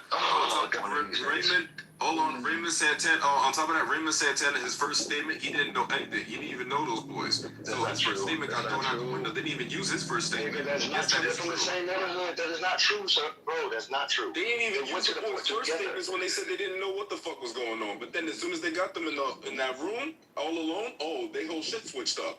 How the fuck is that? No. Tell me why all the boys are mentioning each other, even the boys that didn't get charged for the rape. Like I said, Joe Mo Smith, Lamont McCall, Clarence Thomas.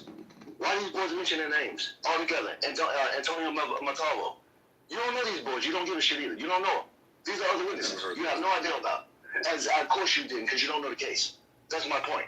You don't know. My point is that think about this too also. Hey, let's rape this story done fucked up.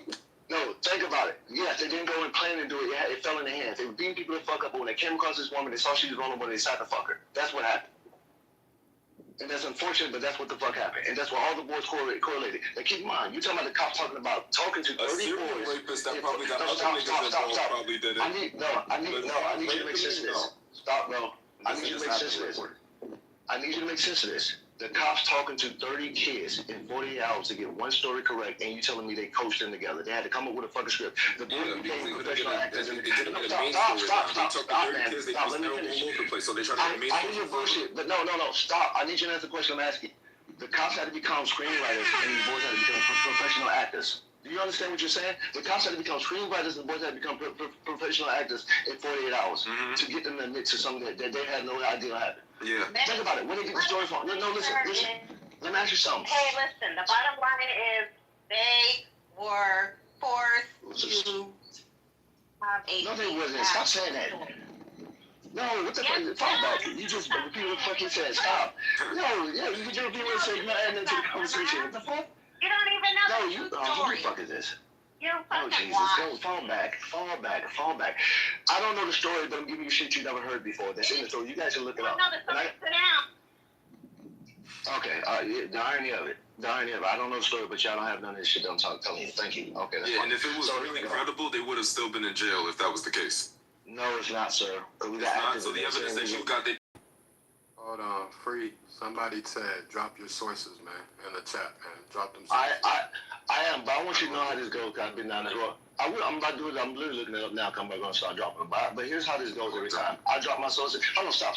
I drop my sources. They never drop theirs, and I'm always considered wrong. You said you don't know how to drop your sources. I have it here. Do I send it to someone? No, you can put it. Drop it in the chat, sir. Oh. They say here we go. Sources, man. They say y'all bullshitting. That's crazy. I hear. So there's no serial rapists that actually done this before. You want to give it to the 5 little niggas that done I got you. So here's a judge's summary right here. This is a judge's summary debunking how the defense was trying to say the boys coerced and they have enough time to explain.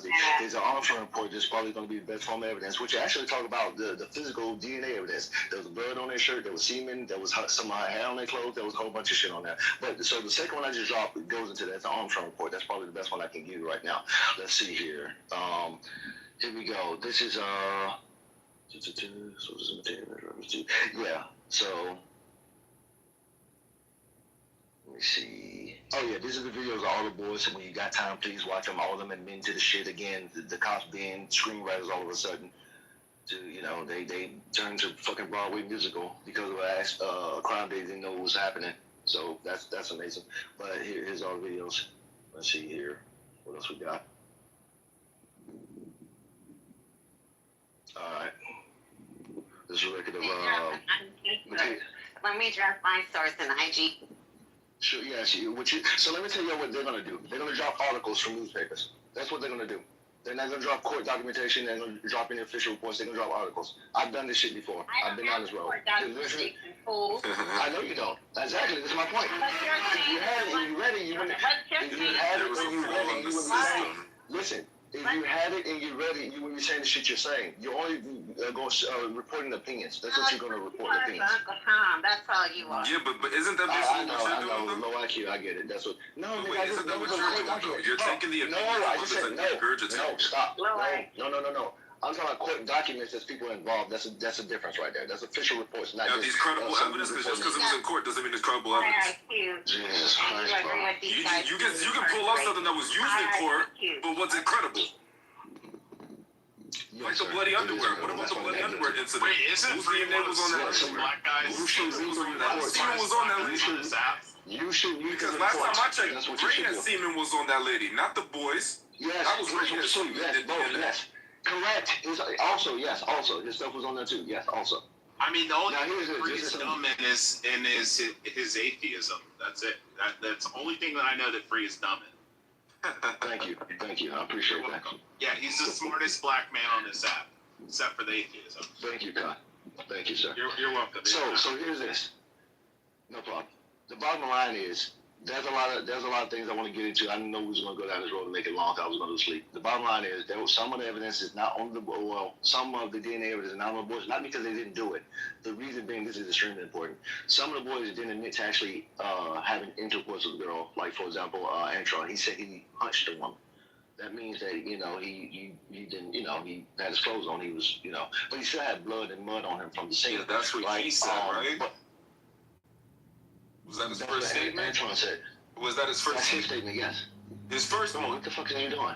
His first one. You want to keep repeating yourself? You want to keep repeating yourself? Okay. You want to do it again? Okay, you activated my trap card. Thank you. So he admitted that. He said a particular thing, right? And the bottom line is that this is weird, but there's evidence of hair and blood on him as well as the other boys, right? Mateus Reyes, and this is my theory based on it because I did a study on Mateus Reyes' crimes because he raped approximately 7 women, known more than that, but approximately about 7 women. What he likely did that night, he ran into the boys, and he told his jailmate that he was with them that night too, after, of course, he was incarcerated.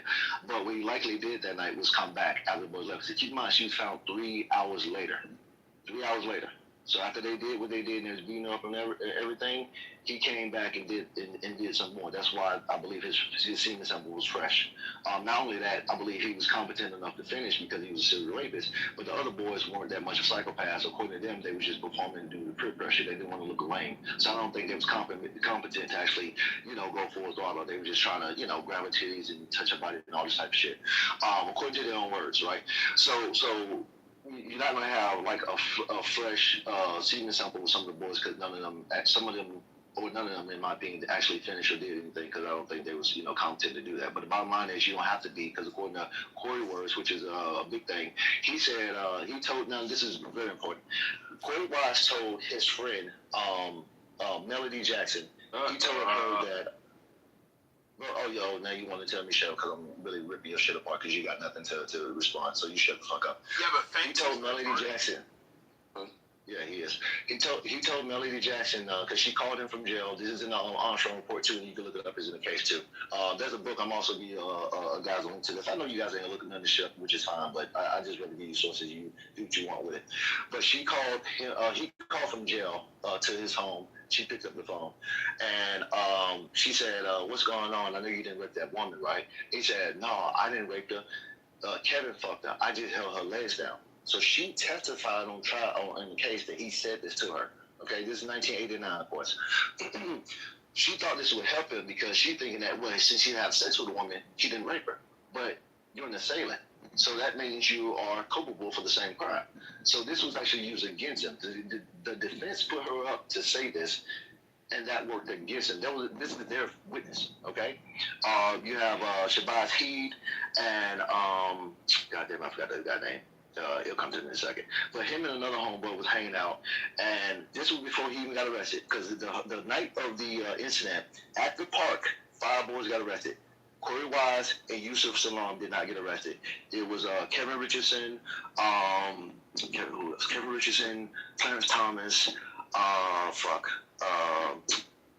Steve Lopez, and Raymond Santana, and one more guy. I can't remember off the top of my head. But anyhow, they got arrested that same night. Okay, so 5 of the boys they got. Real fast, can I read this? Let me finish it real quick, yeah. Hold on, stop. Let me finish it real quick so I get my thought out really quick. I got you, Just hold the spot. Give this man blue balls. Let him finish. Go ahead. Yeah, let me finish, please. Yeah, so those boys got arrested that night, okay? Like I said, they were saying shit before they even got, found out the woman. Anyhow, between that time, Corey Wise was free. All right, he came across his homeboys, and he told them to get away from him because the streets are hot. So he had some gang affiliation. I'm not going to get into all that because it's another story. But they just got away from him. So they ran into him a little later that day and asked him what was going on. And he told them, hey, y'all know that lady got raped in the park? That was us. Now, the police haven't even spoke to him. And they testified again on trial that he said this to them. So how the fuck the police are causing witnesses of the family to testify against this boy? Like, this doesn't make sense. The niggas did the shit. Go ahead. You gonna read something? Oh shit! It sounded like somebody did research and somebody's just fucking arguing. Pretty much. That's usually how this goes. Yeah. Yeah. You get the smart blacks versus the dumb blacks. Damn, Rich. What? You know it's true. Unfortunately. Yeah, told you. Alright, so you guys, I hope you guys... No, it's not Thanks, true. surrender. I was trying to look for my source, but I can't find it right now. No, it's not true. Exactly. Fuck you, Yeah, Rick, of course you dumb can. None of you can. bitch. You fucking dumbass, ignorant ass bitch. Fuck you. I'm not even gonna call you what I want to call you, black girl. But what you call me because you're irrelevant, bitch. You're irrelevant. I can tell you how you can get You along. use that word wrong. It's relevant. Cut off your balls. Oh, shut your fucking Slavic Cut off ass your up. balls, you neck. You fucking Baltic fucking state weirdo. Fucking Baltic. Fucking gay Georgian. At least not American like you. Retard. Ray Albert, since you're still here, let me address this real quick. This is not Resident 2.5. Five of these racist ass white boys. So when we talk about making America great again, and Are you racist? That's black girl. Alright, so racist is black girl I because was he's a told black that blacks cannot be racist. That makes sense Is that for me. true? Can no, that's not true. Blacks can definitely be racist. No, I know. He said you're a black man and you're racist against black women. Can blacks be racist? Wait, black girl, I thought black people can't be black. Black people can't be racist. Black people can't be black. Okay, They yeah. can be racist. You know what I meant. Can black people be racist? You fucking daywalker. Can black Yes, people be yes, they can be racist as well. Oh. No, they didn't do that. Of course they can. Black people are racist all the time, No, everywhere. I don't agree with Everywhere. that. That's true. What? Do you believe Nigerians, Nigerians hate Egyptians, even dark-skinned Latinos? Do you feel like those groups? Yes. There's Well, if you believe that those, Americans.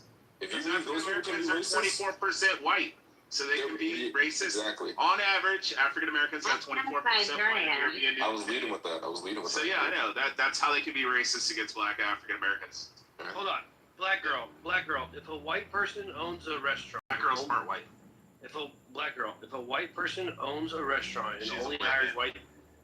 All right, Rich, go ahead. You ask. So if a black person owns a restaurant, something. Okay, so if a white person owns a restaurant and only hires white people because they don't want to hire black people, are they racist? No. Yes. No. And Because if a the black person does the same thing, they're No, not hold racist. up here. The That makes sense. Mexicans, they hire their own people. The Asians, they What? hire their own people. Black So, girl, you know, it is black what it is. They're not racist. I mean, if you're not in no They're not Spanish, racist because they hire their own people.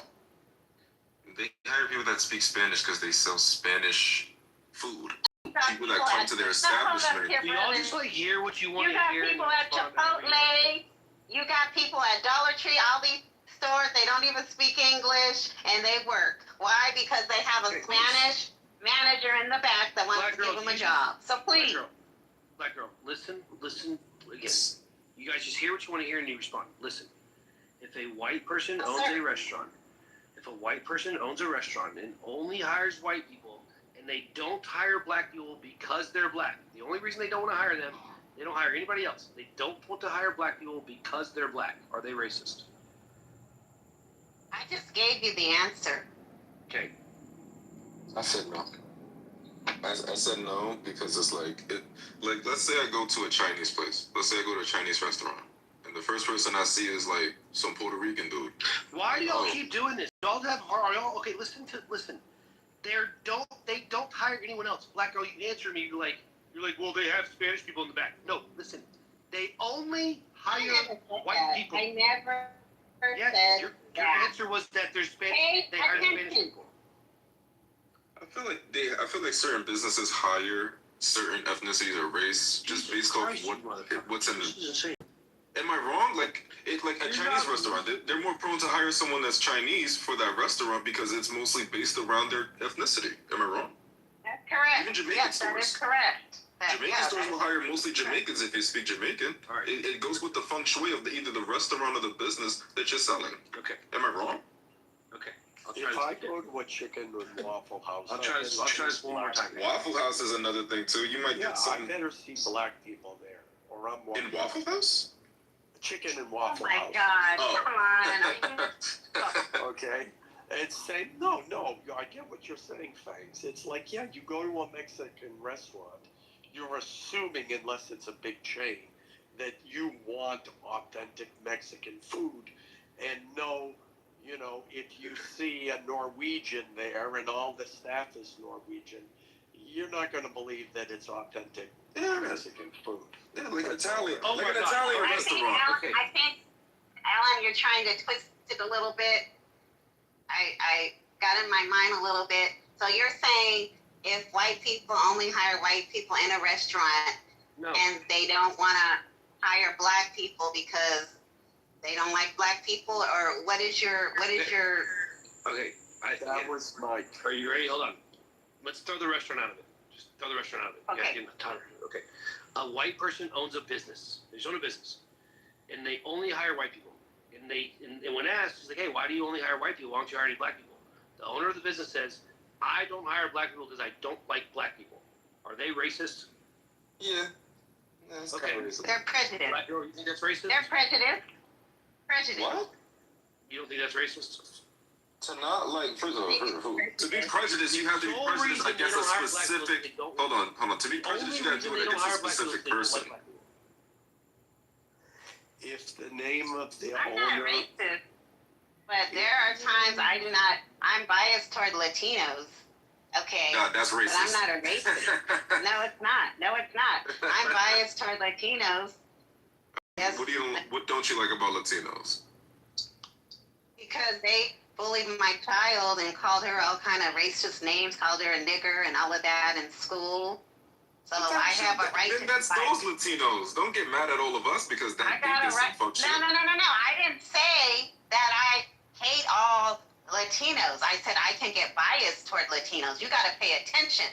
You know that every Latino is not like that. Yeah, but you said. I know every Latino is not like that, but I can get biased. Hold on. Listen to what you said. You said, "Oh, I'm biased towards Latinos because those Latino kids bullied my kid." What? I have the right to be biased if somebody hurts my child. I guess, but like you just applied it to the rest of us. Like we're gonna do the same thing. Okay, but yes, do you apply that behavior to the rest of us? Or nobody else is gonna tell me something else. That's a little weird to me. That's like a bunch of white kids saying racial things, and then I say, well, I'm biased towards white people because they said something racist. No. So can I look at you like that? I'm biased, and I could be prejudiced toward another culture, and I can admit that. I'm not racist. All right, well, those group of kids sound fucked up. Don't apply their actions to everyone. I just said that. I just said I am not like that with all Latinos. Okay. I know. Well, why'd you use that as an example when I asked you?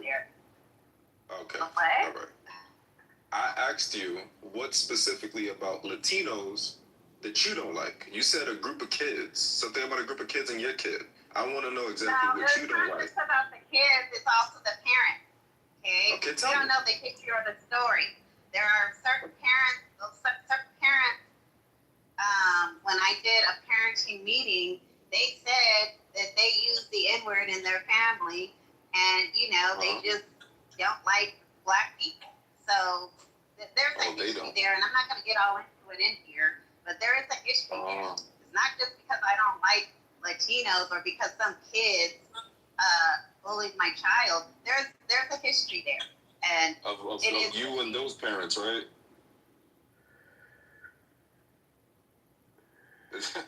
Yes, sir, yes. Okay. You're just telling me about how you just dealt with some racist Latinos. All right. Yeah, Mike, terms of Latinos can't be biased toward black people or to white people? They can't be biased? You can. I thought you were gonna actually give. No, I thought you were gonna actually give me a definite or a reason as to why, like the whole ethnicity or the whole. That is the reason. If someone hurts your child, another culture hurts your child. So do you feel like we all do that? That's what I'm saying. So I'm saying, do we all do that? For your own sanity, things. Just you know what I mean? All right. Yeah, Mike. In the example you gave, if it's a white, I didn't even get guy owns a factory and he only hires white people. If his name is Whitey McCrackerstein and he makes mayonnaise, then yeah, you should only hire white people. Yeah, see, that's why I couldn't even get the example. When you hear people say black people can't be racist, I always ask them some like white business owner or Uber driver. A white Uber driver shows up and the person they're supposed to pick up is black, and they're like, nope, I don't let black people in my car, and they drive away. Is that white guy racist? Everyone's like, well, yeah, of course that's racist. Then I was like, well, if the black Uber driver drives up and sees a white person, they go, well, I don't let white people in my car, I don't like white people, and they drive away. Are they racist? They're like, well, no. It's like, no, black people can certainly be racist. This is insane. Of course, no. As a matter of fact, I was waiting on an Uber, and an Asian guy didn't pick me up. He looked, and he went on, and I said, well, that's a very good thing. You go, you take your ass on. Let me get my refund. I think in that case, it sounds like you're both racist. They can't be racist. It sounds like you're both racist in that situation. Don't you think it's kind of an You're insult using to the black racist people? word. You're kind of using the racist. Don't you think it's an insult to say that black people can't be racist, as if they don't have the capability? It's very racist. When's the last time you've seen a group of black people lynching white people out here in the streets? When's the last time? Well, we've seen white people get black people. People in ovens. Hey, when's the last time you've seen that? Wait, when did we put you in ovens? 2 hours ago. That was the Jews. Yeah, black doesn't have to be that specific. I mean, we do see black people being shared white people, period. We also did feature babies as alligator. So if you look up the alligator bait is a fucking wise tale.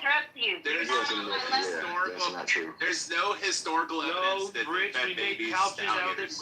we made couches out of their skin. Just like yeah, and white people eating black people, all that's a myth too. That's not true. Yeah. We hated we black never people so fed much. babies to fucking alligators. There's no evidence. No, we turned their bones. What do you mean there's no evidence? Are you fucking There's no evidence. There's not. I mean, are you gonna claim that black girl? Black girl, are you gonna claim that evidence?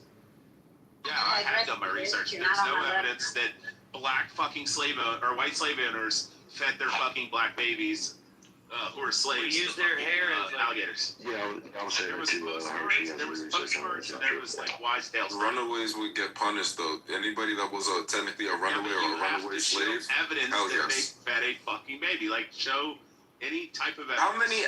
First of all, you're talking about an area where they were documenting all the tortures that did to black people. You're supposed to document all this. There's no evidence. We erased the history of evidence. I'll never say it again ever. It would be extremely illogical for a slave master to take a black baby and give it to an alligator. Why the fuck would you? It'd be like me taking my car and just going out and fucking like destroying it and like just bashing my car for no reason. It's like throwing away LeBron James or Michael Jordan. Like a slave baby was like the most valuable because you had all that time. You really had to make it black, didn't you? Wow. You guys get it. I'm not pitiful. I'm logical. I'm just putting the emphasis on the fact that it's so logical to think that someone would take a black baby and give it to an alligator when you can fucking get anything to hunt an alligator. You just throw anything in the water, it's gonna bite it. So this is so stupid. Yeah, no, like, all the alligators. You don't need a baby to hunt an alligator. Yeah, this is insane. But we're so eager to be victims that we would say stupid shit like that. Like white slave masters used to think black men. No, yeah, I hear you. I'm not. You're another idiot black person. That's fine. Like the belief that white slave masters used to rape black men is stupid as fuck. Like honestly, like it's taboo for white people to openly have sex. Listen. It was taboo for white people to even have sex with black people because they was considered basically animals. But let alone gay bestiality, like there's two taboos in one. Like that's fucking dumb. And then to not only do it, but to do it publicly. Like that's another myth. You research this, you'll find there's no evidence of that. You're gonna say that white There's no evidence people of it. didn't rape black women? Are you gonna sit up here and say? No, I said men, not black women. They definitely did that. But we're talking about men. They did not rape black men. They did both. Black stupid. They did not rape black men. They did not rape black men. This is stupid. And look how it is for black people to brag about when we slept with them, like in the back. Stupid. No, Jesus Christ. There was no butt breaking in the sense of where they took black men, put them on display, and raped them publicly. That's not a thing. That's what butt breaking is. Even if a white back in the day, if a white lady was to ever conceive a black child, you know what they do to that white lady? They, like, beat the shit out of her until she died. And they definitely would kill the man. Yeah, the man would die too. Yeah, they would maim the fuck out of him. You know, there was something like 5,200. What they would do is lie and say that the black guy raped her. Total in the U.S. Could you tell me, like, that who was voted in movies. Good morning to the dominant white race. This is stupid. How you doing? Good morning.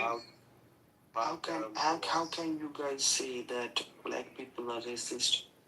This is very So what y'all crackers talking about this morning? You know how we can say it? We moved our Oh, are they talking about their stuff? We're disagreeing. No. We're disagreeing. Black people can be racist. That's how we. No, they can't It's be. the way speech. Damn, white people have no decorum. It's two crackers talking to me. Pierre, do you believe black people can be racist, Pierre? Absolutely, yeah. Thank you. That's all we're saying. We're just Yeah, let me get my races on. I'm racist as fuck. We all got a little bit of it. They be trying to tell you, oh, you could never be racist because it's systematic. Bitch, if you don't get the fuck on, that's a cracker right there. But now the real question is, who's better at it? But I'll tell you this. You never Well, they are better at it. I ain't gonna lie. They got a monopoly on the races. You never see black people and white people. Okay? That's the number one fact. You've never seen a whole race of black people hating white people. Where the fuck are you from, bitch? Where the fuck are you from, bitch? I just know it's a trailer park somewhere. Are you an 8 Mile bitch? I know it's a trailer park, and I know it's definitely meth in your blood. Your mama's from the trailer park, bitch. Alright, where you from? You from the suburbs? No, I'm from our. Well, you can't talk. You taught white people how to slave. You were the first ones that showed them that. So you can't talk. Right? Yeah, wake it up.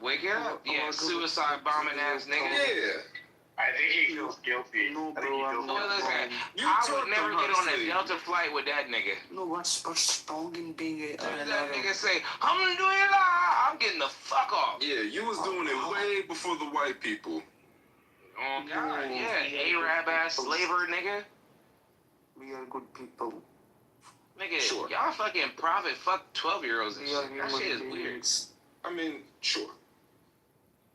That shit weird as I'm fuck. showing we invented algebra. Oh, nah, nigga, you Indian. You doing the head bobble shit. No, I'm not Indian. I'm from. Nah, nigga. I think you Indian, nigga. Don't disrespect me. Nah, he a ding-a-ling-a-ling-a-ling-a-ling-a. Hey, don't. Don't. Hurry up and buy. Slumdog millionaire ass nigga.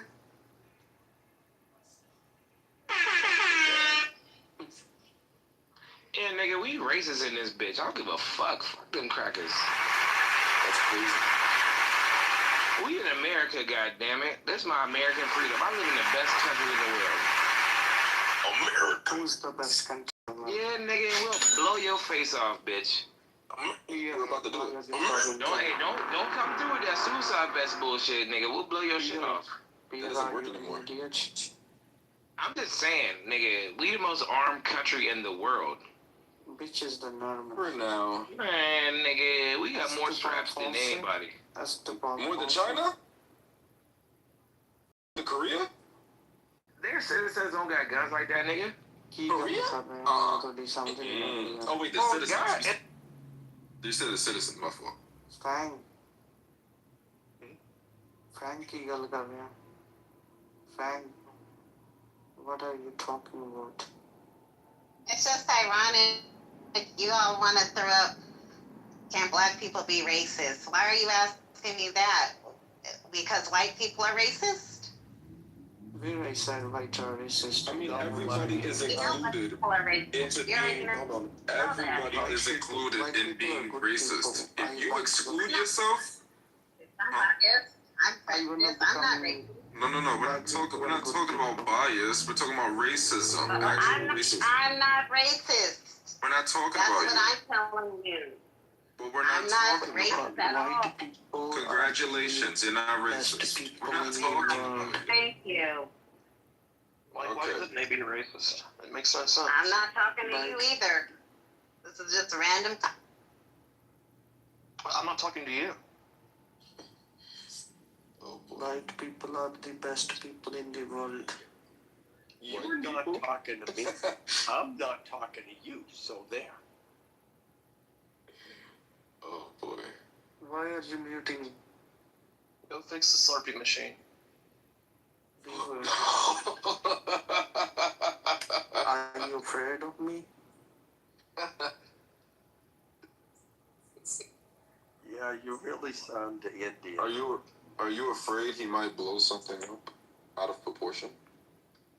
Fang, what are you talking about? I'm trying to have your side. What are you trying to have? I'm just trying to help you. In what thing? In what thing?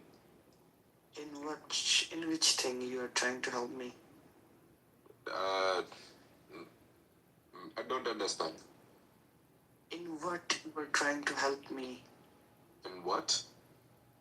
You are trying to help me. Yeah, I want to help you. In which thing? In which thing? I don't understand. I don't understand what thing. He wants to help you, Abu. How help me? Well, we're trying to help you now. We're trying to pass this deal to open the Strait of Hormuz. I'm not from Iran. I'm from Arab world. You from where? I'm from Morocco. Je parle français. Est-ce que tu parles français? Français? You from France? No, I'm from Morocco. Morocco. Ça va? You have the Canadian flag out. I would have thought you spoke French. No, I live in Canada right now. Basically, I'm from Morocco. Comment tu vas, Fangs? Comment tu vas, Fangs? Ça va. Comment est ta journée? Voilà. Est-ce que tu parles français? Oui. Oh, c'est bon, mon ami. Comment vas-tu? Why is someone looking at me right now? These people think. Black people can be racist. These people were criticizing the Arab people. Don't know why they hate Arab people. No. Don't say that. We said that Arabs introduced slavery to the Europeans, and then they got it from y'all. So I said that's why y'all not in the clear just yet. But let's ask him this question: do you believe black people can be racist? No, black people are the best people in the world. No. I heard your response. I'm asking the guy. Stevens. Who's Stevens? The guy that was just speaking French to you. Moi. Okay. Do you believe that black people can be racist? No. How? Explain the logic behind this. Are black people human beings? Yes. Can they behave differently toward a different race? Yes. So they can be racist. Yes or no? No. Look, I'm Italian. Wait. I'm European. I'm prior to this. And a double no. 1,000 Bro, times. they're allergic to logic, bro. They're just allergic to logic. Your people No, are best you're people in the world. you're allergic to logic. Yeah, you tell them. See, No, you're right. You're the right. logic is that you have to have power in order to be racist. Otherwise, it's just prejudice or bias. You have to actually be able to affect someone's life in order for you to be racist. Okay, so Alan, let me ask you this question. So the rednecks that live in trailer parks that are one of the most racist people in America, they don't have any power to really do anything. So they can't be racist. They're just prejudiced people that just hate blacks. The hate that they have for blacks, it's not racism. It's just prejudice. That's what you're telling me. Yeah, but see, you're forgetting that What am I forgetting? all white people benefit from Are you from China? even if they don't participate in it directly. So how would, okay. So pardon me, because you have white people from Italy, you have white people from all parts of this country that come here and don't have those same benefits. So please explain to me that how they're benefiting off of everyone else and not the white people, because it sounds like they're benefiting from the lower class versus an individual race. You're brilliant, Alan. Yeah, but see, Fangs, what you're forgetting is there's this amorphous, magical thing that's in the air that so that even those white trailer trash, even they still have benefits of being white. You just What's the benefits? Wow. What's the benefits? Oh, yes. They don't. Oh, for example, if they get pulled over by the police, they don't get shot. And that's not a benefit, bro. That's not credible. Well, and you're forgetting about the free money that the government gives all white. What free money? Pepe, can I answer the question in the room? What free money? You mean EBT that you got to pay off later? That's not free money. No. We get free money from the government. What free money? I wasn't supposed to tell you. Bang, are you Chinese? Hold on. What free money? You acting like it comes direct deposit. Where? What are you talking about? Man, you capping. Ain't no free money. Listen, Pepe, are you there? I don't believe anything I'm saying. He's asleep. Dylan asked the question or something. Alan, I don't tell me. believe anything. I have a question for you. Yes. Alan, I have a question. I have a question for you. Yes. You know pyramids? Who built the pyramids? Painters. What? They weren't slaves. Bullshit. White people built those. It was the Jews. The Jews built White the people pyramids. built it. How come they built the pyramids? And they Bring were me the paid technique. workers. Bring the technique. Yeah, you're gonna have to talk somebody off Clubhouse for this question. The Jews were the These slaves. people in here just don't. They're just mind is fucked up. Like I've actually sat with some white people, and and they have told me that they felt privileged, that they are privileged. Why are you So you're gonna have to talk to a group of people that have logic. You got it wrong. Like, God, what you want to hear. Talk to fucking liberals. Y'all are. They're just telling you what you want to hear or what they think you want to hear because they're too cowardly. I don't think so because I didn't hold up here. I didn't ask her to tell me anything. She told me on her own in a group. We were in a group setting. So no, Beaver. I don't think. How did they tell you you were privileged? I have a question for Alan. And why are you The only people who tell me I'm privileged are black people. Alan, are you black? I just want to say that. Why are you interrupting? She told me, and she asked me what she could do to help the black community. Are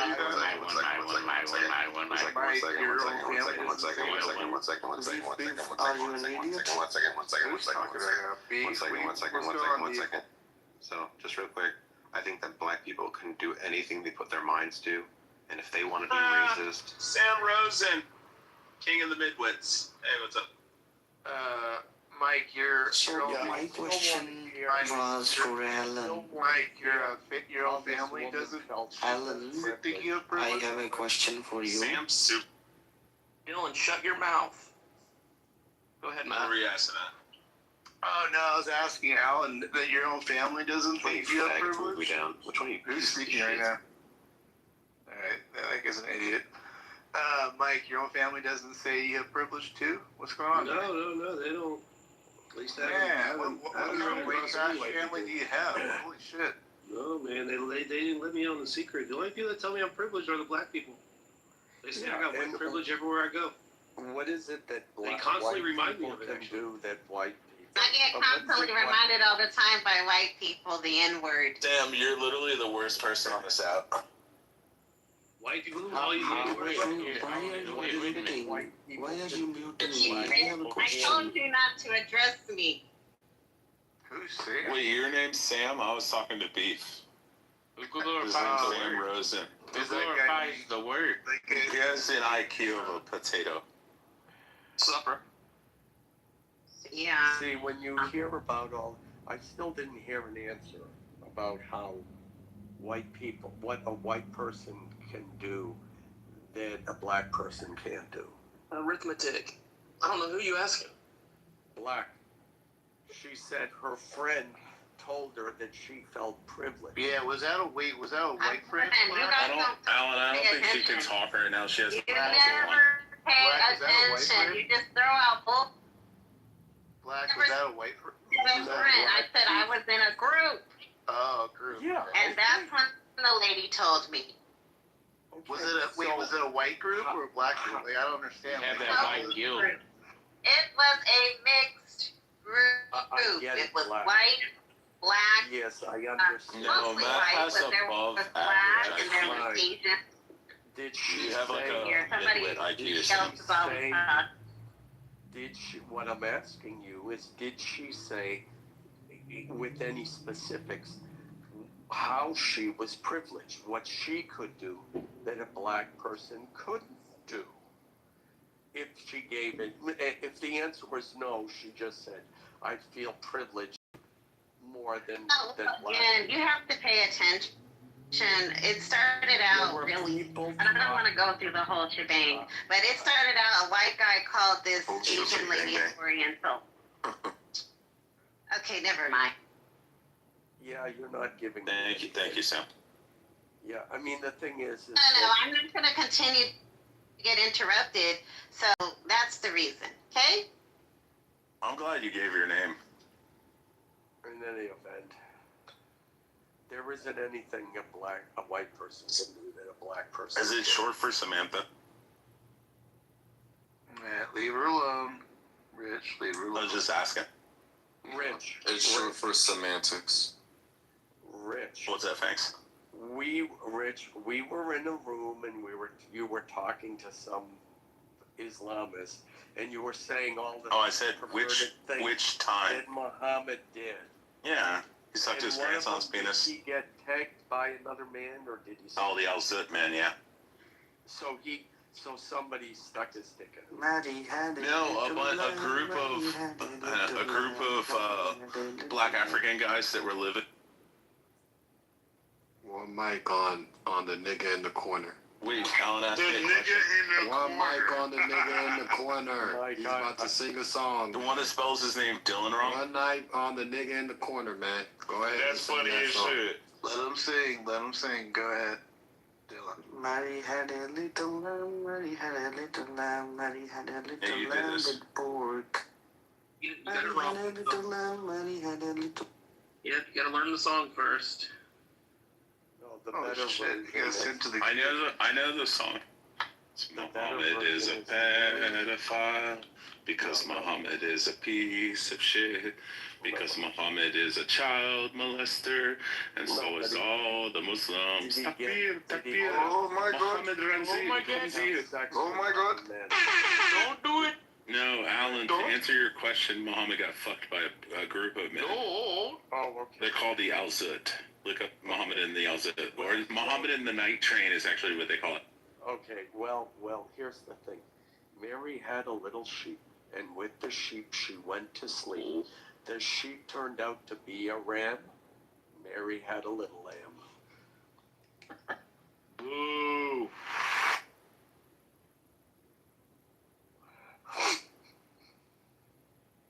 That's from an album I bought. I thought it was a jazz album. And it was actually a black jazz band that they would play songs and then tell dirty jokes in between each. Alan, remember your dead Armenian grandmother hates you. Why are you saying that so random? How dare you insult Mary? Hey, look, fuck all that shit. I'm about to read. Who did I insult? Can black people be racist? The answer is obviously yes. I'm a black person. I'm fully black. And I still think that a lot of black people are racist against whites. I actually think I would actually put money against there are more black people racist against whites than there are whites racist against blacks right now. Hold on, man. I'm black, and I can put money against that. I agree with you, and it's not even close. Exactly. So I want to question. Read a little bit of best. Is black fatigue for the white man? Incan, how do you feel about pit bulls, Incan? And there's So a y'all all majority. agree. So this is the type of room where we're all like reasonable. Like that's. Incan, can you tell us how you feel about pit bulls? They should be raped. Oh my god. What's the best pit bull? Nah, see, bestiality Incan, is not what even is a the joke. best? Incan, what is the best? Bestiality is not even a joke. Seriously, Incan. Okay, stay on topic. Shut up. Okay, It's a reason. A dead pit bull puppy. Shut What's up. up, bro? Shut up. TC, are you there? Yes, I'm here. I'm listening. So, what do you? So you're thinking that black people are more racist to white people? That's your claim? In a way. I'm not researched enough to make that claim specifically. All I'm saying is that black people are super racist against white people, according to what I see on social media. And I would I'll say it again. I have the hiccups. I would bet money that there are more black people that are racist against whites than there are whites against blacks nowadays. I wonder if any data on that. I know. Well, if anybody will present it, I'd be interested. I'd be interested in it. Hold on, I got a question. Crimes, I don't know. I have a question. What's First, TC, is that you on your profile picture? Yes, it's me. Okay, just making sure. You like my smile? You're smiling? Yeah. Oh, my question was, with black fatigue now being something that's a trend, do you think black fatigue is racism or close to it? I actually think that's a good question.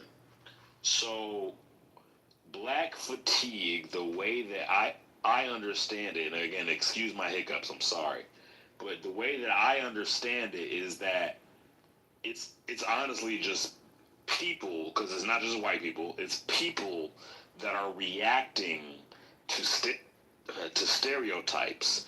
And I actually am a person that is in favor of certain stereotypes.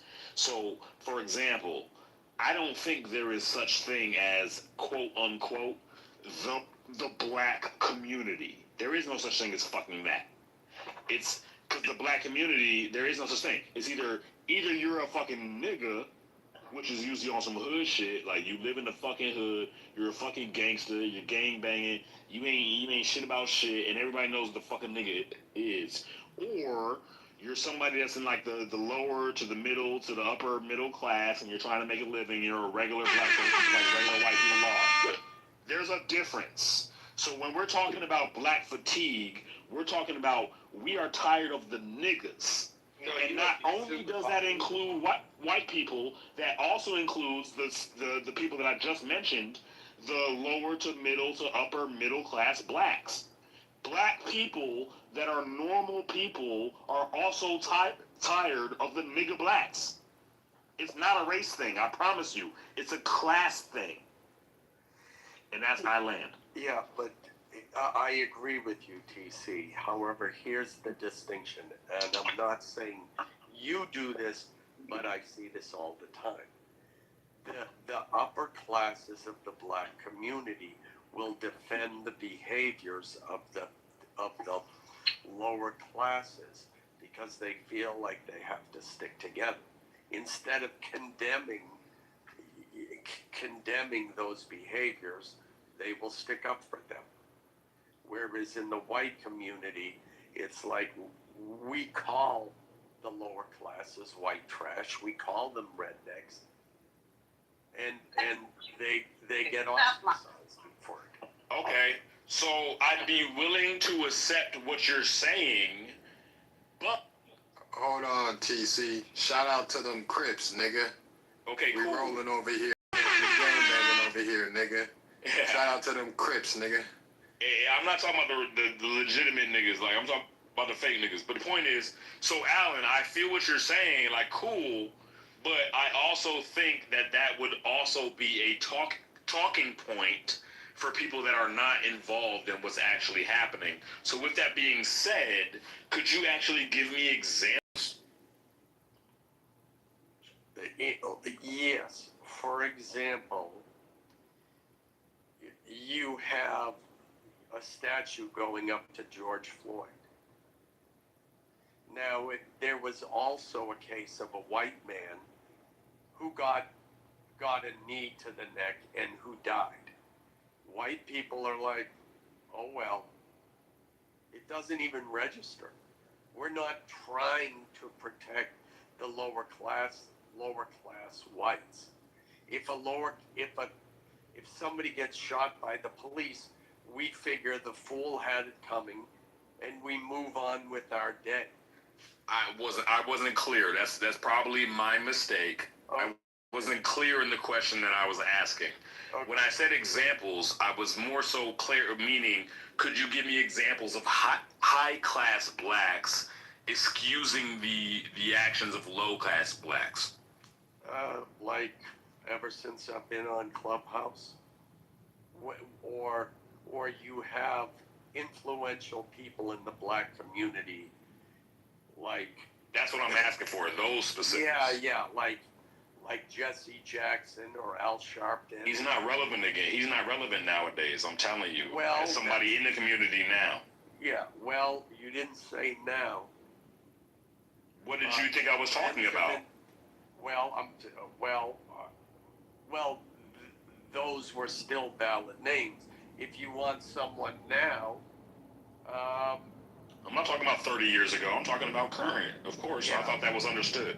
Yeah. So with the whoever the whole surrounding the Carmelo Anthony case, as an example, whoever they had represented. Do you consider that current? I guess you don't. How long ago was that? How many years? What, Carmelo Anthony? Yes, sir. What was it, 6 months, a year? I'm pretty sure it was like 3 years ago. Or why is it so 2 years ago? Why is it so important to you that I give you a current example? Because that's the easiest thing for everybody to kind of acquiesce to in terms of relations. But it is not super important that it has to be 2026. I'm just saying it can't be 1920. You know what I'm saying? Like, that's all I'm saying. Well, give me some examples. Recent examples. Was in the news recently, wasn't he? I'm unfamiliar. I don't really follow the news, to be honest with you. I forget. He was either with Carmelo Anthony or now he's part of that group with Norman Wells. Yeah. He was like arguing on his behalf. Yes, sir. Yeah, you're right. Yeah. Right. Which, by the way, I mean, I'm not trying to derail the conversation. No. I disagree with Carmelo as a black person. Yeah, but see, the thing is, then Wells really doesn't even fit that example, because until we hear otherwise, it's most likely he drowned.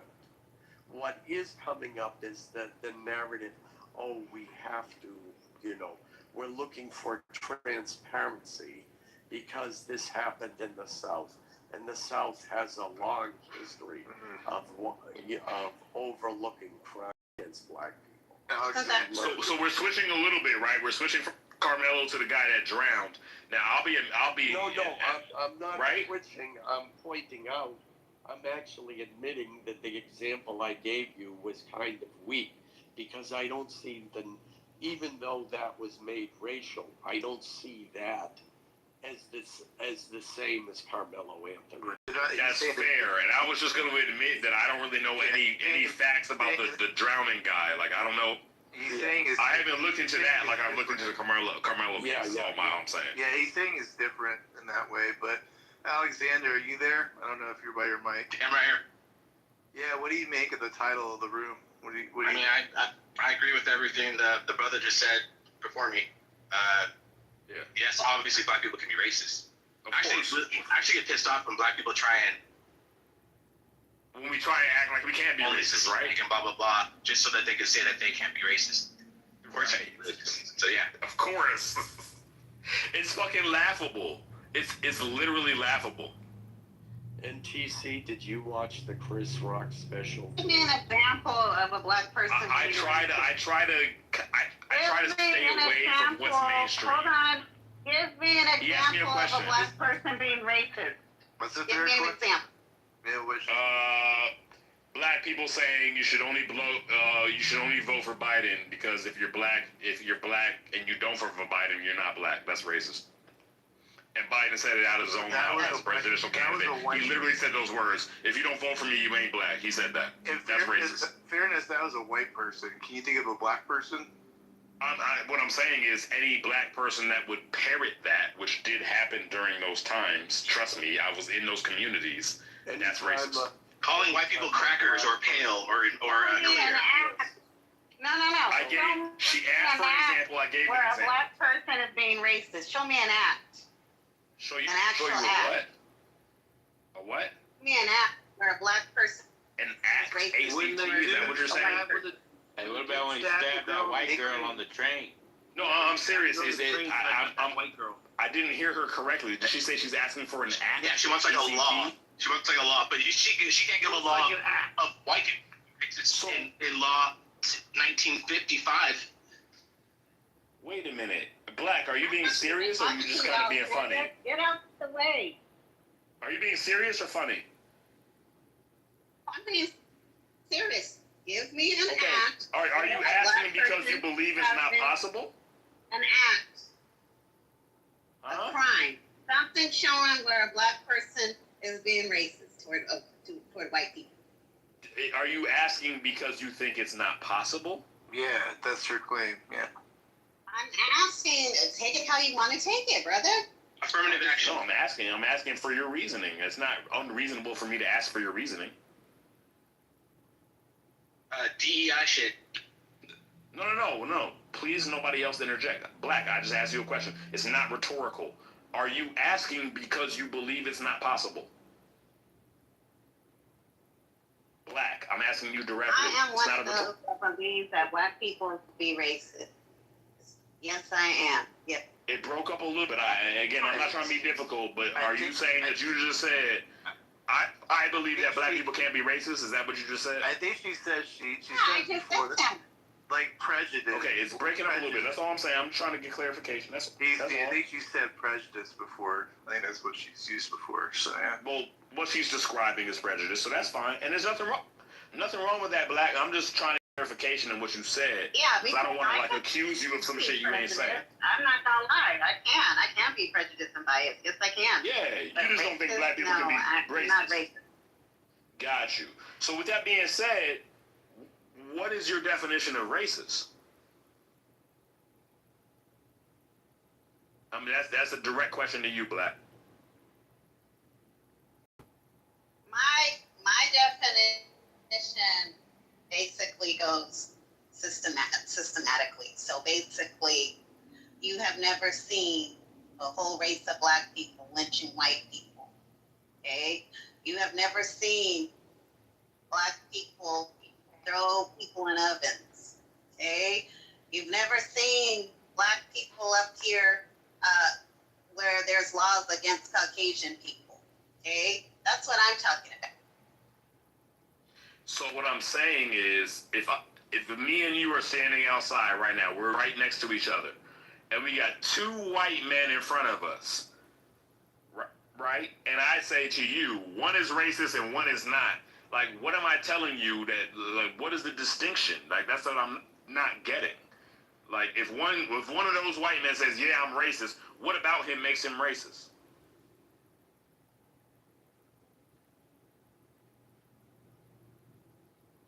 His beliefs. Such as? I'm not going to go here and break it down. Okay, all right, so... I only went that way because I didn't want to put words in your mouth. Second question. You know, I asked for an act where you see black people being racist toward white people. That's what I just Okay, found. Black, but my only point is, I didn't want to define racist for you.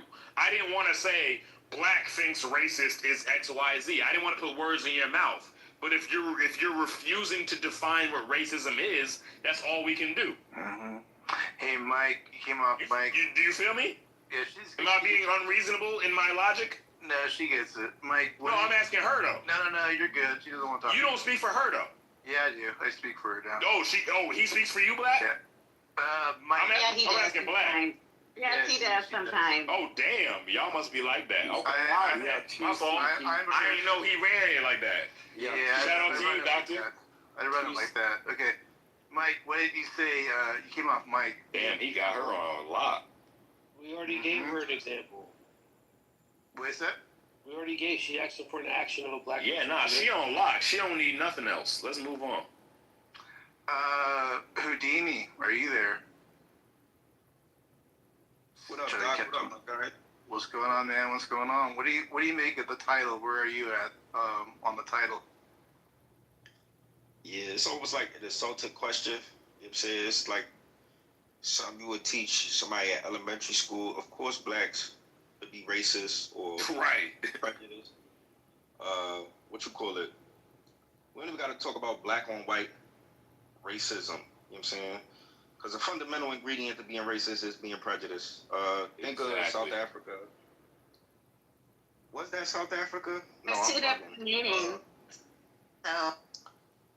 Well, yeah, because we talking about two different categories. Yo, doctor, get your bitch in check, bro. She's don't know speaking the out of turn. definition, though. What you just said it's belief. Hey, don't call me a bitch. Yo, she's speaking out of turn, bro. That's your joint, bro. Fucking asshole.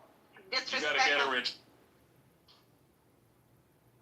Don't interrupt Houdini, people. Yeah, go ahead, Houdini. Exactly. Don't interrupt.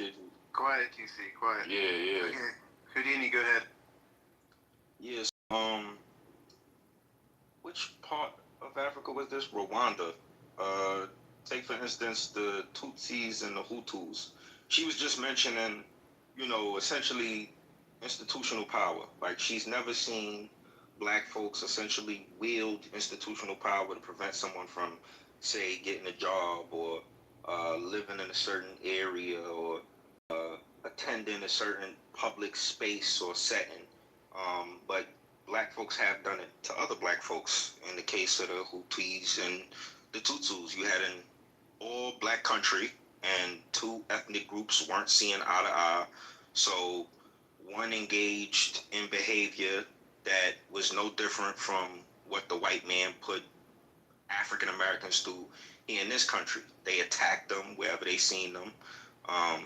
It's actually a bit more senseless what they did in Africa.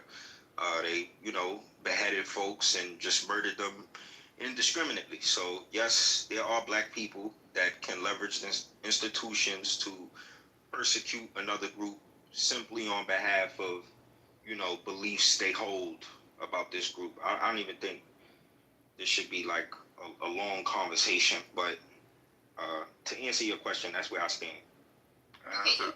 Very quick. About Africa. I'm talking about people in the United States. Just listen to that voice. Okay. Get the fuck up out of here, bro. Like me. Okay. We could limit it to the United States. Exactly. Why wouldn't we? Whilst I support the Nation of Islam, right, and what they represent, frankly speaking, they're a racist organization. They promote the belief that the white man is the devil incarnate. Now, I once heard that an organized lie always beats a disorganized truth, and a good lie will always have some element of truth in it. So, they've taken a lot of different elements of truth throughout history and used it as something to support their argument that the white man is the devil incarnate. But essentially, they promote that the black man is God, right? That they are superior to the white man. And, they have a whole curriculum supporting why they believe this. So, if you want to talk about racism from black folk, that is it right there. There's an inherent belief in your superiority. What I'm talking about is an act. and acts that they have done. That's a belief. They believe that. They may believe that, but what have they done to white people? Okay, so what you're talking about doesn't meet the criteria of the definition of. Hold on. What you're talking about doesn't meet the criteria of the definition of racism. You yourself said earlier, right? When you were responding to, who was it, TC? He mentioned two white individuals standing in a specific place, and he said one's racist, and he's asking you to, essentially outline what that means for him. And you said, well, what makes him racist is his beliefs, right? So as evidenced by what you said earlier, that your beliefs are what make you racist. But I just want to address the perspective that she's coming from. Ben Shapiro, whom I'm not a fan of, but nonetheless, he an intellectual. He put to bed. He had a debate with some Black Lives Matter folk, and of course, I'm rooting for my own people, but they got fucking obliterated. Bullshit. It wasn't even a debate for real. Long story short, though, they came from the same perspective you came from. Somewhere post the 60s era, I think it was the Panthers that came up with this definition. Racism is prejudice plus power. Now, you won't find that in Webster's dictionary, right? Hence, white people being lost as to what you're saying or the angle you're coming from when you communicate this, right? But there are a demographic of black people that believe this. We can be prejudiced, sure, but if we don't have the power to, be consequential in our prejudice as white folks do, then we're not really racist, because in what way do we actually affect your livelihood? This, idea, right, only makes sense within that small demographic. But if you're talking about objective definitions, not constructs made within, some particular subculture of a group, right, then, people aren't going to be able to understand what you're saying. They're going to think you're stupid and, you're just an unintelligent individual. So I think that context is worth mentioning whenever you talk to people that don't subscribe to, say, Black Power culture. That way, they don't misjudge you or take you to be a mentally deficient individual. But yeah, I rest my case on that. Okay, I understand what you're saying, but I don't have the highest IQ, but I'm definitely not a low IQ. Mm-hmm. You rest your neck on that? All right. Yeah, I understand. He came at me with respect, and I thank you for that.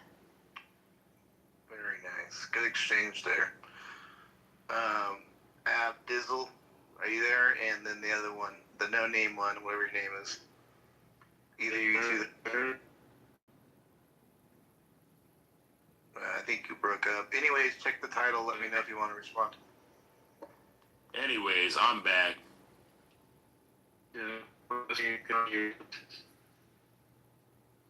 Obviously, black people can be racist. Are we still debating this shit? Does anybody have the negative? Does anybody think that black people can't be racist? Is there one person? Okay, thought so. You're in bad shape, Dizzle. You're really bad. Go down and then come back up, and I'll help you out.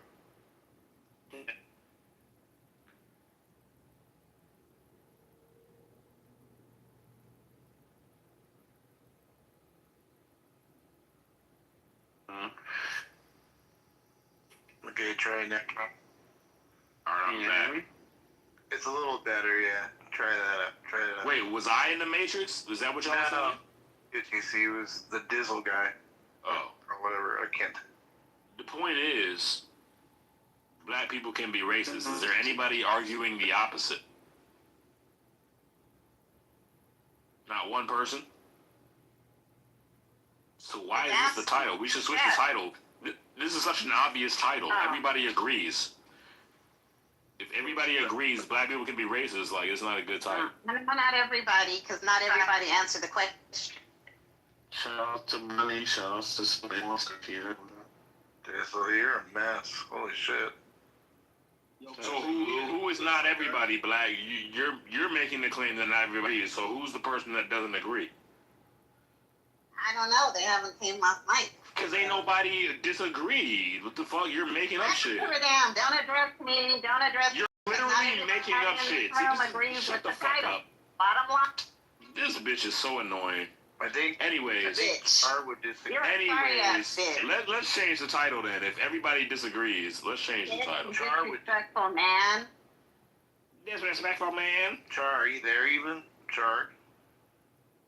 Oh, no, he's hung around. Ain't nobody here. It's 3 a.m. Everybody sleep. Change the fucking title. Change the title to here. Black people can't be racist. That would get more people in here. Yeah, but come on, bro. Like, am I right or wrong in terms of marketing? Oh, nah, in terms of marketing, you did. Of course, nigga, that was my degree. That's what I meant, nigga. Like, that would get more people in here. Cause I put on there black people ready to, are the most racist. That'll get them all in. Yeah, that's even better. You're absolutely right. Exactly, Space. Exactly, Space. That I don't know. I'm fake burnt out though within my like 5 minutes of being here. It's like well, yeah, we're not saying we agree. We're just saying these are good titles to rage bait niggas into the room. Right. Oh yeah, I'm not saying you agree either, but I feel like we should talk about something like that got a little more subject. Yeah, all right. Let's talk about some real shit then. All right, cool. Lead it off. I mean, I was making a suggestion, but I ain't really have an idea in mind. Well, think of one. Think of some better idea than, are black people racist, which has no bearing on humanity. Okay. This is something I was thinking about earlier. I don't really got like a title. Stop apologizing, nigga. Just say what's on your mind, bro. We fuck with you. No doubt. Ain't no apologies extended, but I can't put it in a nutshell for y'all, but I'm gonna just tell y'all some of my earlier thoughts. So, I wrote a song that's basically a tribute to what some would deem a domestic terrorist, right? His name was Micah. Yeah, his name was Micah Xavier Johnson. This guy, as a result of a bunch of black people getting shot and some would say overrepresentation by the media, right, decided to go out to a protest one day full of police officers and shoot about 16 of them. Long story short, he gets assassinated, but he's like the super pro-black individual, and I was just wondering to myself, like, okay, how would this song be received? And, you know, of course, folks would accuse me of supporting terrorism and, you know, question my morals, etc. And then I thought about, like, white folks who, you know, loved their ancestors that supported the Confederacy, right? Like, you know, their hero are our villains. But does that negate their right to embrace their heritage or what they come from?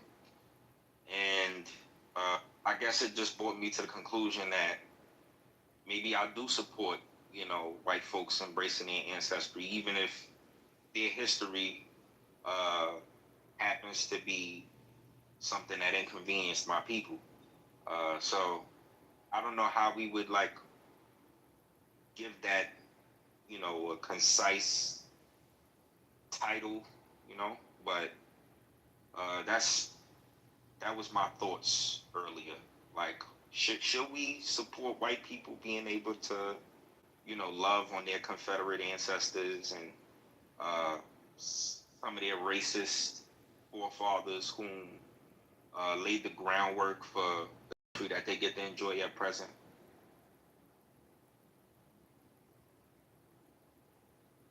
You talking about 2016 Dallas, right? Yup.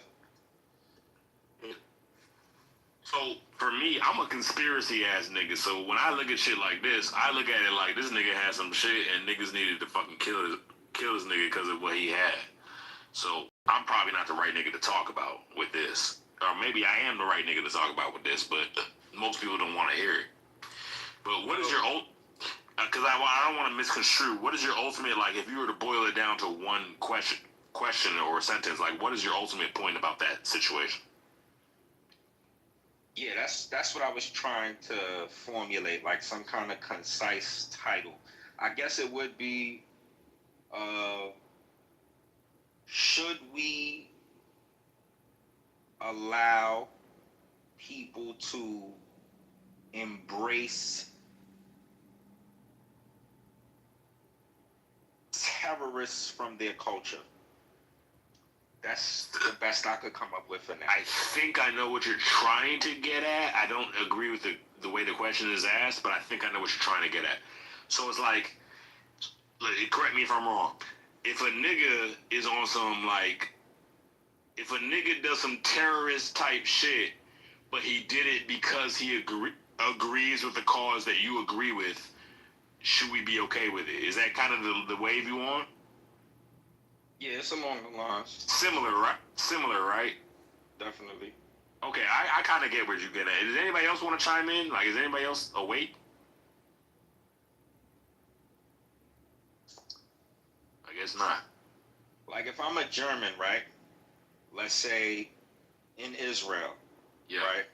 Oh, I love these topics. Yeah, keep going. And wake it the fuck up, nigga. His, son and my extended relatives, they were all Nazis, right? And war Nazis. My culture. Yeah, that's my culture. Maybe they didn't send Jews off to the gas chamber, but they supported the Nazi party. They're the opposition. I got you. Right. Should I be allowed to love Hitler free of consequences? Yes. The answer is yes, but the niggas that are in their feelings will say no. In a functional democracy. In a functional democracy, to a letter to the T, the answer is yes, unequivocally. Okay, so if that's the case, right? If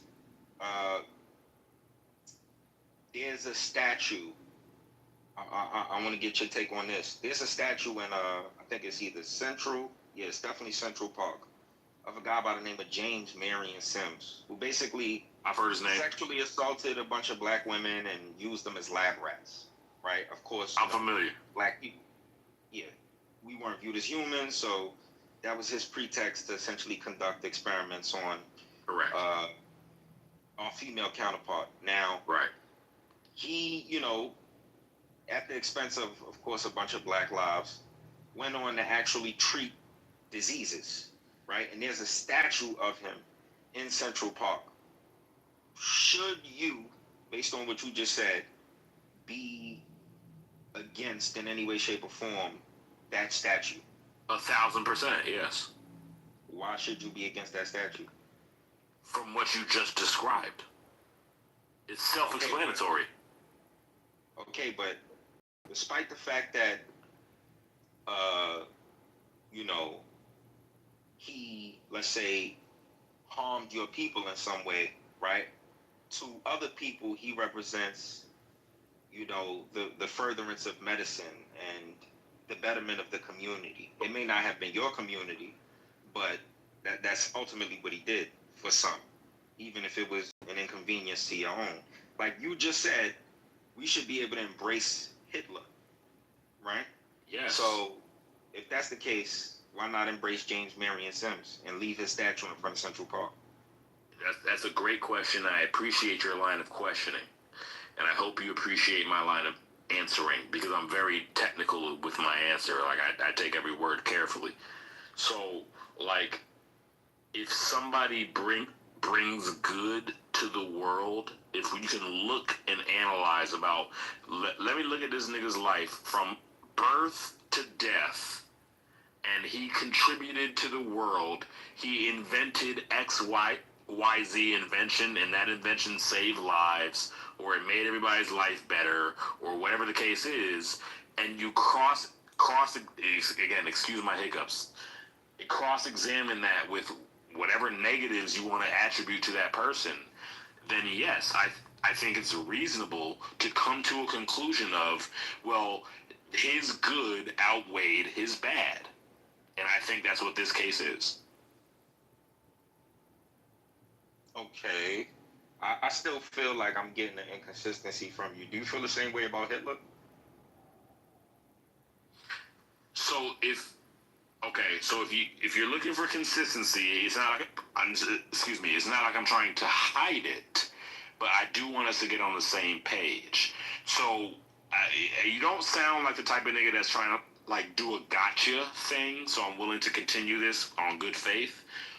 But if you were to describe to me every single accomplishment of Hitler, because let's not kid ourselves, it's not like Hitler did no good. It's not like Hitler was, he just a spawn from hell. He did nothing but evil. He had to have done some good to be elected the leader of his own country.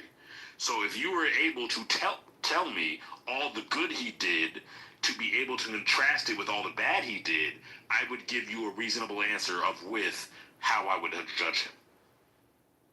Okay, so I feel like, based on what I'm gathering, whether you feel it's okay for people to embrace what might be deemed evil figures from their culture is based on whether their good outweighed their evil. In a sense, yes, I'd be willing to say that, yes. But what if the good that he did, right, was only good exclusive to his community, but an inconvenience to everyone else's or a particular community? Wouldn't it, be subjective to call that thing a good? It's only good. Of course it's subjective, yes. Of course it's subjective, yes, sir. This entire exercise that we're doing is subjective. Yes, of course it's subjective. So what I'm saying is you would need to describe to me, this is what Hitler did good, A, B, C, D, E, F, G. This is what Hitler did bad, X, Y, Z, blah, blah, blah, blah, blah. I would, in turn, tell you, well, I think this outweighs this, and here's my opinion on him. That's how it would go. For a quick clarification here, I just want to make sure, Houdini, the original thought exercise, correct me if I'm wrong, I thought you were asking, should we be okay with the direct ancestors of the bad people being allowed to appreciate their heritage? I didn't get that from that question at all, but that's what I thought. You want to ask them that question, fair be it, so be it. Oh, hold on. I would replace ancestors with descendants. Yeah, the direct descendants. Should they be? Yeah, like your initial example about Hitler was like, if there's that's a whole different question, though. I'm sure you guys would agree. I thought that's what he was asking. Like, if there's Germans that appreciate what Hitler's done, should we be okay with the Germans being okay with that? That's a way different question. But if that's what he meant to ask, I would answer it. But that's a way different question than what he asked. That's what I thought he was saying. No, I didn't think that what he was saying at all. All right. To Mike, you definitely like right in the ballpark. Like, being okay with something isn't the same as practicing said thing. So, if that's their thoughts that this was okay, I don't think that should be criminalized unless, we're going to the United Kingdoms.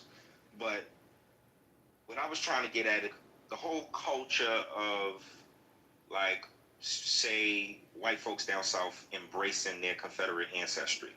The Confederates literally wanted to enslave black people. That's an inconvenience to me and every other black person alive in America today. But from the perspective of that white Southern person, their ancestors were fighting to protect their cause, their property, their rights, their interests. So whilst their ancestors did a good on their behalf, right? The people who were inconvenienced by their ancestors' work would, of course, interpret the very same actions, defending slavery, defending the right to turn people into property, as a bad. Now, despite you seeing it as a bad, should those people be allowed to embrace or, take pride in their heritage, even if Yes. that history The answer is yes. is an inconvenience to you. Yes. Okay, so if that's the case, then the James Marion Sims statue should stay up. Yes. Well, you said no earlier. Wait, what? I don't know if you're losing track, but literally, What do you I think, asked you, Bima? should. I don't remember ever saying a statue should be torn down, but if what you took from what I said was that a statue should be torn down, then obviously I misspoke or you misconstrued what I said. All right, well, let's move the mic around. Yeah, I'm cool with that. No, thank you guys. Good exchange. Because I never said a statue should be torn down. Good exchange. Oh, good. Good exchange. Yeah, so I don't know where you got that from. Mickey, were you there, Mickey? Mickey? Yeah. Yeah, what do you make of the title? Where are your thoughts on that? I have some thoughts, but just let me listen a little longer. No worries. Take your time. Okay. Look, I think we all agree that black people can be racist. It's a matter of what does that even mean to you? Like, I don't think anybody on stage thinks, no, it's impossible for black people to be racist. I don't think anybody has that ideology. Bima might think that. What about Correct me if I'm wrong, though. Yeah, Bima, I think, might disagree. Who? You said who? Bima. Let me look. Bima. Be honest, Bima. Oh, Bima, I see it. Okay, Bima. Yeah. You disagree? I do. You think black people can't be racist? No, I think black people could be racially prejudiced, but I don't think that they could be racist. Thank you. What do you think the difference is? Oh, that's a good question. So we have to understand the definitions of racism, institutional racism, and structural racism, and interpersonal racism. We adding words now, girl. And then, no, we're just understanding because there's what racism is. There's meat to it, right? I'm just looking at the title, baby. It doesn't say can black people be institutionally racist. Well, it's like this. It's like you look at deeper into a word, right? That's what we're looking at. So there's racism, and then there's types of racism. So it's just getting more specific. We're being impeccable with our words, as Monica would say. Words need to have meaning, honestly. Yeah. So, what do you think? So we have like cisgender, for example. For example, cisgender, some people think that means something, some people don't. Like, words, you can make up a word, and just because you feel like a word means something doesn't mean it actually means something. So, like racism, like, it's just one type of racism. It ain't no different types of racism. It's just racism. Can't change definitions. Exactly. Racism is racism. There is no, like, multiple types. You should just let her hang herself. Like, she was maybe. I'm on her side. I'm on everybody's side. His or hers. Like, I'm just trying to say that there is no multiple types of racism. Is racism. Like, let's not make up words. I'm not even saying she is. She is. I'm just saying there's only one type of racism. Racism. I feel a vibe from you that you just talking. That's you, bro. That's your opinion. What do you mean? But that's your opinion. That's you feeling who I am. Not everybody feels that way. So my point is, there's racism. You're putting it on display. You're saying I'm on her side, yet you're arguing the contrary to her position. How are you on her side? You're just talking to talk. You're absolutely right to call that out. You're absolutely right. I'm glad you said that. That points you out as a logical nigga, which I respect, which most niggas are not. So Bima, how do you respond? But most niggas are not like that. Most niggas are just whatever. They just say whatever. So what I'm saying is, like, racism, there is no multiple racism things. Man, bro, just let her chat. Let her chat. You're saying, you're talking for her, on her behalf. Like, she don't need you. Bro, That's what I'm saying. Like, let her talk. So you're saying let her talk. I'm saying let her talk. We're both saying let her talk. And both of us talking. All right, exactly. All right, so let's let her talk. So So I disagree. I think there's different understandings of racism. So there's interpersonal racism where somebody looks at somebody else and says, okay, look, depending on what you look like, I'm going to be racially prejudiced against you. So I'm going to discriminate against you because I just don't like the amount of percentage of melanin in your skin, right? Then there's the institutional racism, and that's when we have where there's legislation, there's a government, and then there's policies that are legislated that are specifically built to oppress and disadvantage racial groups. Then there's structural, which is what we're fighting right now. We got rid of institutional after civil rights, so it can't be legislative anymore. Well, okay, well then I would ask you to point to a law on the books. I will eventually. My bad. I didn't mean to interrupt you. I'm sorry. Keep going. Yeah, I know. And if you do, you understand that it's going to be unconstitutional, right? Because we already I'll have all my points after. I promise you. Okay. Well, I would just say you're wrong. So we got rid of institutional racism, which is the practices, the legislative practices. Okay. Now we have structural racism, which I believe the United States is still fighting. This is where we have racial inequality that's produced through the overlap of the institutions, the former institution of racial prejudices through the relation. That's now the structure is still there, so the outcome's the same, but it's just not in writing anymore. So we still have the beliefs of the racial. Okay. All right. Let me help you. Okay, so those are the three. So those are the three types of racism. So we have racial prejudice. We know what that is. Anybody could be racially prejudiced, right? And then we have. I would argue everybody is racially prejudiced. Okay, Beamer. I just really? Yeah, I would. One question for you. One question, please. I think that's definitely Beamer, projection, and that's.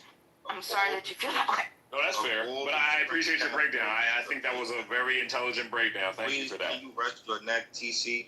Bro, it was between me and her. It had nothing to do with you, bro. But go ahead. Go ahead. You got it, bro.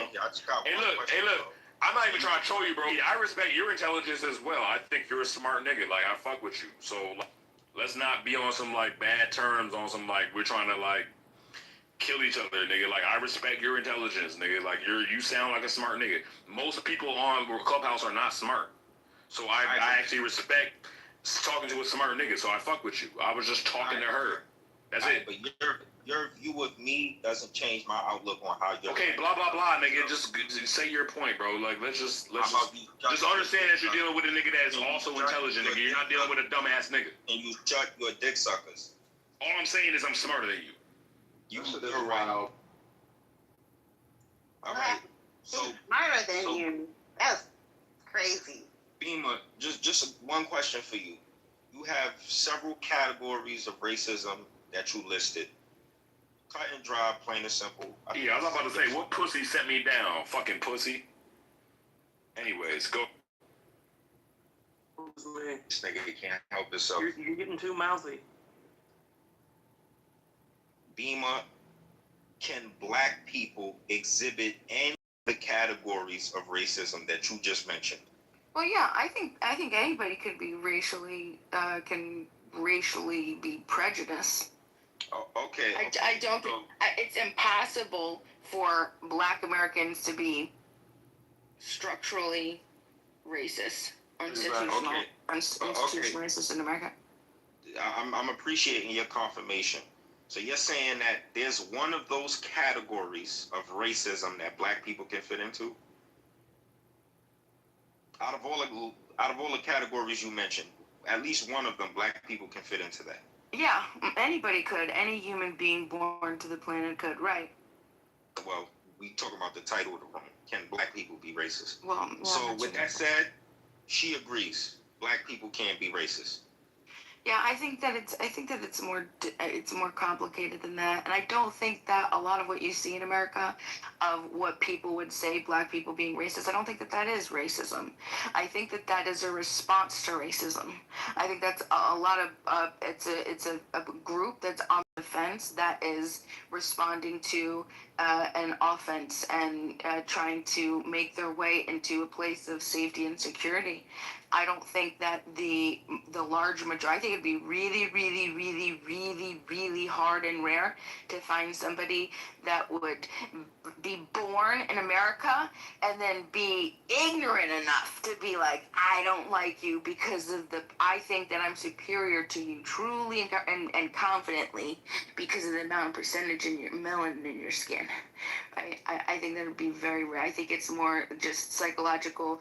Even in those cases that you would find, if you would find them, they're like extreme examples of psychological coping mechanisms for just the repair and the things that people do when they're in any human being. It's a human thing.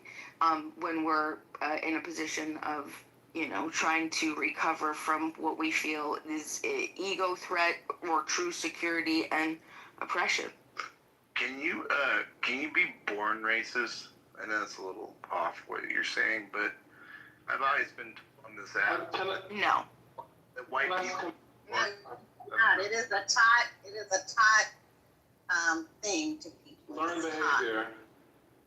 So it's an environmental thing, right? That's what you're saying? Yeah. Yes. It's a learned behavior.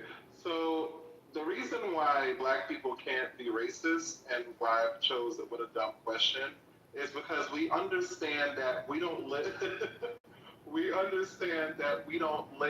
in, because I just had another argument. It gets so fucking annoying when people have this argument in, some sort of abstract, metaverse that doesn't actually apply to how we actually live here on Earth in America. You know what I mean? When we're having these discussions, it's important to base them in some sort of reality and lived experience and a shared reality so that we have some foundation for consistency and coherence. The reason why black people can't be racist is because we live in an institution that was founded and made for a different race, white people.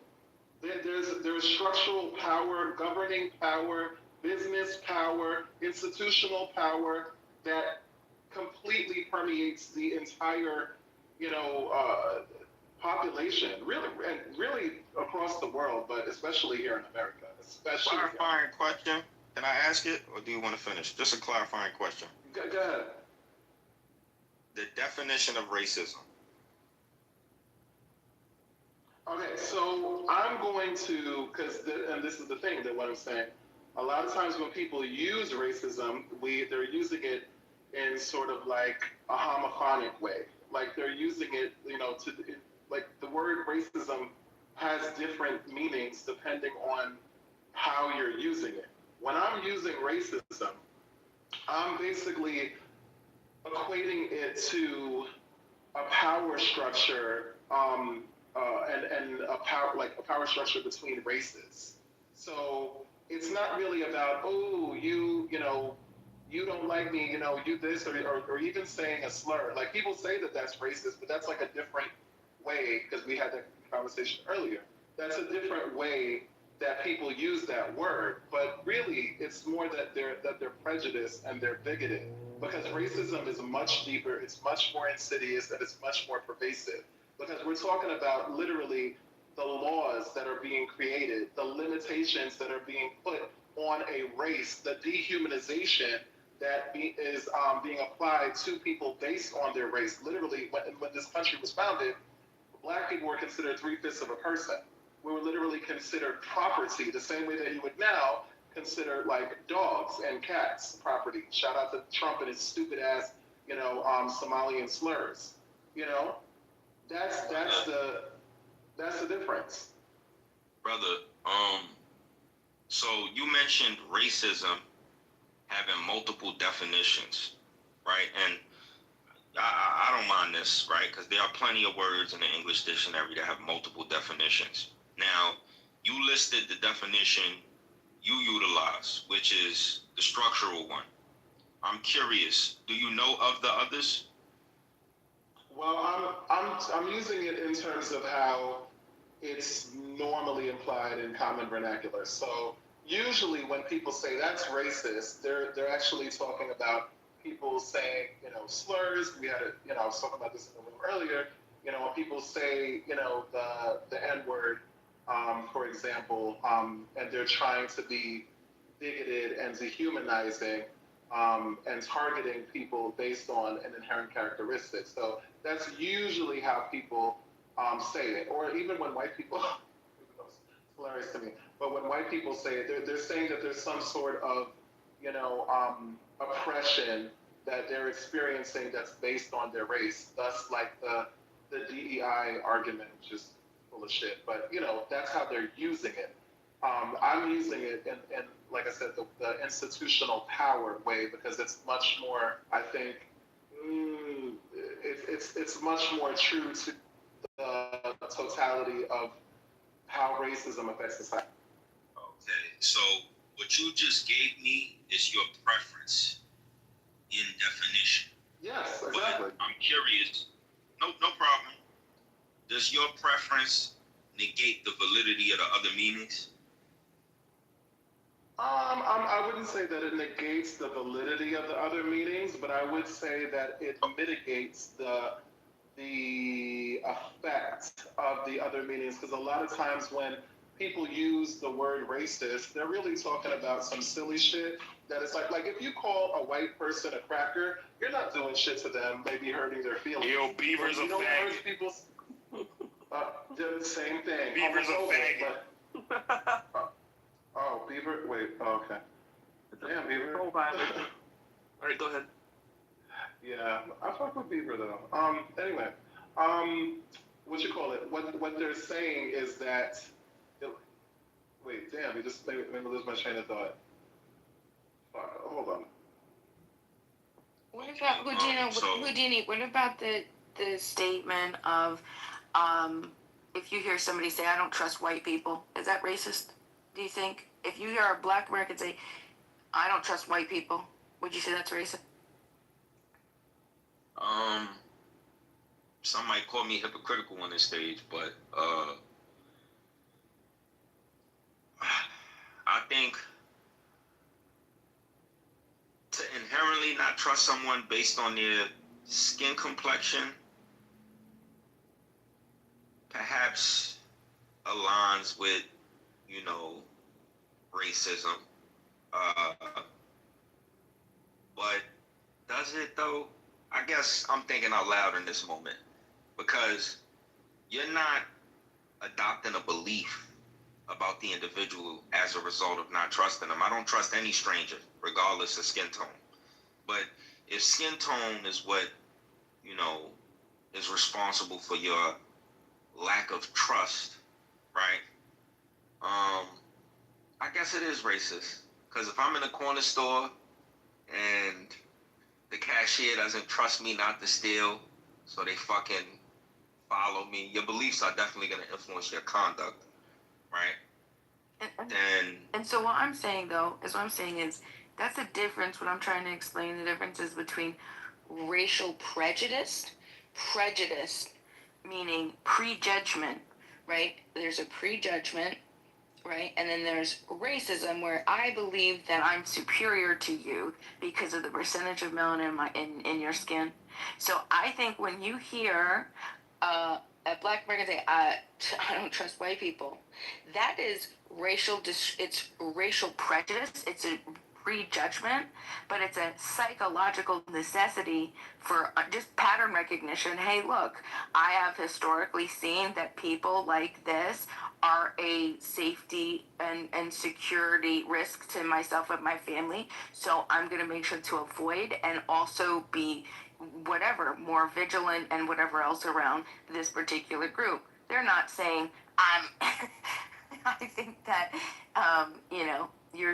I'm superior to according to the percentage of melanin. Let me ask. Would you agree with that, Matt? I get where you're coming from. Let me ask you, like, so let me give like specific examples because I get where you're coming from. I just don't know why this doesn't apply like across the board. Like we'll kind of go to the usual, I guess, stereotype or thinking or pattern, as you kind of put it, where if a black person is walking down the street and approaching white people, and the white people decide to cross the street to the other side, is that something that is considered racist in that way? And then vice versa. Obviously, if it's black people or a white person approaching a black person, and the black person crosses the street, does that still apply? Does that work in your book, Bima, or like how does that pattern? I guess we're kind of talking about stereotypes. Yeah, and I have a good response after. Like, why can't that, like, that to me seems to be, to me that's the closest to, I guess stereotypes is the closest thing that you can be to having kind of racist feelings towards somebody, if you think about it, because, like, you're going by, like you're saying, like a pattern, like, you've seen this in movies that you're supposed to be scared of a black person approaching you, or vice versa, a white person approaching a black person. Like that's been ingrained in our brains that those two events are supposed to be bad things. You know what I mean? So I'll explain it there. That's to me, that's the closest to like where both groups become racist in that sense. I mean, I could be way off. I don't know. So I feel that in that particular case, that you're getting it gets a little convoluted, but basically I would say that is the leftover of the cross and the overlap from the institutional racism into structural racism. That's structural racism when you see that. And could you say that it's just a pattern recognition? Well, the fact is how many black Americans have harmed you in your past? None, right? Okay, so or not any more than a white person would, right? Or that you've been harmed from a white person. So then what is it that you're doing? That is the leftover of what was taught in institutional. Yeah. Right. You don't have to. You don't have to have the experience to confirm it. I get your point. Like you don't have to have the incident actually take place in your life to go, okay, well, this is what's going to happen. I'm just trying to figure out why do we separate it out as one being not so much a stereotype / racist kind of thinking versus, the other. That's all I was doing. I get where you're coming from, though. But go ahead. Hold on, Matt, if I could say something. Yeah, go for it. I actually love I love what Bima just said, man, and it has me want to pose a question. How many people on this stage have been assaulted by a black person? Good question.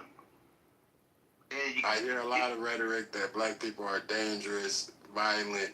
How many of y'all have actually been assaulted by a black multiple person? times. Yeah, you probably deserved it. Yeah, you probably deserved it, bro. You probably You know what? You know what? Fuck you, you fucking bitch. I didn't deserve it. You probably deserved it, nigga, so we not counting you, bro.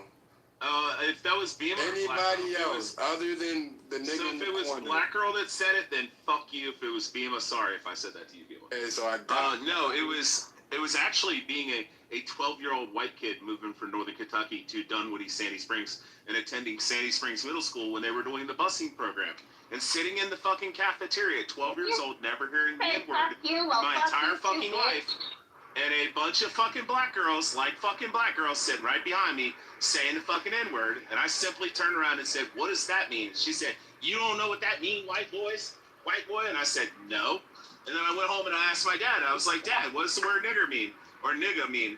And he said, that's like the equivalent to white trash or hillbillies in fucking Kentucky. There's no way you didn't know what that word meant at 12. Come on. You would have seen a movie or something. I grew up in a town with, hold on, Beaver. I grew up in a town with 364 people. I had my mouth washed out when I was 9 or 10 years old because I repeated the word faggot because I heard it from my fucking cousin when I was like 9 or 10 years old. And my fucking other cousin, who was like fucking 25 at the time, washed my mouth out with Dawn dish soap and said, "You don't say that. That's fucking mean." Shout out to him. I was just repeating what fucking David said. Shout out to And him. I'm 12 years old because we had one black family named the Oots family in our fucking town who was, fucking owned by white slave masters back during the time of slavery. They were but against slavery because they were Crazy to make quite. a statement like that. Basically, outside of Rich, I was nobody in has a been town with assaulted. one black family where nobody Outside cared of you, nobody has been assaulted. I have multiple times. I used to get my outside of Rich.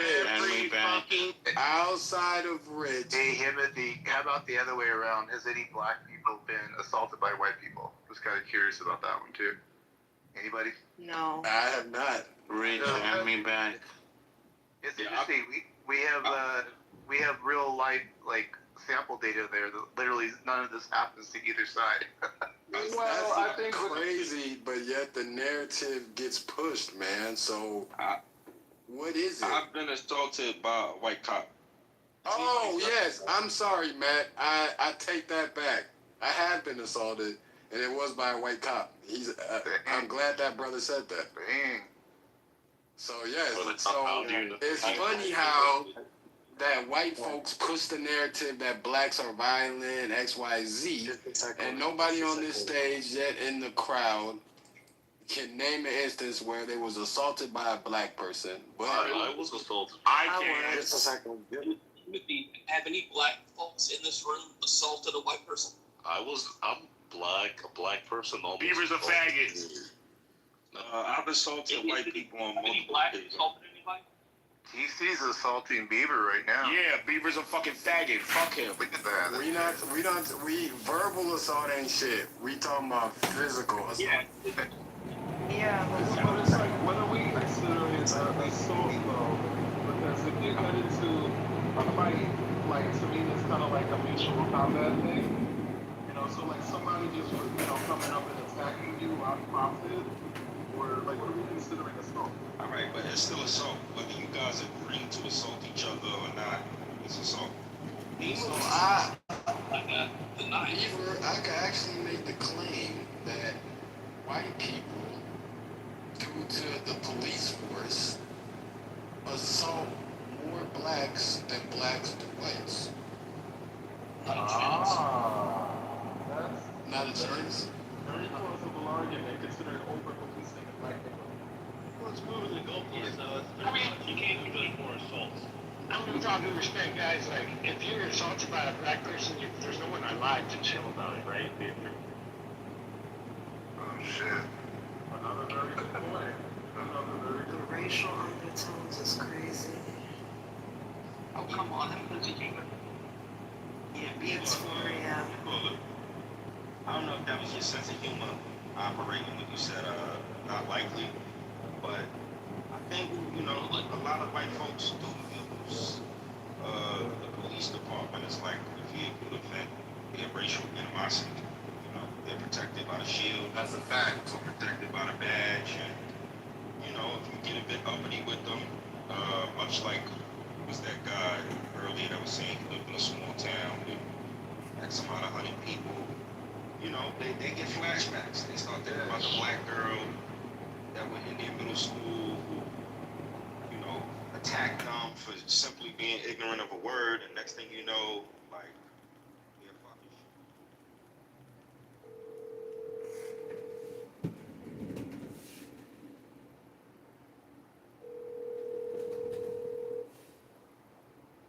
Your call has been forwarded to voicemail. The person you're trying to reach is not available. At the tone, please record your message.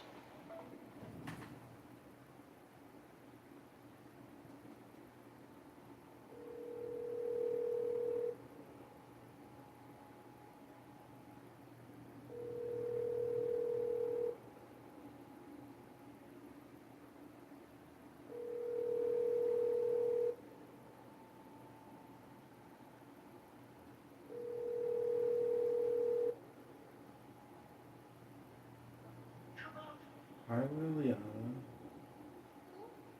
Hi, what are you doing?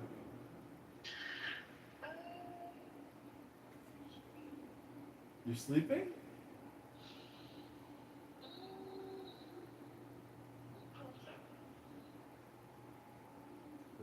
son. Alright, well, I just wanted to call and say I missed you tonight. I was hoping you were going to come over, but I'm praying for tomorrow. Oh, that's okay. Happy you got some sleep.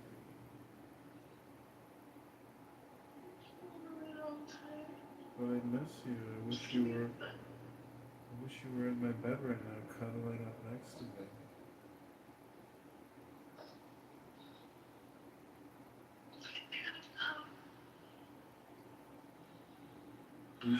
You sure you don't want me to send you an Uber? You don't want to come over and we'll have brunch tomorrow?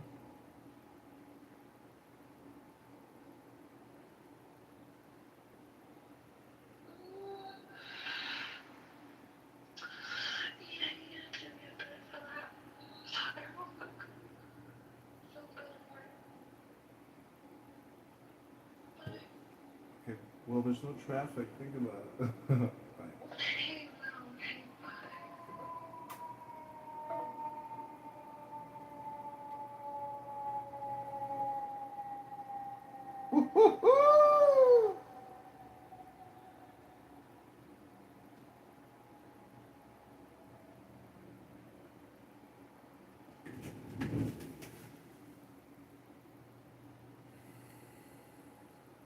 Say, if a young black male were walking up the street towards them, when statistically speaking, even if they have an experience at the hands of a black person, statistically speaking, they're more likely to get assaulted by a young black male in the other category.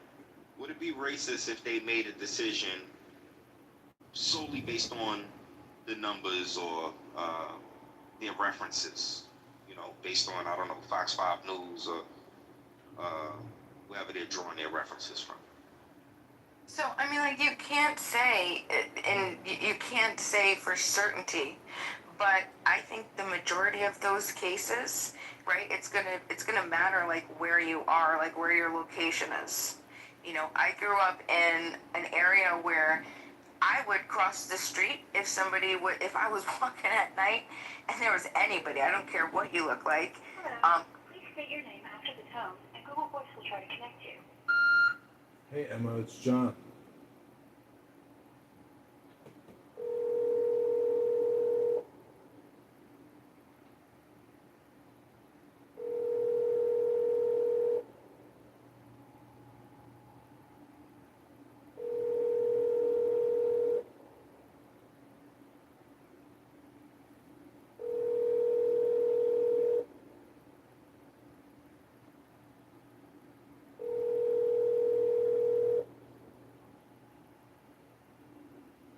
The Google subscriber you have called is not available. Please leave a message after the tone.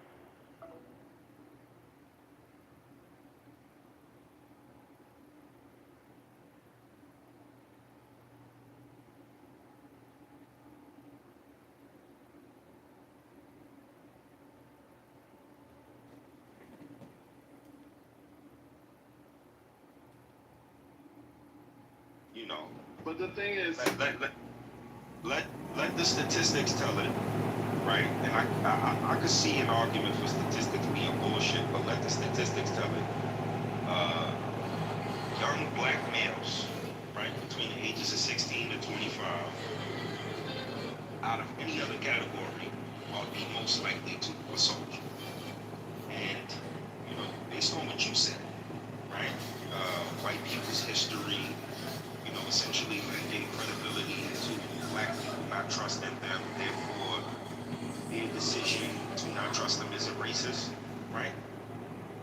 How is a white person, you know, looking at their frame of reference every night I turn on the news? You know, there's another black kid doing something.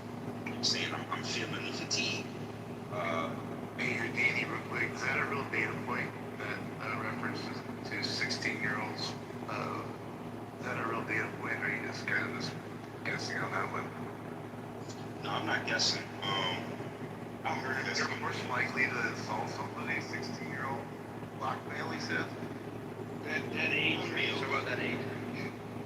Let's get it. Young males in general are the most likely to commit assault, but black males in particular, like they find themselves in the system mostly.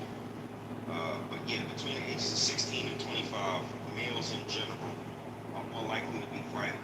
I think Dave is gonna get some pushback. JJ is trying to get in there, get off the mic. Yeah, my bad. No, you're good. Yeah. You didn't get it. Yeah, and I think that is where the most important shit of racism, which is institutional racism, approach point actually applies. This is why, because I'm like, y'all know I'm cool with everybody. I enjoy those types of white people, but it's actually fucking frustrating when people whenever white people try to do this simplification thing, as if like the very like minute, like non influential or non impactful forms of racism that we talk about when people somebody calls you a name, like a white person a name, or somebody says like, oh, I don't really trust white people, is should be in any way like indicative of black people having the same sort of deep rooted, like institutionalized really hatred that racism from white people takes this country out. It's just like apples and spaceships. It's not even worth trying to do a comparison. Because when we actually see real racism, it's in what you just said. Young men commit crimes when young men are the most violent. Duh. Is that breaking news? Yeah, of course young men are the most violent. They're men and they're immature. So you put those two things together, of course you're gonna get the most violence. But racism, from my vantage point, comes in when one group, the black men, are being over police, are being not even when they are legitimately legitimately detained, they're being brutalized. You can't even get to the police station in one piece at a time. They're being harassed. They're being completely mistreated by the system. Like a lot of times there's all sorts of they're not doing proper investigations, or they're trying to put shit on people, or they're given harsher sentences. That's indicative of how racism actually affects society. Not just the little one off like, oh, you're trash, you're racist. That's more of the systematic racism that everybody speaks of, right? That's where you're going. Just real quick, Mike Allen, are you there? Hey, Doctor.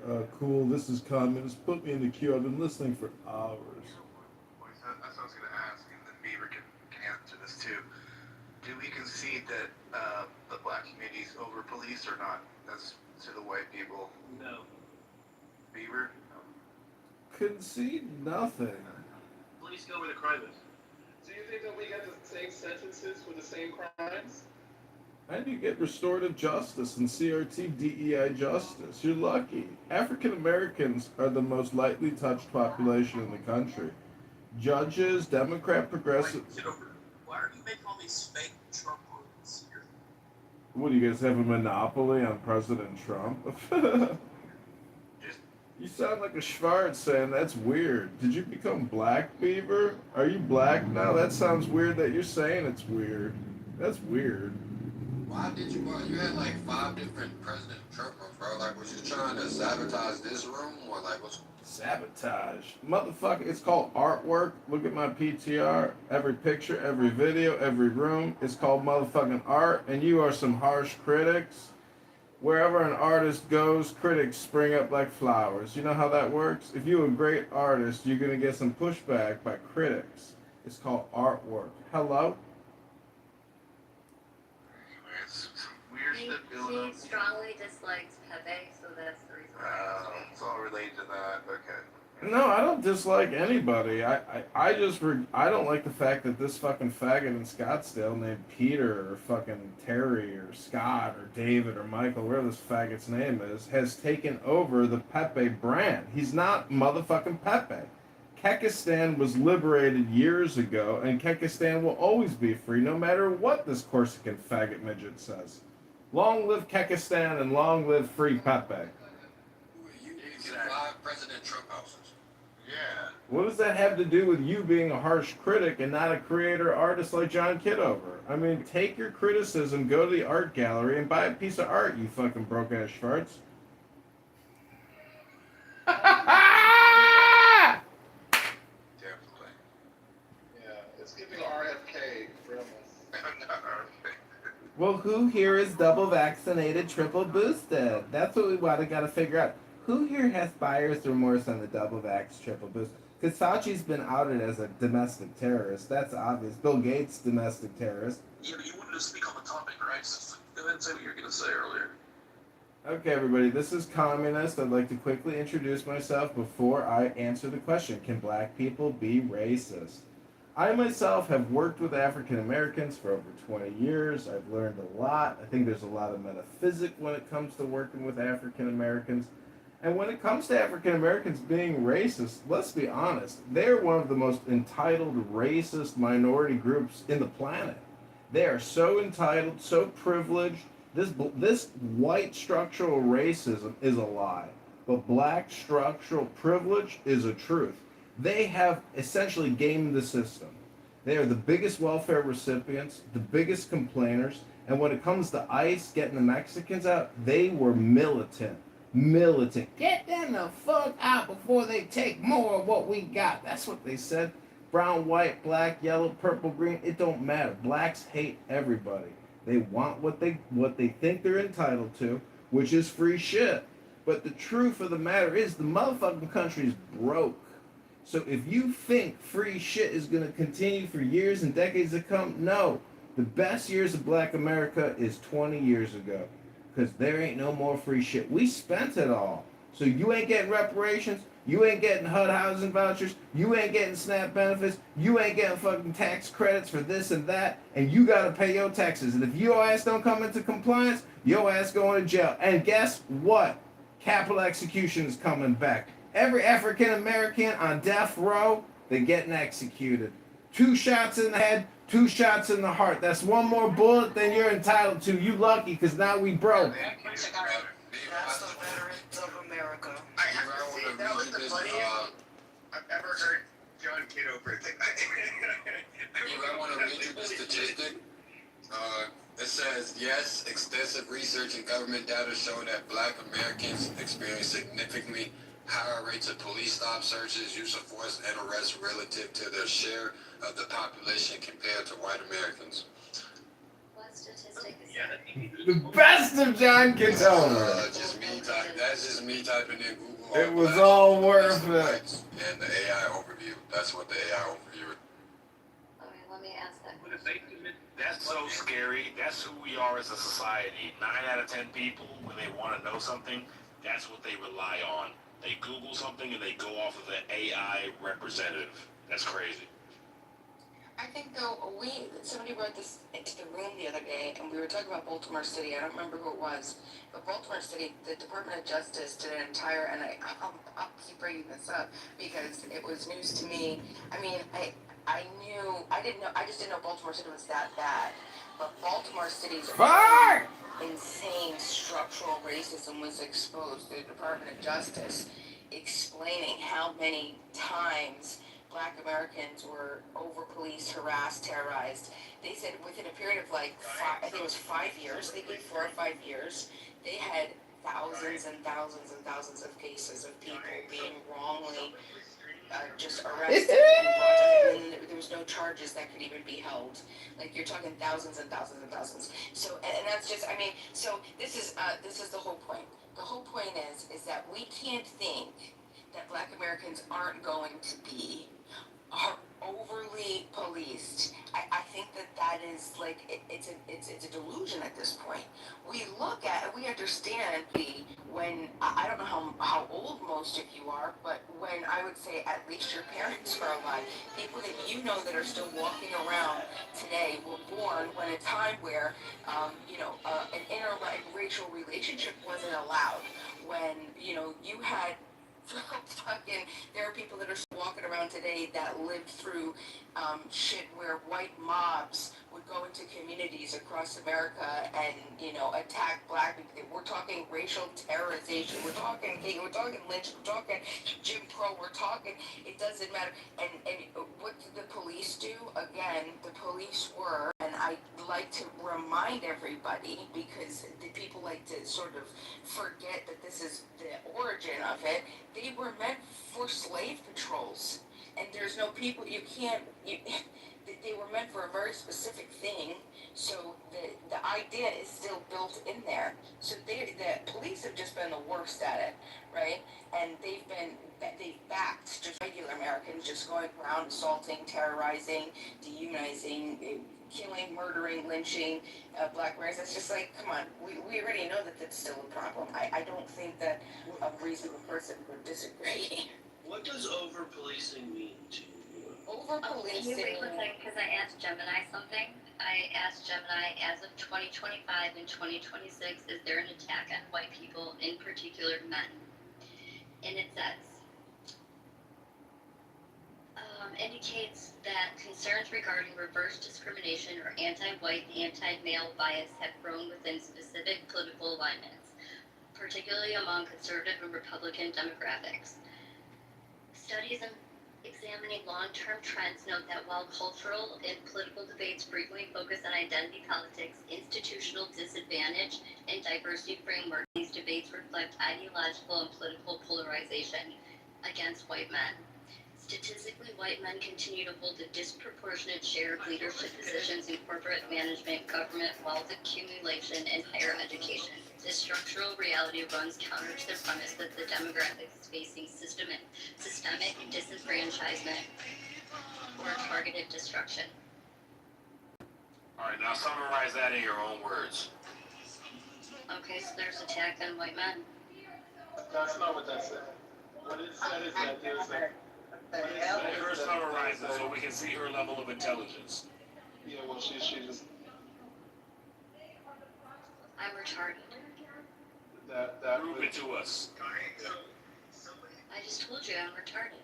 Okay, somebody else. Not her proving that she's retarded. This is getting crazy. Yeah, that's what that proved, because it literally just said that there is a concern. There's concerns because there's a delusional ass conservatives who want to victimize themselves in the same way that Daddy Trump has done, and then they want to equate actual, real, like the hundreds of years of institutional racism based on chattel slavery and the dehumanization and weaponization of a person's skin color, to which, by the way, we still currently have, and maybe somebody can do a book about that. There's current black lynchings that are being done now. There's been quite a few of them as of very recently. So racism, Where? Oh, sorry. Are you done yet, JJ? I was gonna. Yeah, no. I was just saying that. Racism is still very much as black lynchings going on in 2026. You interjected Trump's name to this. Like we haven't heard Trump's name all night for the most part.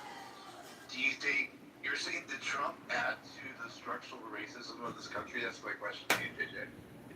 Absolutely, 100%. You're gonna have to go now, just real quick, if you can.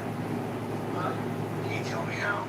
Like, how does he add to the structural racism of the country? Yeah. Well, first and foremost, you can look at the person who died when literally, he literally did that. That shit is white women, which are literally the biggest beneficiaries of impact, but he did it because he likes to play things. Wait, so how is it racism? White people? That wasn't his intention of doing it. His intention of doing it was evil.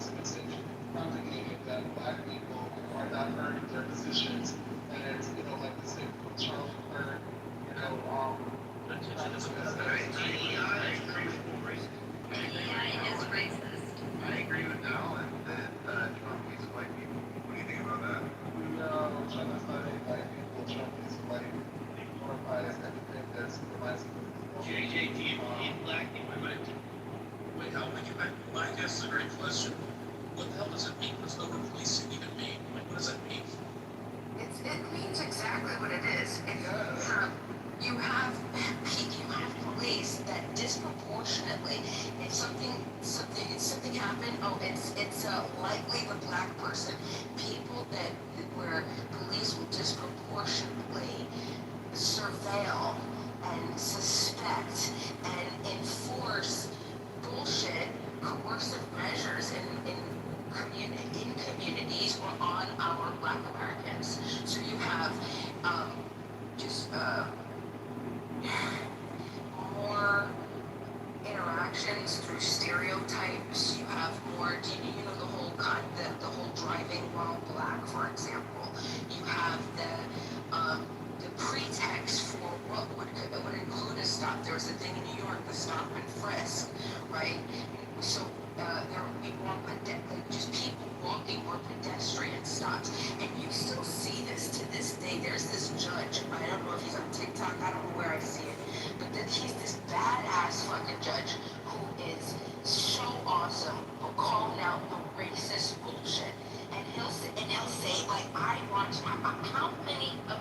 How many of these racial kids can actually make it to this? And the judge will be like, hold on, wait a second, no. This is a bullshit charge. This is walking while black. That's what that is. And then he'll say, thrown out, get out of here. And then he lets people know like what it is. That's over policing. It's like call the police for like if crime happens and somebody calls the police, the police come and they assist, white person, and it's a black criminal.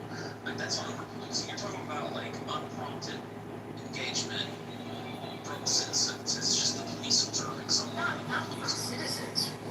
Upon citizens. So you have also besides the over policing, the concentration when police would get their beat or whatever it's called, right? Where they'll patrol specific areas where black Americans are.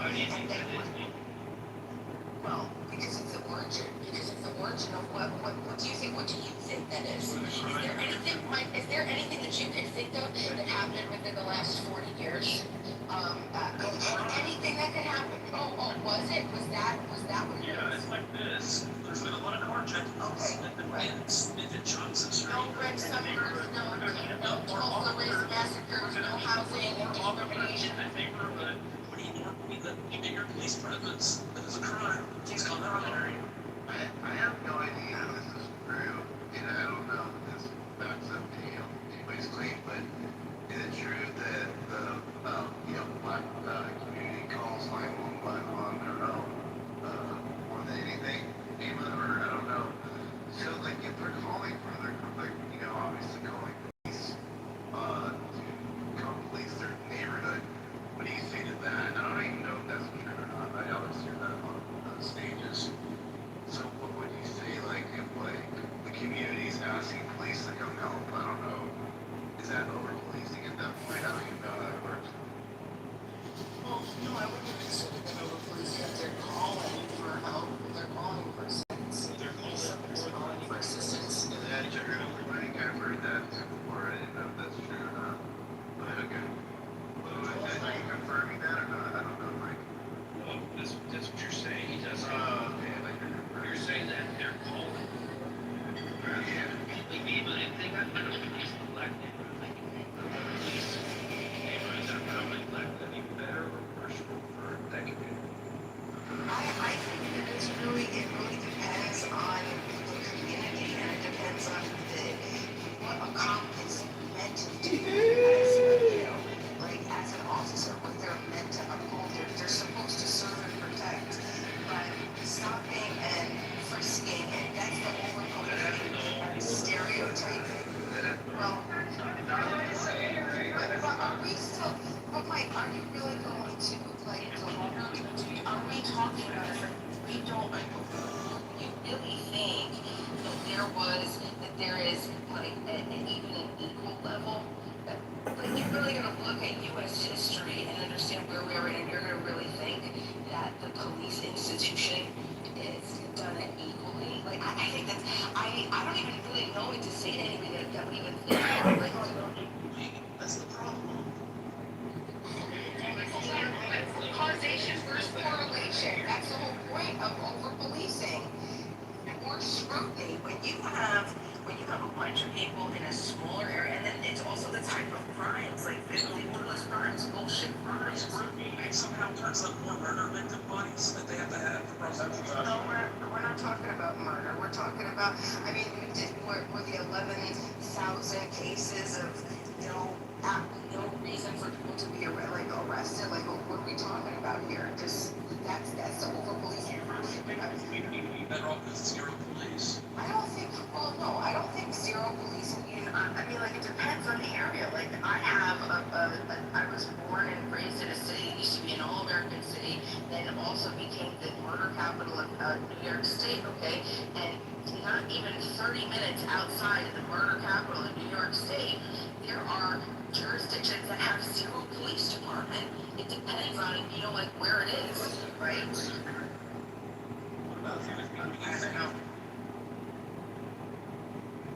Yeah, empathy. No police in Southside Chicago. How would that fare? No, that's not a right idea. But this is my thing, man. Y'all say it's a lot of crime in these neighborhoods, so they gotta bring the police in. They bring the police in, and the crime is still high, but yet the reports of police brutality, over policing, all that is still rising. So what is y'all really doing? You're not doing nothing. Other than policing black folks. So not we, but the police aren't helping the situation, is what you're thinking, Timothy, right? Not efficiently enough. Not efficiently enough. If there's still massive crime that's supposed to be going on, and y'all bringing in all these police, but yet all this police reports and brutality, people complain of police brutality, like that shit, y'all not doing shit, bro. Police not doing shit. Can I ask, when you had your incident, you don't have to tell me if you don't want to, but with that police officer, do you feel, obviously you might feel like it wasn't justified, but did you participate in that at all? You know what like, did you hang it on or what? No, not at all. I was false identified as somebody, like he falsely identified me to be somebody, and when I was like basically kind of like not resistant, but I'm like, bro, what are you arresting me for? He kind of just got physical with me off the jump and just kind of slammed me on the ground. Which, I mean, when you watch videos, most police officers, if you don't comply with them verbally, they feel like they have the right to just slam you on the floor. You know what I mean? That's typically That's what I don't know. I'm sorry. I'm from the white murders. I'm sorry, like that non-murder specifically. I just want to ask the white supremacists in the room. So, I mean, the real question to me is like, is this a race problem? Right? Because when you look at these stats, like 13 to 50, like 13% of the population does 50% of the crimes, shit like that. Like the question is, I think for a lot of white people, is this a race problem? But if you really start looking at this shit, you will see it's not. Because let me ask you this one question to the white supremacists or anybody else. Why do wealthy black neighborhoods have almost zero crime? What makes you think there are white supremacists in this? I reject that. We got to sort that out. How do you say that? Yeah. What makes you think that? I'll find out when I'm going out. Are you just presuming that they're in here?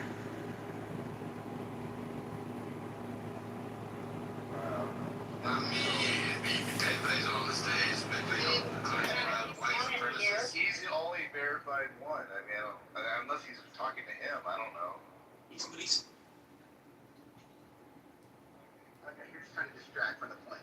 Do you believe, let me ask you very simply here, Thomas, I'm just trying to learn. Do you believe that this is a race problem? Like, when we look at the stats and we say, hey, 13%. No, it's not a race problem. It's a good versus evil problem. We got people out in this world that are committing evil at scale. And then we got cops that even commit evil at scale. So it's really the question is, do we want to continue funding the biggest gang on the planet, which is our police departments? But the truth is, in my opinion, the situation is actually kind of perfect in a way because now we have body cams and we have cell phone cameras. So much of the police abuse is over. Talk to any cop that was a cop in the 70s, 80s, 90s. They wouldn't want to be cops today because everything is recorded. Every conversation you have with your partner is recorded. You used to be your own little judge, jury, and executioner with your fellow, patrolmen in your squad car, and there was no recordings of your abuse. And if you didn't give respect on the street, the cops didn't give you respect. Everybody understands the laws of physics, cause and effect, opposite and equal reaction. So take your political bullshit. Take your progressive, pluralistic, Democrat, socialist, communist, cocksucking, faggot, pussy bullshit. Tuck it up that clit. Tuck it up in that pussy. Tuck it up in... William, real quick. William, the question you shouldn't be asking anybody but people that have been speaking like Bima or other people your question, because your question is it a race thing or is it basically a class thing? And you're saying that the crime is happening in communities that are not wealthy, which would be poor. So now Bima is saying that it's over policing in the black community specifically, and you're saying it's a class thing, not a race thing. Then now the over policing has nothing to do with racism. Of course it does, because both could be true, Mike. They don't have to be separated. Right, he's trying to ask us about it.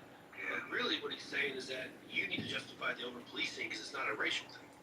Yeah, that question was almost more directed. Well, I mean, you could experience over-policing and under-policing at the exact same time. So you could see where these low-level crimes are being over-policed, but then the homicides are being completely under-policed. Nobody's even finding out who did the shit. So look, man, that's completely lazy cop-out, this is. I don't think there's a cop-out that these are really complex social problems, and to try to frame it as a good versus evil is just a lazy cop out. I don't believe there's over policing. The police aren't needed where they're needed. They go where they're needed. That's not true, Mike. That's completely not true. Because literally, there's so many. There's no police. Well, let me describe. You're putting words in my mouth. What I'm saying to you that when you try to frame these complex social problems as like a good versus evil, you're just copping out. It's really lazy. Because it said a wealthy black community, is there over policing there? The answer is no. I didn't say anything about that. I said that why is there no crime why is there very little crime in the wealthy black communities while there's tons of crime in the super poor white communities? It shows that proves that there's not a race problem, which you agree with. I'm just calling you out and saying that you're completely lazy because you don't actually want to engage with the actual causes of it. Labeling a demographic or a social issue like good versus evil, it just totally ignores the economics, the geography, the incentive structures behind it. His ass, William. Cook that nigga, William. Again, you're not. Cook that nigga, William. Calling people evil requires zero fucking work, zero research, and it offers zero solutions. You can't write a law or build a policy to change a human soul, but you can change economic conditions and neighborhood resources, right? People don't break the law because they woke up wanting to be a movie villain or because they're black. They do it because out of economic desperation, they're pressured by locally, by their peers, or they don't have legal options. You're preaching to the choir, and that's not my position. That's not what I'm saying. Bima is saying that they specifically over-police the black community because they're black. I'm saying no, it's not what we're doing. Alright. Huey, you want to go? Yeah, Huey, you're up. Go ahead, Huey. Hey, so sorry. I wanted to come up earlier when somebody paused the conversation to ask the question about what does over-policing mean, because I actually do think that was a very good question. I think something can be reconciled here pretty quickly in principle in order for us to get to answering that question quite clearly. So I think we can all agree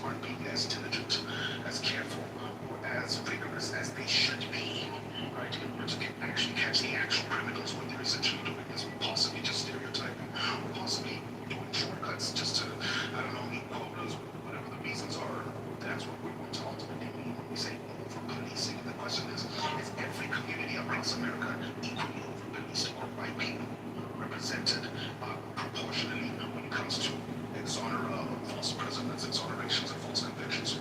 Right?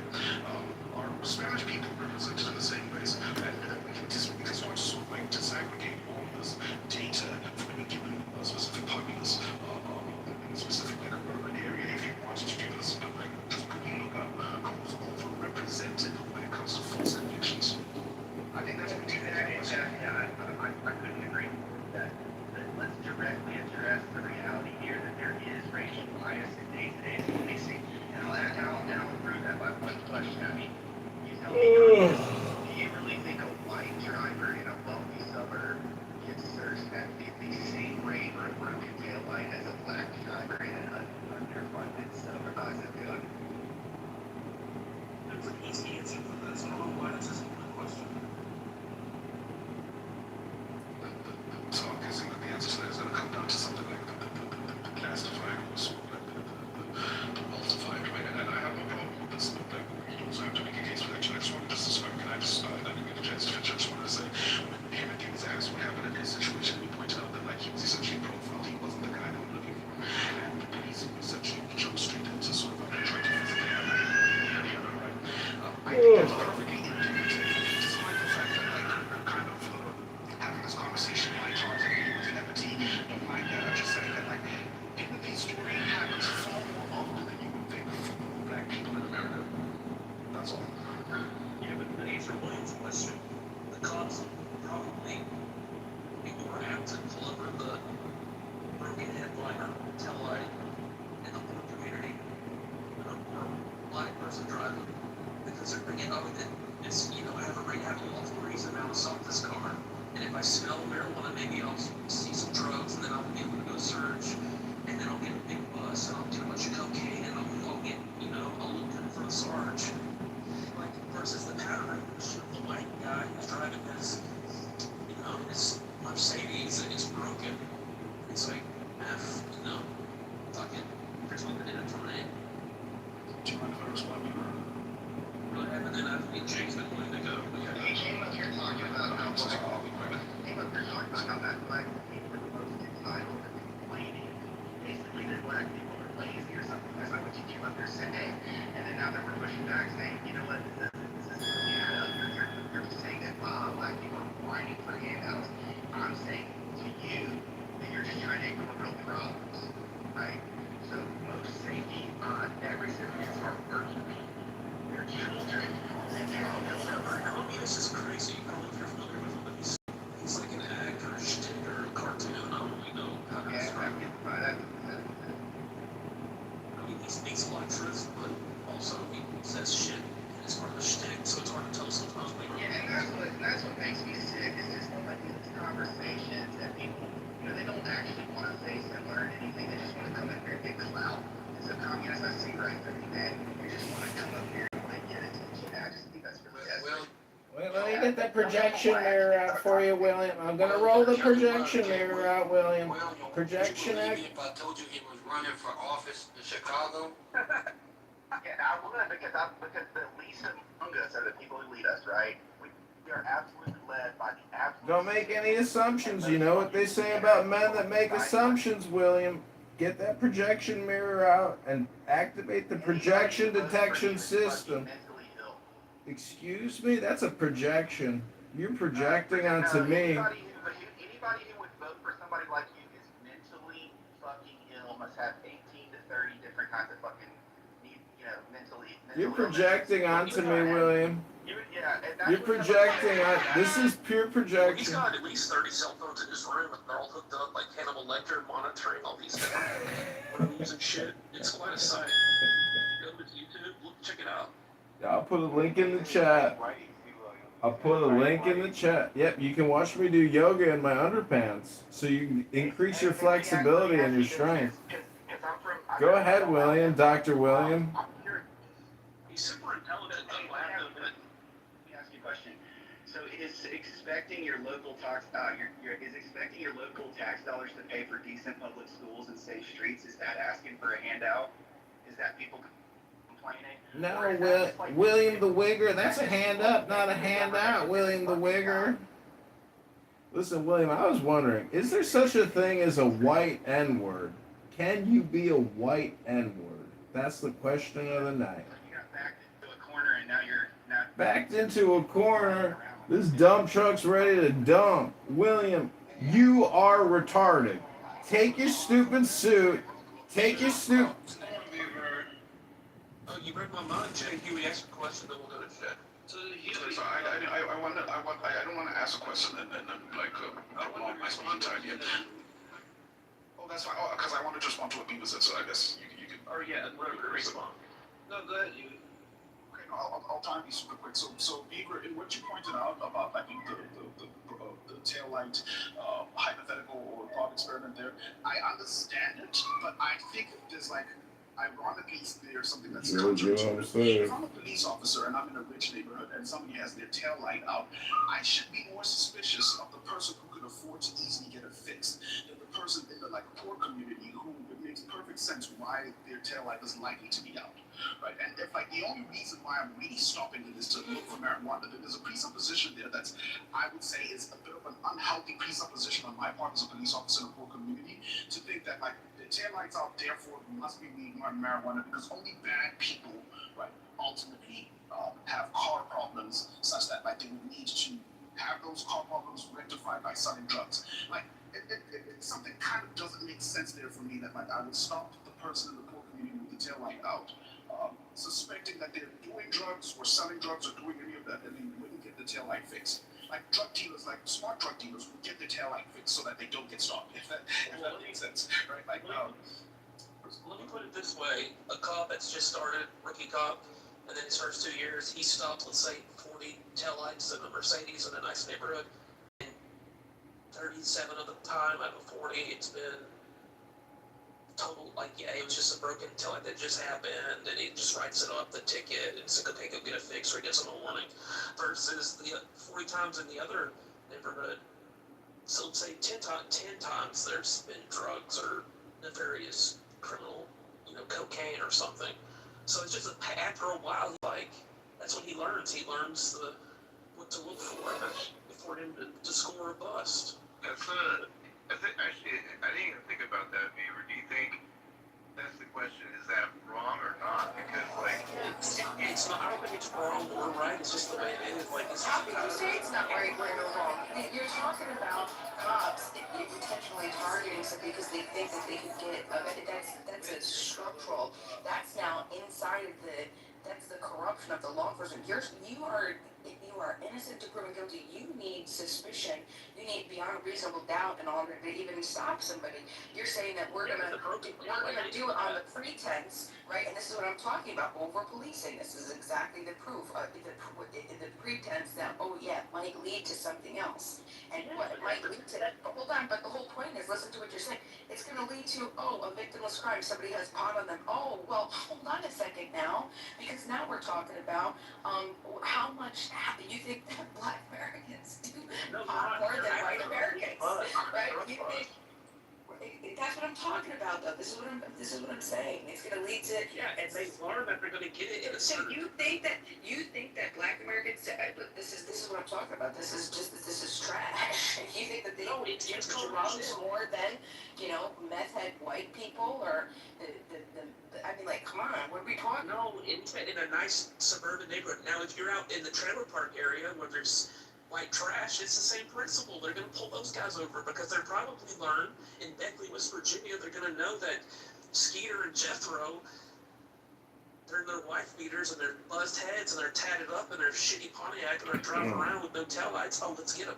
Now we have a lawful stop. We can pull them over, and the search will be legal. It doesn't matter. It doesn't matter. You're still talking about the same.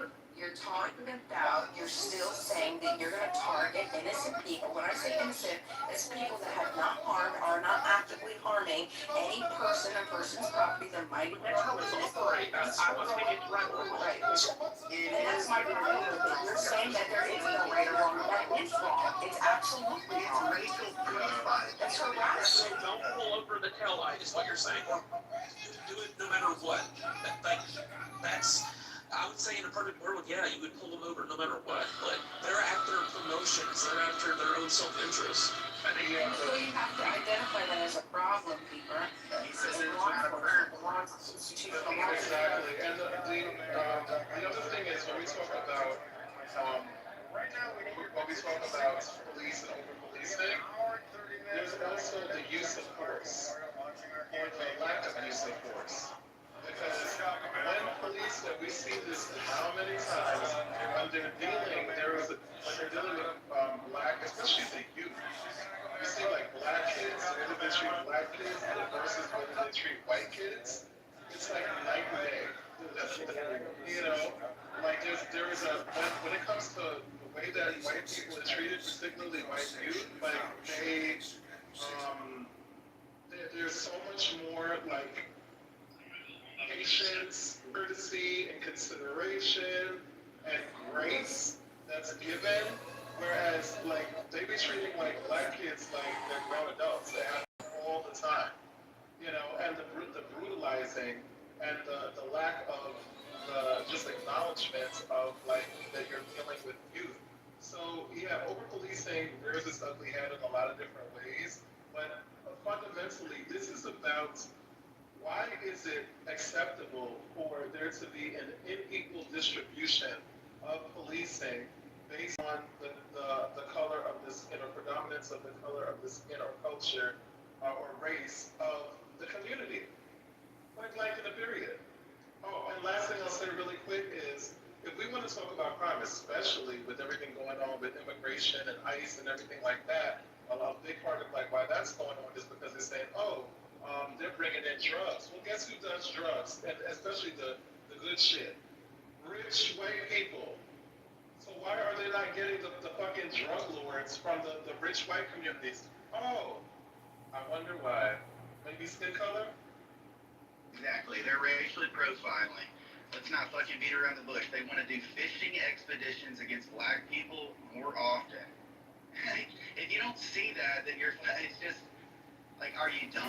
But, I mean, there's actually scientific studies, too, like through Stanford University, and they show that scientists actually study like hundreds of millions of traffic stops with this idea, so that when the sun goes down and the cops can't see the driver's skin color through the windshield, the stops of the black drivers, they just drop right away.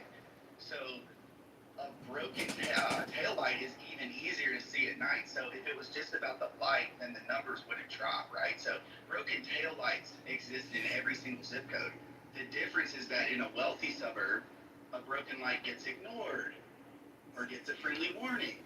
While in a black neighborhood, it gets used as an excuse for a fishing expedition, a full car search. But this isn't something that people are making up because they're victims. But Bieber laid out he took out race with this latest example. And, right, Bieber, you said that in a white trash area. Yeah, maybe West Virginia or whatever, it's kind of the same. Exactly. So how do you square that? Because my question is it wrong to do the big, I guess, haul, so to speak, right, Bieber? That's kind of what the claim is. If you know you can get more out of the stop, and you just take race out of it, because it does happen probably in both neighborhoods. I know that's going to be triggering people. It's probably more in the white neighborhood. I know, I'm starting to think for the opioids. But do you think that's the part I'm wondering about? Is that the part that's wrong at all, or no? I'm just trying to. I think the wrong. It's the people with the broken tail light that are doing no wrong, and they're getting pulled over. Or it's like the Arab guy going through after 9/11. He gets pulled over going through TSA. He gets searched more often. He's paying for what other people did, and it's not fair. But that's life. Like, how else would you? It's not right. It's like. I think either or is not right. A nigga sitting over here doing some damn opioids, and then you got your drunk drivers, the DWIs. I mean, both of y'all because people are losing their lives based off y'all poor choices and behavior, while y'all sitting here getting behind the goddamn wheel, and now you done jeopardize somebody else's goddamn life. I don't give a damn if it's opioids, DWI. Carrying some damn drugs, like you're a harm to other people. So yeah. The point for me is that, and I'm not trying to gotcha anyone. Maybe nobody used a racist in the room. I'm just trying to say that if the root cause is poverty. The root cause is a lack of opportunity for both groups, whether you're white, quote unquote, white meth head, or you're, in a tough black neighborhood. So what we should be talking, fixing the local community instead of blaming a group. Poverty has nothing to do with you guys' poor choices. You have rich people all the time making dumbass fucking choices. I mean, like, we're not gonna sit here and act like this is a fucking poverty thing. This is about fucking behavior. How people exhibit patterns. Then after a while, they start becoming addicts. You know what an addict is? One person got to keep going to rehab over and over and over. And William, you're doing that touchy-feely thing where you're like, well, it's not race rating, it's lack of opportunity. We got to fix the communities. How's that touchy-feely? That's just a... So that's why I'm going to have to explain to you. So you say we got to fix the communities, we got to give them opportunities, we got to do this, we got to do that. But then you just got to stop talking. How would you provide more opportunities? How would you fix the community? Well, the first thing we would want to do, I've actually raised $2.5 million for disadvantaged youth in my hometown in Selma, Alabama. So that's one way that I've done it. Well, how did that $2.2 million get used? How did it get used for youth mentoring through YMCA of Selma? So we paired people in the community with at-risk youth. Okay, so that's poverty, and then let me go back to the last speaker. Because if you say it's poverty, like if it's not poverty, it's behavior, you're just making a circular argument, right? Crime is a behavior. So saying it's behavior, it just describes what happened, it describes what happened, not why it happened. Human behavior doesn't. Hear what you just said? You sound stupid. I have never. Wow. Crime is a behavior, and you're just gonna call me stupid. That's fine. And did you not hear me? Hold on, excuse me, Mr. William Will. Okay. If you would have heard me, if you would have heard me, ma'am, all that, I don't care. Look, if you would have heard me in the beginning of the conversation, right? I originally said it doesn't matter if you're on opioids, it doesn't matter DWI, it doesn't matter if you get pulled over for a fucking tail light. They're all poor choices and behaviors. I literally said that, but here the fuck you go talking about some damn poverty. I think they're two different. We're kind of like missing each other on the themes. Like, okay, but we're not missing anything. William's the only thing that's missing. Because she's calling me stupid. Let me I am. Sure am. So when you claim that everything's just a poor choice, what are you doing really? You're just treating human beings like robots, aren't you? We just make these decisions in a vacuum. You're ignoring basic biology and real-world economics, man.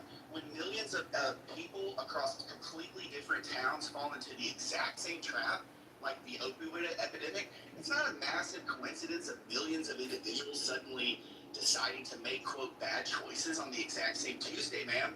It happens because the environment, the trauma, the biological addiction, the predatory companies like pharmaceutical firms flooding low-income towns with addictive pills. Intentionally. Isn't that what the fuck I just said? Without you doing all these damn semantics? I literally just fucking said that. Ma'am, millions of people got addicted to opioids because doctors legally prescribed them pills while pharmaceutical companies lied about how addicted they were. No shit. That's how people can become addicts, because after a while you keep taking the shit. Now after a while your fucking body's immune to it. Duh. I know that. The fucking estrogen, man, is just spewing all over the room. And I think you could calm down. I don't know why. I mean, I'm supposed to have estrogen in my body. The fuck is wrong with you? Yeah, but you have low emotional regulation. No, you just lack of intelligence. That's all. That's okay. And comprehension as well. Bring it back. No, don't help him. Don't help him. We're not really He wants to look. He wants to try to gaslight me. Just because he can't have the conversation. Ma'am, you made a circular argument. You said. Sir, you made a circular argument because you pretty much repeated what the fuck I just said without you doing all these damn semantics. Hey, listen. You just proved to everybody in the room that you No, can't lose you an just argument. proved to everybody that you can't handle the argument because now you're trying to personally attack me. Come on now. On an individual basis, people like you get slammed to the fucking ground by Okay. You're crazy. Well, hey, well, guess what? This is why people. Did you hear that, Matt? He just It's not because you're black, it's because you're literally. Look at it, Beaver. I think I triggered him, but he over here talking about emotional regulation. He over here talking about slamming somebody on the damn. Sound like you're not regulating them emotions, sir. You didn't slam on we can tell from the way they do the person when the police turn around and say that you're arrested, your reaction is, no, I'm not. I was gonna say, like, if we're watching these. Not only is he a racist, he's an abuser as well too. So shit, we got multiple charges we can put on your ass. So I want to get back though. I want to get back to the over policing. I want to get back to that. I want to get back to. I have a question. Hey, look, man. I want to get over. I want to get back to. There was an element that I think that we didn't calculate, and that is discretion.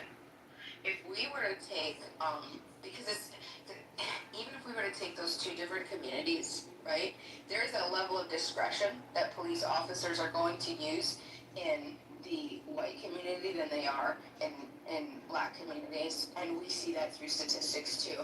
It's not, why is it that black drivers are stopped 20% more times than white drivers, even in their prospective residential areas? You see what I'm saying? So you can't really, I mean, the statistics are still screaming, you know what I'm saying? Like, you can't ignore something like that.